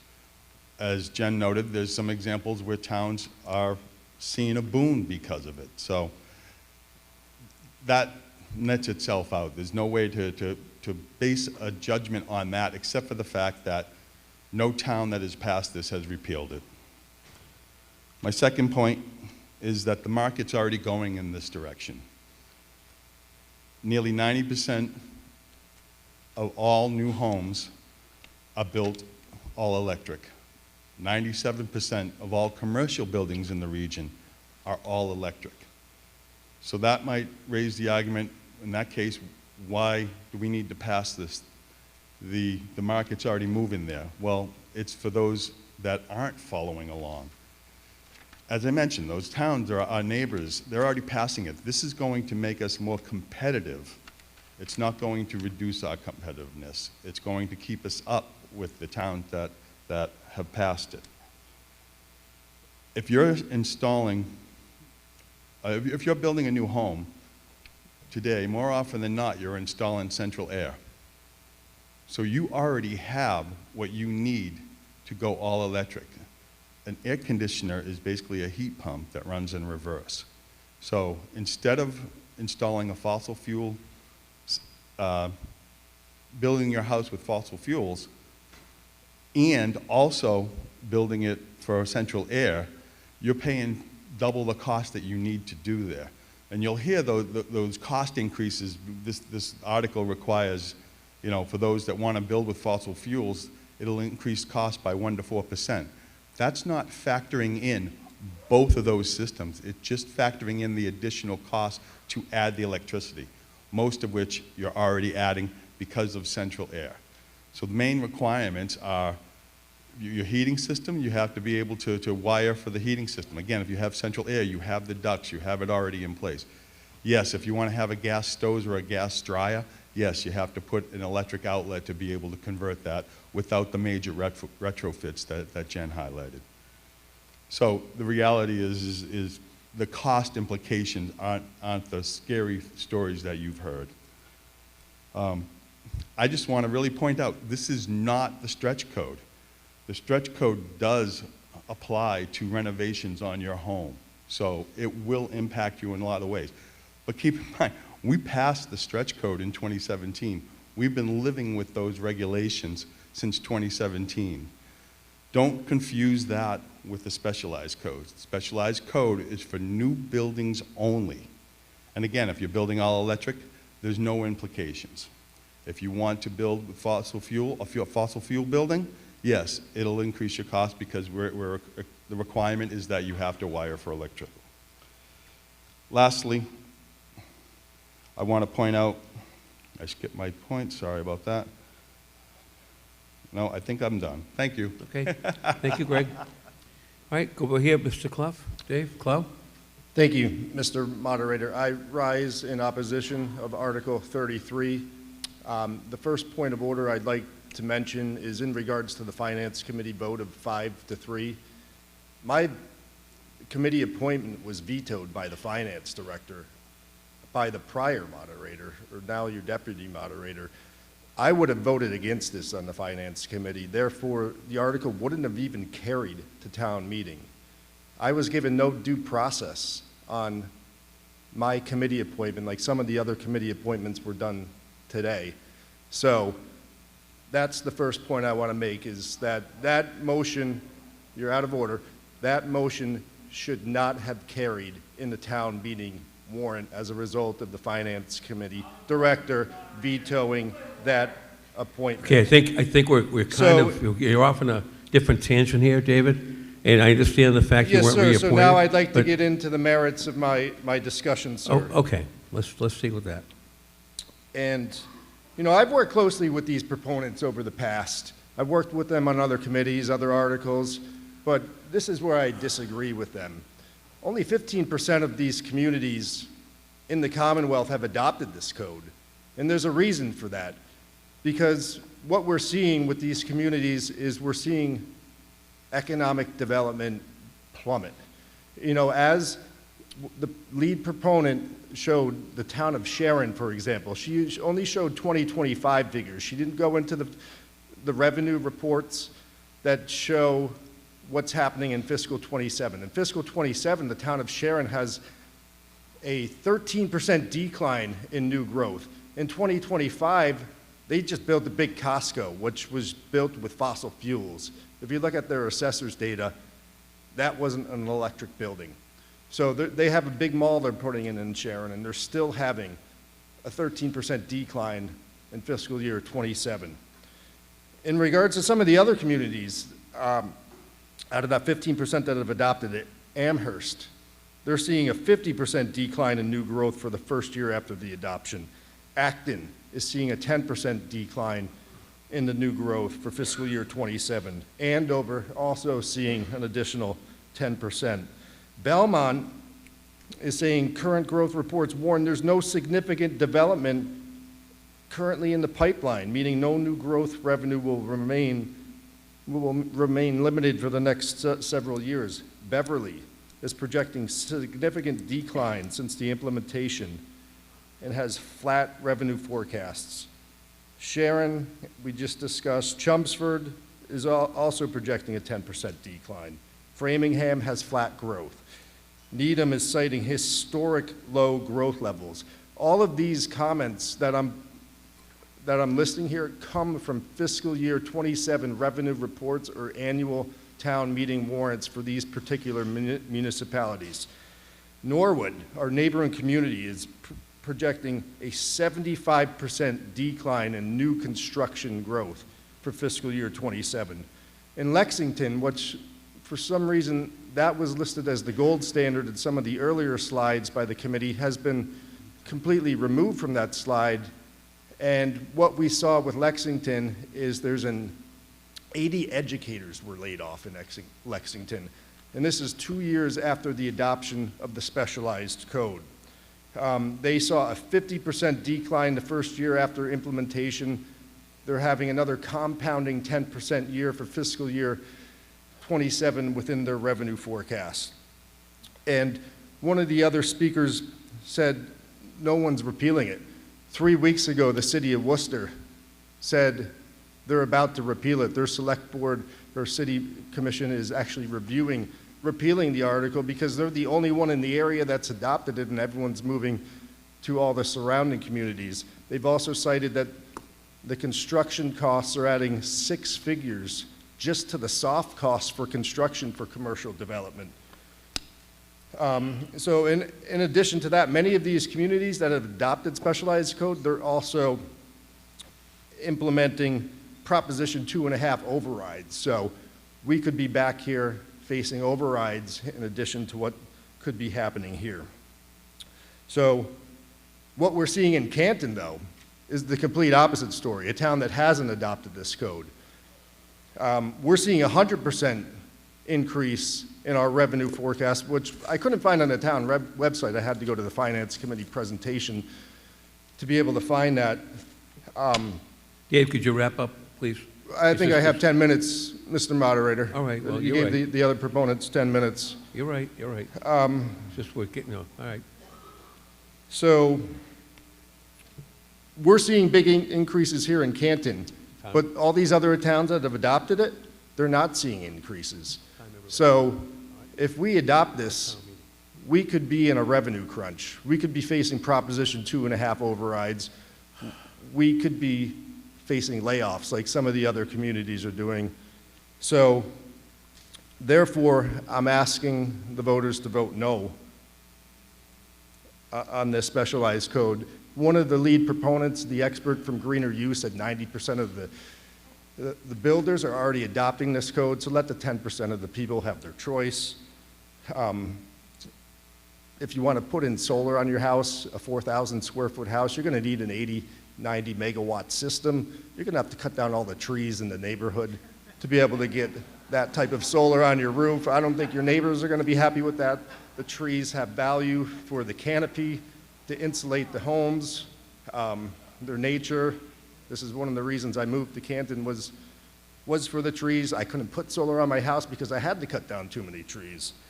The trees also remove the carbon from the environment. So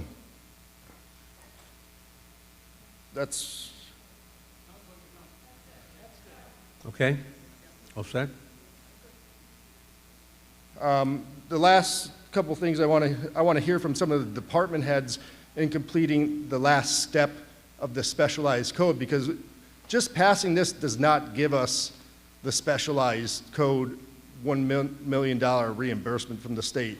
We have to convert our whole municipal fleet to an electric vehicle fleet.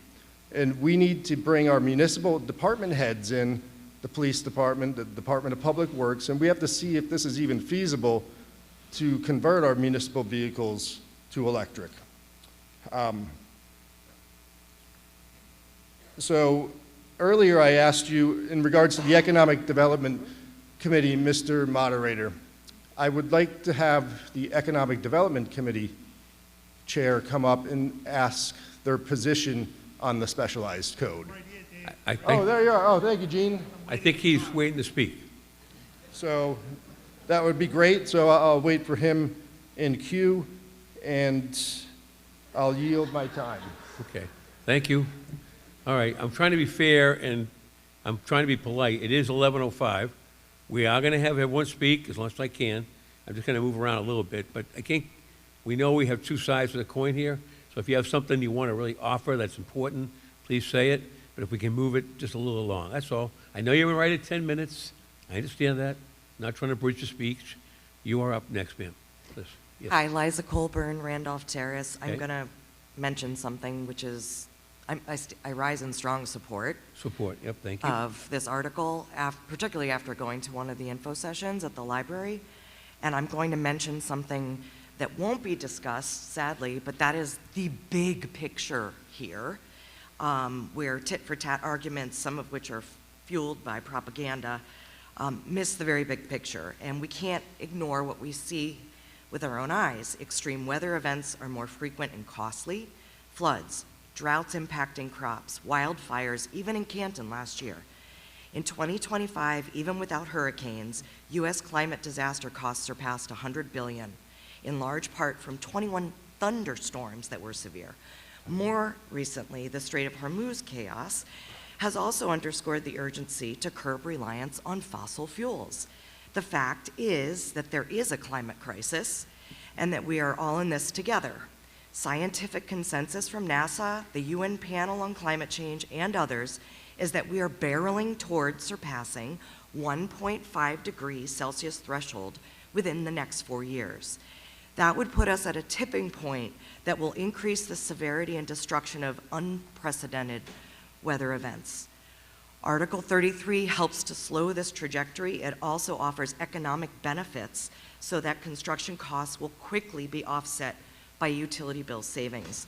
The solar requirement for fossil fuel power buildings and large homes that are not shaded will alone deliver huge savings. I can personally attest to this. We got our solar panels 12 years ago. They were paid for within 6 years. Then we made money, and now we have a $1,000 credit with Eversource. Like, the returns are massive. Generations who are not in this room, there aren't many of us who are kids or teens or college students, generations who are not here are relying on us tonight to take another step in safeguarding their future, particularly at a time of negligent clean energy rollbacks nationally that are forcing us to take action locally. Tonight, we can choose to demonstrate hope and wise stewardship of the one planet we have on behalf of millions of people relying on us. I ask that community members recognize when voting on this particular issue that there are no do-overs with climate. It's not tax code you can change in a few years. Once the glaciers are gone, they can't be refrozen. If the planet is overly hot, our wallets are actually irrelevant. So please, don't punt on this one and vote yes because the clock is ticking quickly. I'm also going to respond to the prior speaker through you, Mr. Moderator. My understanding about the new vehicles is that as part of this provision of specialized code, that, by the way, to obtain the climate leader status, we have to say that we will explore the feasibility of electric vehicles as we replace expiring vehicles, basically. Okay? It's Good not, enough? yeah. All right, nicely done. What about the rest of Thank your you. stuff? Thank you. I'm going to move over here. This gentleman, you've been waiting at the mic patiently. I'm going to go to you and then back over here, okay? Trying to be fair. Go ahead, sir. So Brian Kilduff, Spruce Lane. I oppose this. I don't think anybody in this room can understand what is really going on here. The cost for a regular home right now in Massachusetts is up by $42,000 because of these. The stretch code and the specialty code. And I know because I build throughout New England. I build in Connecticut, Rhode Island, Vermont, New Hampshire, and Maine. And the same exact home that I build out there is $42,000 more here because of these codes. And they're only gonna go up. If you people think that affordable housing is going to happen with the stretch energy code, you're out of your minds. Your kids are never gonna be able to live in this town because you passed this code. I live it every single day. I know what the costs are. You all want to see that people live here and you want your children to live here. If you continue to go down this road, you are never going to be able to afford a house in this town. That's it. Okay, thank you, Mr. Kilduff. All right, go over here. Nick? Nick Fitzgerald, 9 Breton Drive. And today I have the pleasure of speaking as the president of the Canton Association of Business and Industry, known by most in this room as CABI. As we heard earlier, CABI is a 501c3 that's operated for over 50 years in the town of Canton and proudly counts over 100 businesses as current members today. CABI and our members are committed to a sustainable future, and we deeply respect the work that the sponsors have put into this proposal. But tonight, on behalf of our membership, CABI is respectfully urging a no vote on Article 33. We have been in active discussion with our members, including a recent survey of our membership, and the survey results were very clear. A majority of respondents believe that the adoption of the Specialized Energy Code could adversely affect their development plans and Canton's economic competitiveness. That is not a fringe concern. It's the voice of the businesses that help to collectively anchor our tax base here in town. To put some context behind this statement, I wanted to share comments that were provided to me by one of our members, Harbar. Harbar is a local tortilla and tortilla chip manufacturer based in Canton that employs approximately 200 employees and has been a long-term operator in town since the year 2000. To quote the CEO directly, quote, "For our process, gas is not optional. It is required for reliable production. As currently understood, Article 33 may permit and create permitting uncertainty and make future expansion more difficult or potentially unfeasible due to our use of natural gas. This new regulation would not affect our current operations, but it could directly affect whether or not we can expand in Canton. We are planning for significant growth with the potential to double our operations over the next 7 to 10 years. Decisions made now may directly impact whether that investment takes place in Canton. We support energy efficiency and emission reductions, but the details of this new regulation matter, especially for industrial operators like our own, like us. We employ 200 people, contribute $350,000 annually in local taxes and utilities, and are planning for long-term growth. We want to continue growing in Canton, but the current direction raises real concerns about whether that will be feasible. With the level of employment, investment, and future growth potential at stake, the key issue is ensuring that companies like ours can continue to invest and grow in Canton, not somewhere else. So I'll just leave the room with that one statement from one member, and as I mentioned, a broad survey of multiple members where the feedback was consistently one of concern and not feeling like there has been enough real-world evidence studied and made public to provide a great deal of confidence about the proposal here. So with that, again, and representing our members, we urge a no vote tonight on Article 33. Thank you. Okay. All right, thank you very much for your remarks being brief. I've got to go. There's a gentleman far right. Would you like to be heard, sir? Thank you. Thank you. Steve Colson, 50 Lawrence Street. I stand in support of Article 33 to adopt the specialized building code. Good, better, best. The base building code is good. The stretch building code that Canton adopted in 2017 is better. And what we're here voting on tonight is the specialized building code, which is best. I've been working at an architecture firm for 20 years, and I've been a homeowner in Canton for 26. My experience with building codes hasn't been pleasant. They've been a real pain in the butt. They're complicated, they keep changing, they cost more money to meet the code, but the intentions of the code are good. The purpose of the building codes are to make buildings, condos, apartments, two families, single families, safer, better, more durable, more energy efficient. If you own a home, you might think that you should be free to decide what's best for you, how to spend your money, whether or not to insulate your home or to add a more efficient boiler, and I agree. And this code doesn't force any change to your existing home. However, the building code also applies to new condos and apartments. In general, people living in condos and apartments don't get to decide if they want to invest in a high-efficiency boiler that'll save them money in the long run. But they still have to pay the gas and electric bill.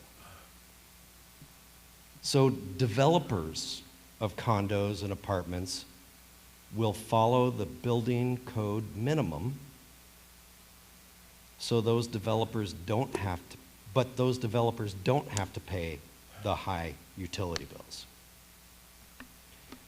Building codes aren't perfect, but it's a tool we have. Building codes may be difficult, but they are a tool we have. The specialized code is a tool we have. We can use this tool to make buildings more efficient. If we vote yes, new apartments and condos will be more energy efficient and have lower utility bills and will save Canton citizens money. Thank you. Thank you, sir. Lisa Lopez, you've been there for a while. Let's go with you, please. Lisa Lopez, 87 Chapman Street. And to be clear, I'm speaking this evening as an individual, not as a representative of any committee to which I've been elected or appointed. But to state the obvious, we are living in a time of extreme pain from rising utility costs due to the high cost of fossil fuels. Electrification from clean energy sources is our future. We know this because of what it will do for the environment, our health, and increasingly we all know that this is a matter of national security. Just think for a moment if this article had come before our town meeting 10 years ago. The arguments against adopting this specialized code 10 years ago would likely have been that it would have been too expensive. It was not necessary to encourage market adoption of changes that make sense, and that it would discourage construction. Because these are often the arguments we hear when contemplating policy changes, whether improvements to building codes or labor or safety standards or anything else that affects the quality of people's health and well-being. The go-to argument is usually, it will cost too much. But this objection does not consider the cost of not making a change, both in the short term and, more important, in the long term. During the last 10 years, More than 500 new dwellings have been permitted in Canton. What if this specialized code had been passed 10 years ago and all those homes had been built to this new standard? 10 years later, 500 households might be a little less burdened by the current crisis due to the cost of fuel. The point here is that there will always be a short-term cost to strengthening our safety net, whether to improve the well-being of individuals or the environment. Certainly, we don't want to waste money on regulation for the sake of regulation, but we should be willing to spend money as an investment in our future. Spending some money now that will result in a longer-term savings is good business and good policy. And that's precisely the decision town leaders and engineers made when designing the new middle school. Pay some more now and reap the long-term savings for the benefit of future taxpayers. Saying no to this article puts off for today what will help our tomorrow and will make doing so in the future, and all electric buildings are our future, even more expensive. Voting yes can be our gift to future homeowners and ratepayers, and ultimately to taxpayers who maintain our publicly owned buildings. Thank you. Thank you. Let's stay in order. You're up next, and Mr. Manning, you're on deck. Hi, my name is Charles Hansberry. I live on 31-7 Hill Street. And I live in a home that, my family's home is quite old, pre-1900, I think. So this won't affect us at all, obviously. But it feels crazy to me to think that there would be, you know, going forward into the future, construction going on that's still assuming by default gas is how it's going to all go, like ad infinitum into the future. Because you know, we use gas in our house. We do have a induction burner, which I like. My mom doesn't like it, but I think it boils water a little faster, and I think that you know, the future of housing in Canton ought not look like how most of my home is, with shoddy wiring and according to old standards. And it's comparable to, even if there are cost savings to building, to use fossil fuels, it's akin to building a house without windows or a car without a catalytic converter, and we have regulations to make sure that can't happen. And so to me, it's a no-brainer that that housing should be the same, to be built according to modern standards and future standards. Okay, thank you. Thank you for your position. Mr. Manning, you're next. Thank you, Mr. Moderator. Gene Manning, 12 Harrison Road, Chairman of the Board of Assessors. The Board of Assessors voted not to support this article. We feel that there's several key projects for the town in the next 24 to 48 months that are critical to be developed, and we feel that this could potentially delay that or put the town at a disadvantage. We absolutely support the stretch code. We absolutely support the new Galvin School and the efforts that have been made there. I voted in favor of the new Galvin Middle School, as everyone did. In terms of that, I think to put this forth on the town with some of the provisions that are in there, as you heard from CABI, creates a lot of concern in the business community. Just a note, there was a comment made of the communities that have adopted this. 293 haven't, and I certainly think that the stretch code we have is very, very important for the town. All our businesses, as you heard, support energy conservation. And right now, over 50% of Eversource's source of energy is fossil fuel. I absolutely think that the future holds 100% electrification, but we're not there yet. We don't know what that is. We don't know what that looks like. But Eversource, our energy supplier for the town of Canton, still relies heavily on fossil fuel. So I think we need to work towards electrification, increase our stretch code, promote it, help our businesses and our homeowners achieve it. but I am not supporting this. Thank you. Okay, thank you, Mr. Manning. All right.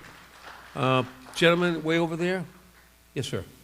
Yeah, thank you, Mr. Moderator. I am Luke Matthews, 34 Randolph Street. I am in opposition to this article. I have just three reasons really to explain why. I will say it's disappointing that we saw a presentation where it looked like a single year from a single neighboring community was cherry-picked and presented to us as that's statistical evidence about the effect of this on development. I agree that the technology they're talking about works. I installed heat pumps in my own house, and that's why we don't need an anti-development article to take away flexibility to stop housing development, which is what this article, in my opinion, is about. This is the kind of flexibility reducing article that has resulted in a housing crisis across our country, where there are not enough homes being built for people. It doesn't directly require a single heat pump be installed in Canton, and despite the proponents saying they care a great deal about the environment, it doesn't address the single largest cause of Canton's residential carbon footprint, which are existing homes. Most of Canton is already developed, and the proponents of this bill have proudly told us how this won't affect existing homes. But if they really cared about the environment, we'd start there. We'd start with our own homes and take the beam out of our eye before taking the speck out of our neighbor's eye. But certainly some of the supporters of this article don't actually want those new neighbors. They don't want new people here, and that's why they put forward articles like this, to stop new people from moving into Canton, to keep it for themselves and their kids. So that's why I think we shouldn't fall for it, and we should vote no on this Article 33. I'm not against the technology, it does work. That's why we don't need an article mandating it only for the new people. Okay, thank you, sir. All right, back over here. Yes, ma'am. One of our subject matter experts to address some of the issues. Okay. Hi, good evening. My name is Lisa. This is too loud. Sorry. My name is Lisa Cunningham. I'm an architect, and I just want to dispel some of the things that I've been hearing in the comments. First of all, the specialized code allows the I'm sorry. I'm sorry. Oh, I'm sorry. I'm sorry. Oh, she's a consultant, and she's already noted in the warrant, but. All right, sir. Okay. Okay. That's fine. I granted permission to those people to speak. If you could just say your name and address, please. Hi, Lisa Cunningham, 397 Newton Street. Thank you. There you go. So just to continue, I just wanted to address some of the misunderstandings that I've heard. I'm an architect. The specialized code allows for the installation of fossil fuels. There's absolutely no prohibition for the installation and the use of gas heating, gas appliances in buildings and homes. The provisions in the specialized code, what they say, are extremely minimal. They say that you do install gas or propane or oil in your home, you have to pre-wire for eventual electrification. In the case of your heating and cooling system, you've already pre-wired because you're going to have air conditioning. And that is essentially, you're going to be using a heat pump for your air conditioning. So you've already pre-wired. So that means pulling a wire to 3 locations in a home, which is potentially your hot water heater, potentially your dryer, and potentially your cooking. So you have complete flexibility, complete builder choice. So I think there's a lot of misunderstanding in the business community because the ability to use gas or fossil fuels is completely allowed under the specialized code. The other thing that I would like to address is this issue of growth and housing production, because there have been studies done. Some communities, like my own community of Brookline, are running up on 3 years of having implemented the specialized code. Other communities, Boston, Cambridge, Watertown, Many, many communities have been operating under the specialized code for a long time, but there's been a recent report, and I just want to read from it, that has shown, it was done by Passive House Massachusetts under the support of DOER. Specialized communities have added new housing 17% faster than stretch code communities. That's what Canton is, the stretch code communities. And stretch code communities, in turn, have added new housing 14% faster than base code communities. Communities that have recently adopted the specialized code have seen a median 25% increase in units added and a 14% increase in units permitted in the year after implementation compared with the previous year. So, contrary to, there's actually evidence showing that not only has the specialized code not had a negative effect, it's actually had a positive effect on the communities that have adopted it. So those are just 2 points that I wanted to make. You're allowed to build with fossil fuels, very few requirements if you decide to build with fossil fuels, which are all around consumer protection, because builders can have a choice to build with fossil fuels, but the eventual owners of these buildings, the eventual inhabitants of these buildings, should be able to retrofit, to that other person's point, should be able to retrofit those buildings with very little, with minimal cost and disruptions. And if that's what happens when you pre-wire an empty shell, it's very easy to retrofit in the future for people who decide that that's what they want their building to be. So I'd like to say, I'd urge this community to join the 58 other communities, many of them your neighbors, 33% of the state's population. This is not a big move. This is a very, very small move, but it will basically future-proof your new buildings to enter into our modern era. And I don't think you're going to see, just as other communities have not seen any detrimental effects to their development community, I don't think that's going to happen in Canton. Thanks so much. Okay. Thank you. Person in the red sweatshirt? She's was waiting longer. Person in the red sweatshirt? Okay.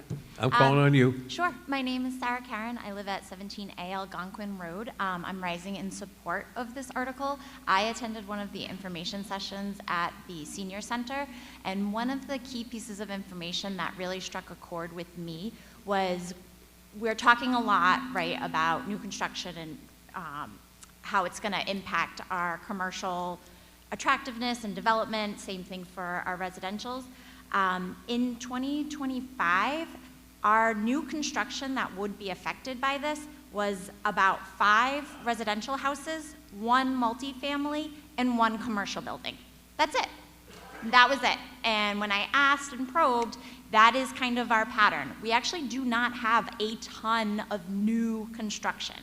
So the reason this group, I think, is really emphasizing the fact that it doesn't impact current buildings is because it's a really small ask. It's only a small bit that would actually be impacted by this. I don't think that we should be worrying so much about our tax revenue when our planet is on fire. I don't think that we can make claims that people's revenue lines are going flat just because of one code that affects their new buildings, when we've seen the effects of tariffs, we've seen the effects of other policies that have been put into place nationally or removed nationally. Causation, correlation is not causation, right? And I want to thank the experts for clarifying those points about the growth. And my other thing was, that was it. Thank you very much. Okay, thank you. Hi, Kylie Nichols, 16 Autumn Circle. I'm one of the folks who Ms. Cunningham mentioned who was lucky enough to move into an older home and look to renovate. And one of the first things we realized was any renovation to a home here was pretty much going to negate any of the existing oil heat we had set up. It was just going to be very exorbitant to replumb the whole house. And so we chose to get electric heat. And I was also fortunate that this house had solar panels put in 2008.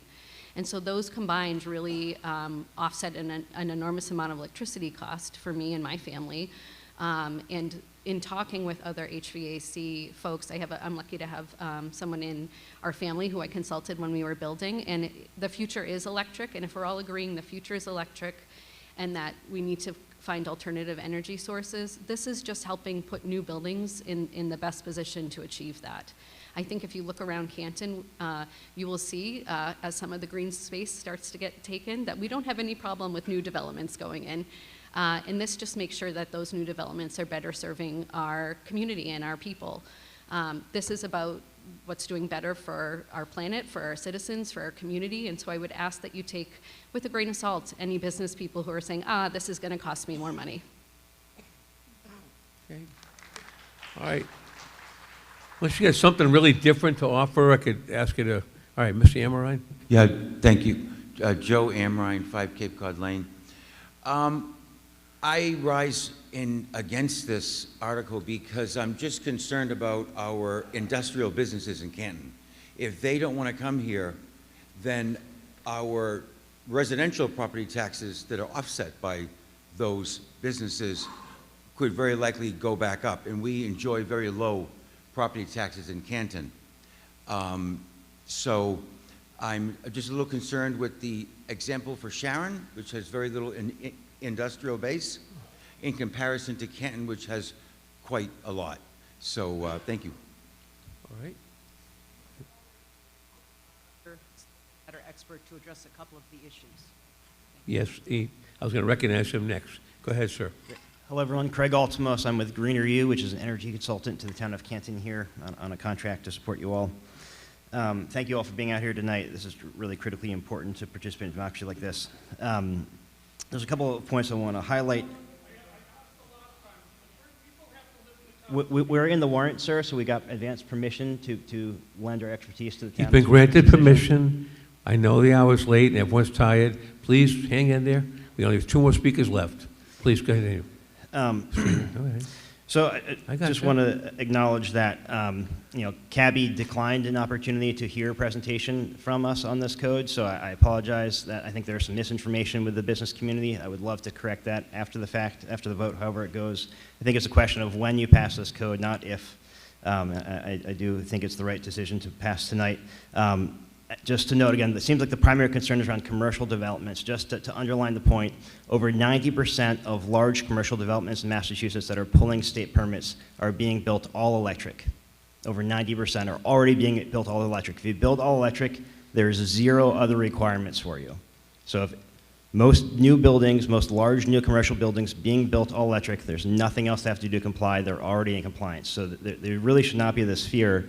The fear should be in the reverse. There's a state law called the Large Building Energy Reporting Standard. Every single large building in Massachusetts above 20,000 square feet has to annually report its emissions to the state. Boston has a similar policy called BERDO, which is Building Energy Reductions and Disclosure Ordinance. BERDO started just with reporting and then advanced to requiring all of those buildings to get to net zero by 2050. That's the current law in Boston, that's the current law in Cambridge, that's the current law in Newton, and that current law is expected to become current law statewide in a matter of years. So all of the new buildings built in Canton will almost certainly have to be net zero, no fossil fuels by 2050.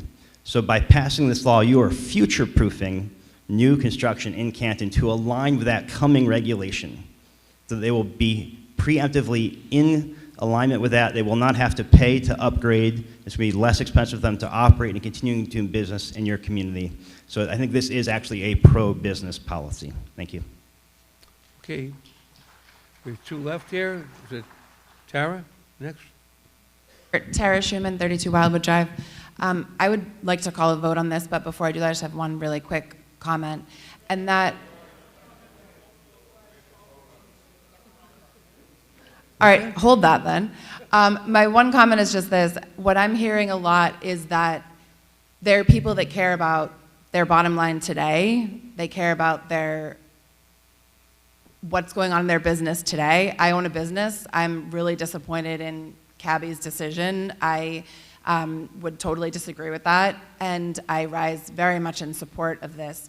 But what I'm most disappointed in is just why there's so much short-term thinking And if we're really thinking about our kids, our grandkids, our great-grandkids, this is like so small, it's almost embarrassing that we're even fighting about it in my mind. We should be doing so much more, and this is the tiniest step that we should take. I'm in full support of this, and I'm ready to call a vote, but I don't know, I heard energy around that. Okay, Steve Conley? Oh, over here? Yes, ma'am. Janet McGuire, 3 Talbot Road. Oh, Sharon, yeah. I'm not going to speak on gloom and doom approaches to emotionally get people to vote. I think what you need to see is specialized means restrictive. I think we've heard from the business community. We've heard from people that have worked very hard on bringing business to this community over the years, and those people have concerns about this. Doesn't mean we can't revisit it at a later date, but if they're concerned, I'm concerned. And I think we need to think long and hard about the decision we make, because I also remember when the marijuana was proposed as medical marijuana, oh, it's for poor people, they're sick, and blah, blah, blah, and then turned right around very shortly thereafter. It was all recreational, and that's all I smell everywhere I go, on school campuses, all around Canton and every town around here. So this is gonna happen as well. So they say right now, this won't affect your home, but down the road it will. They'll come back to this town meeting and they'll propose something else and make an amendment. You know, they'll go through a process, and I hope people think long and hard. You can come back to this. Think it through before you vote. Okay. Final speaker, Mr. Conley. Thank you very much. Stephen Connolly, 11 Carey Circle. I really don't need to be lectured to about short-term thinking and not thinking in the long term. I'm developing a building now in a neighboring town. The facts of our development do not comport with the facts that this gentleman just said here. His facts are incorrect. I've disagreed with Mr. Murphy in his election when he suggested that when he made his argument for this. His facts that he cited tonight are incorrect. When the gentleman over here cited some facts, you questioned those facts, but you didn't question the other facts here, and I'm disappointed in that. Okay, I believe the proponents of this are very well intentioned, they're very well funded, and they're very well organized. But if you built a home, if you've been part of a Buildings and Grounds Committee, if you've been part of a major development, you understand that homes and buildings need to breathe. There needs to be airflow, and there needs to be a certain building code that this is not going to achieve. There's such a thing as a sick building. There's such a thing as problems in these buildings. And I applaud those who supported the article, but when was the last time anyone here looked to the electric company and the electric grid and said, they're the folks who are going to solve my problem. They're the ones who are going to come through for me. When was the last time you looked at your electric bill and all the different charges on the electric bill? And now you're telling me that I have to rely on the electric company as opposed to making my own choice. And I can make my own choice, I assure you of that. This is not a modest rule change. You know, for once in my life, I agree with Alan that we probably should have postponed this. And this is not a minor issue. This is a major, major issue. I stand in opposition to it. I believe that the technology involved in heat pumps, the technology involved in electric vehicles, the technology involved in all these major climate change initiatives is coming, but it's not here now. We're 5 or 10 years away from this technology, maybe 20 years away from some of this technology. It's not here. In my business, they want electric trucks. They want electric excavators.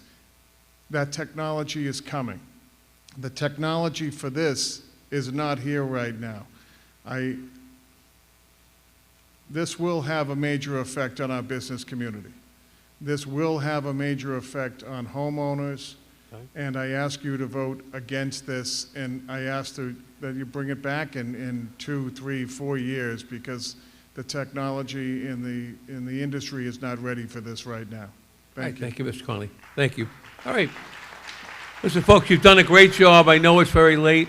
Everyone's been very patient. I understand that. I'm not going to talk more than I have to.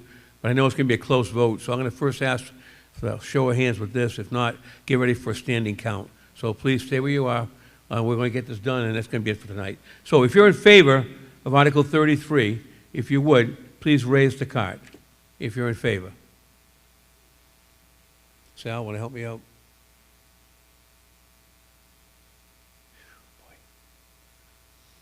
If you are against,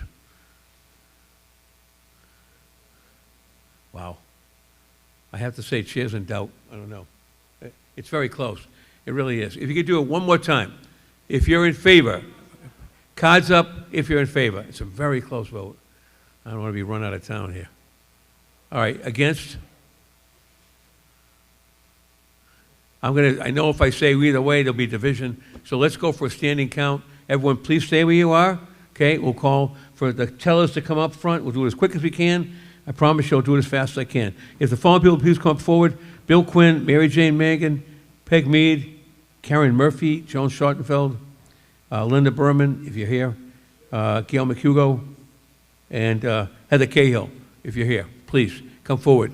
Get sworn in, and we'll do a standing count, and we'll wrap this up. It appears we'll be back here Wednesday. I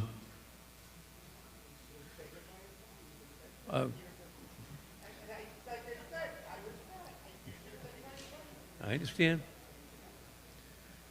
Please, everybody, just sit tight. The constables close the doors. The police, where's the police? Chief? Chief, please, make sure the doors are closed. No one else will be coming in. This is it. No one's getting out, no one's coming in. Remember, the people who are consultants cannot vote. Or those people who spoke tonight as consultants, I'd ask you to come to the front. Those people who are paid consultants to come to the front here. Okay, thank you. Thank you, sir. Just making sure I don't want anybody tainting the vote. If you could sit in the section here, sir, in front of the select board, over here, please.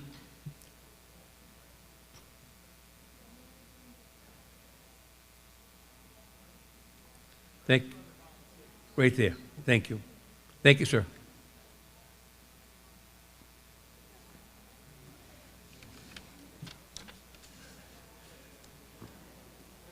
Where are you? So I'm going to get the vote, call the vote, and get the hell out of here. We can't do the budget, right? I don't think we can. We have 3 more articles. All right, Emilio. Emilio.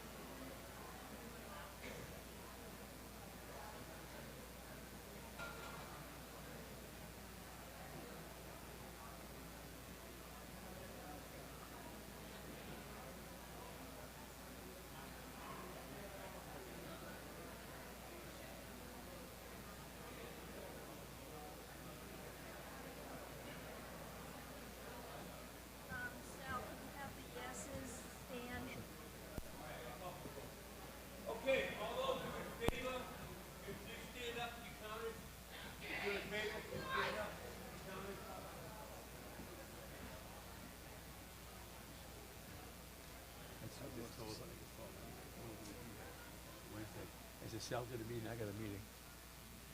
Please remain standing till you're counted, and please don't sit. Stay so tight, or stand tight. I don't know what the right word is, but.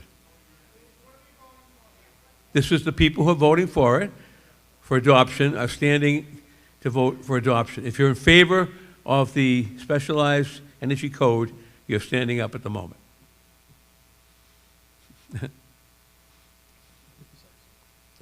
Seems like they help. Hmm? Yeah, now it does. It didn't seem that way at first. It was like close. It was. Let's get a pad of paper. Okay. Let's get a paper. Where's the paper? All right. So, the front. Here's your thing right here. There it is. Here's the thing. So let's use the front. Where's the front? Here we go. That's all right. In favor? None. Right, you got none. What's this? Wait, why do we have a phone? Where's my phone? Oh, okay. Oh, okay. Okay, so they're both at the same time. Okay. So everybody's in favor of that. So that works. So that matches. Yep, matches, that's good. All right, so I'm gonna put this over here. All right.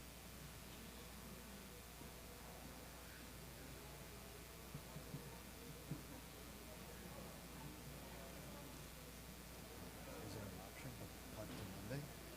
I don't know if we can, because we voted the rules to do it Wednesday. Thank you. I asked them that. Hey.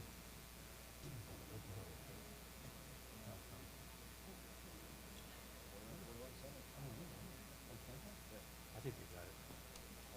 I think they have it. Yeah, they have a screen there right now. Yeah, they got it. Shit. Listen, so my point is, I said Sal's got a commitment, and I county budget. I could probably blow it up. It's gonna be shit show. Wednesday night, Billy O'Donnell's open today. He liked me. I tried to give him some money. Now I'm his best friend. Is that all four sections? I lost Let's see. This is the, what's this one now? track. What That it? is the right side. It's the right side? She said front. 15. We're missing one thing. Okay. Left. Left? Yeah. Where's left? How come they were, oh, okay, they're all saying they're in favor. Look up, Richard. All right. Oh, God. I thought the arguments that you made and Cabby and Steve Conley's a good speaker. Very good speaker. And there's no need to rush this, you know? But that's not a shoot. What? It's funny, come on.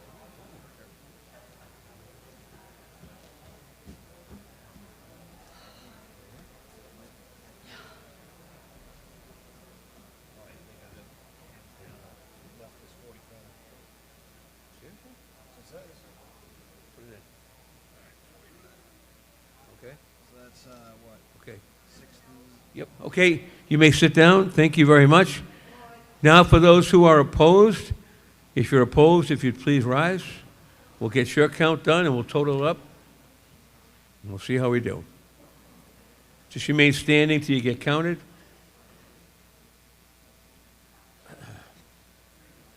At this point, it's I think they got it. What is it, 110? Anyway, some strange people. So all we really have left is July 4th, July 4th, stormwater, and the budget. That much. No. Really is. It should be more. That's like blow in, blow out, you know?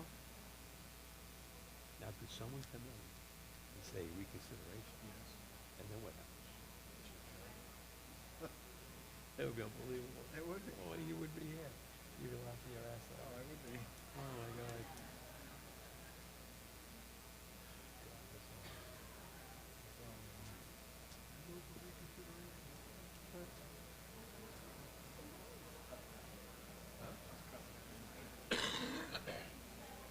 I almost said no. I was leaning that way. I thought, too close. They'd run me right out of town. They'd be like, division. No. Huh? Stand up. Oh, yeah. What's the point? Well, you just say, okay, you know. Just give it up. Huh? Now, some of these people are unbelievable. Okay, let's go. No. All right. No. Wow, okay. So we got, Front, 10. okay, that's good. We're winning that one, 10 to 9. Shouldn't say that. What's that, 13? Center, 13. Yeah.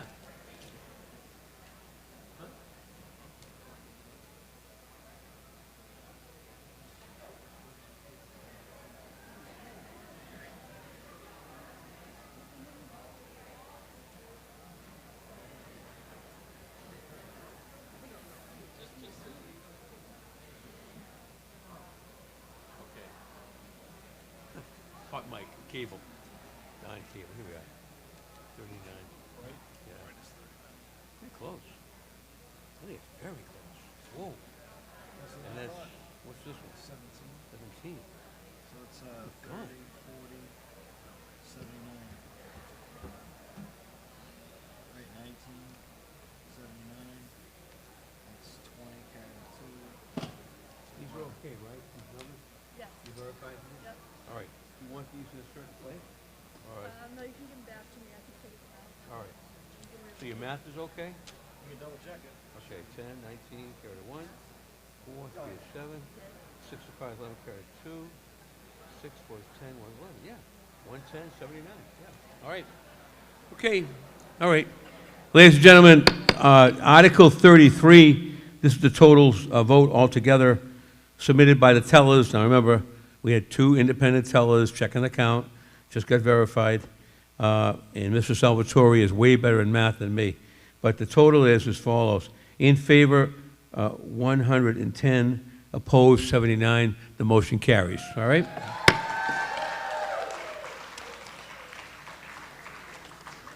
We have 2 articles left in the budget. You want to keep going?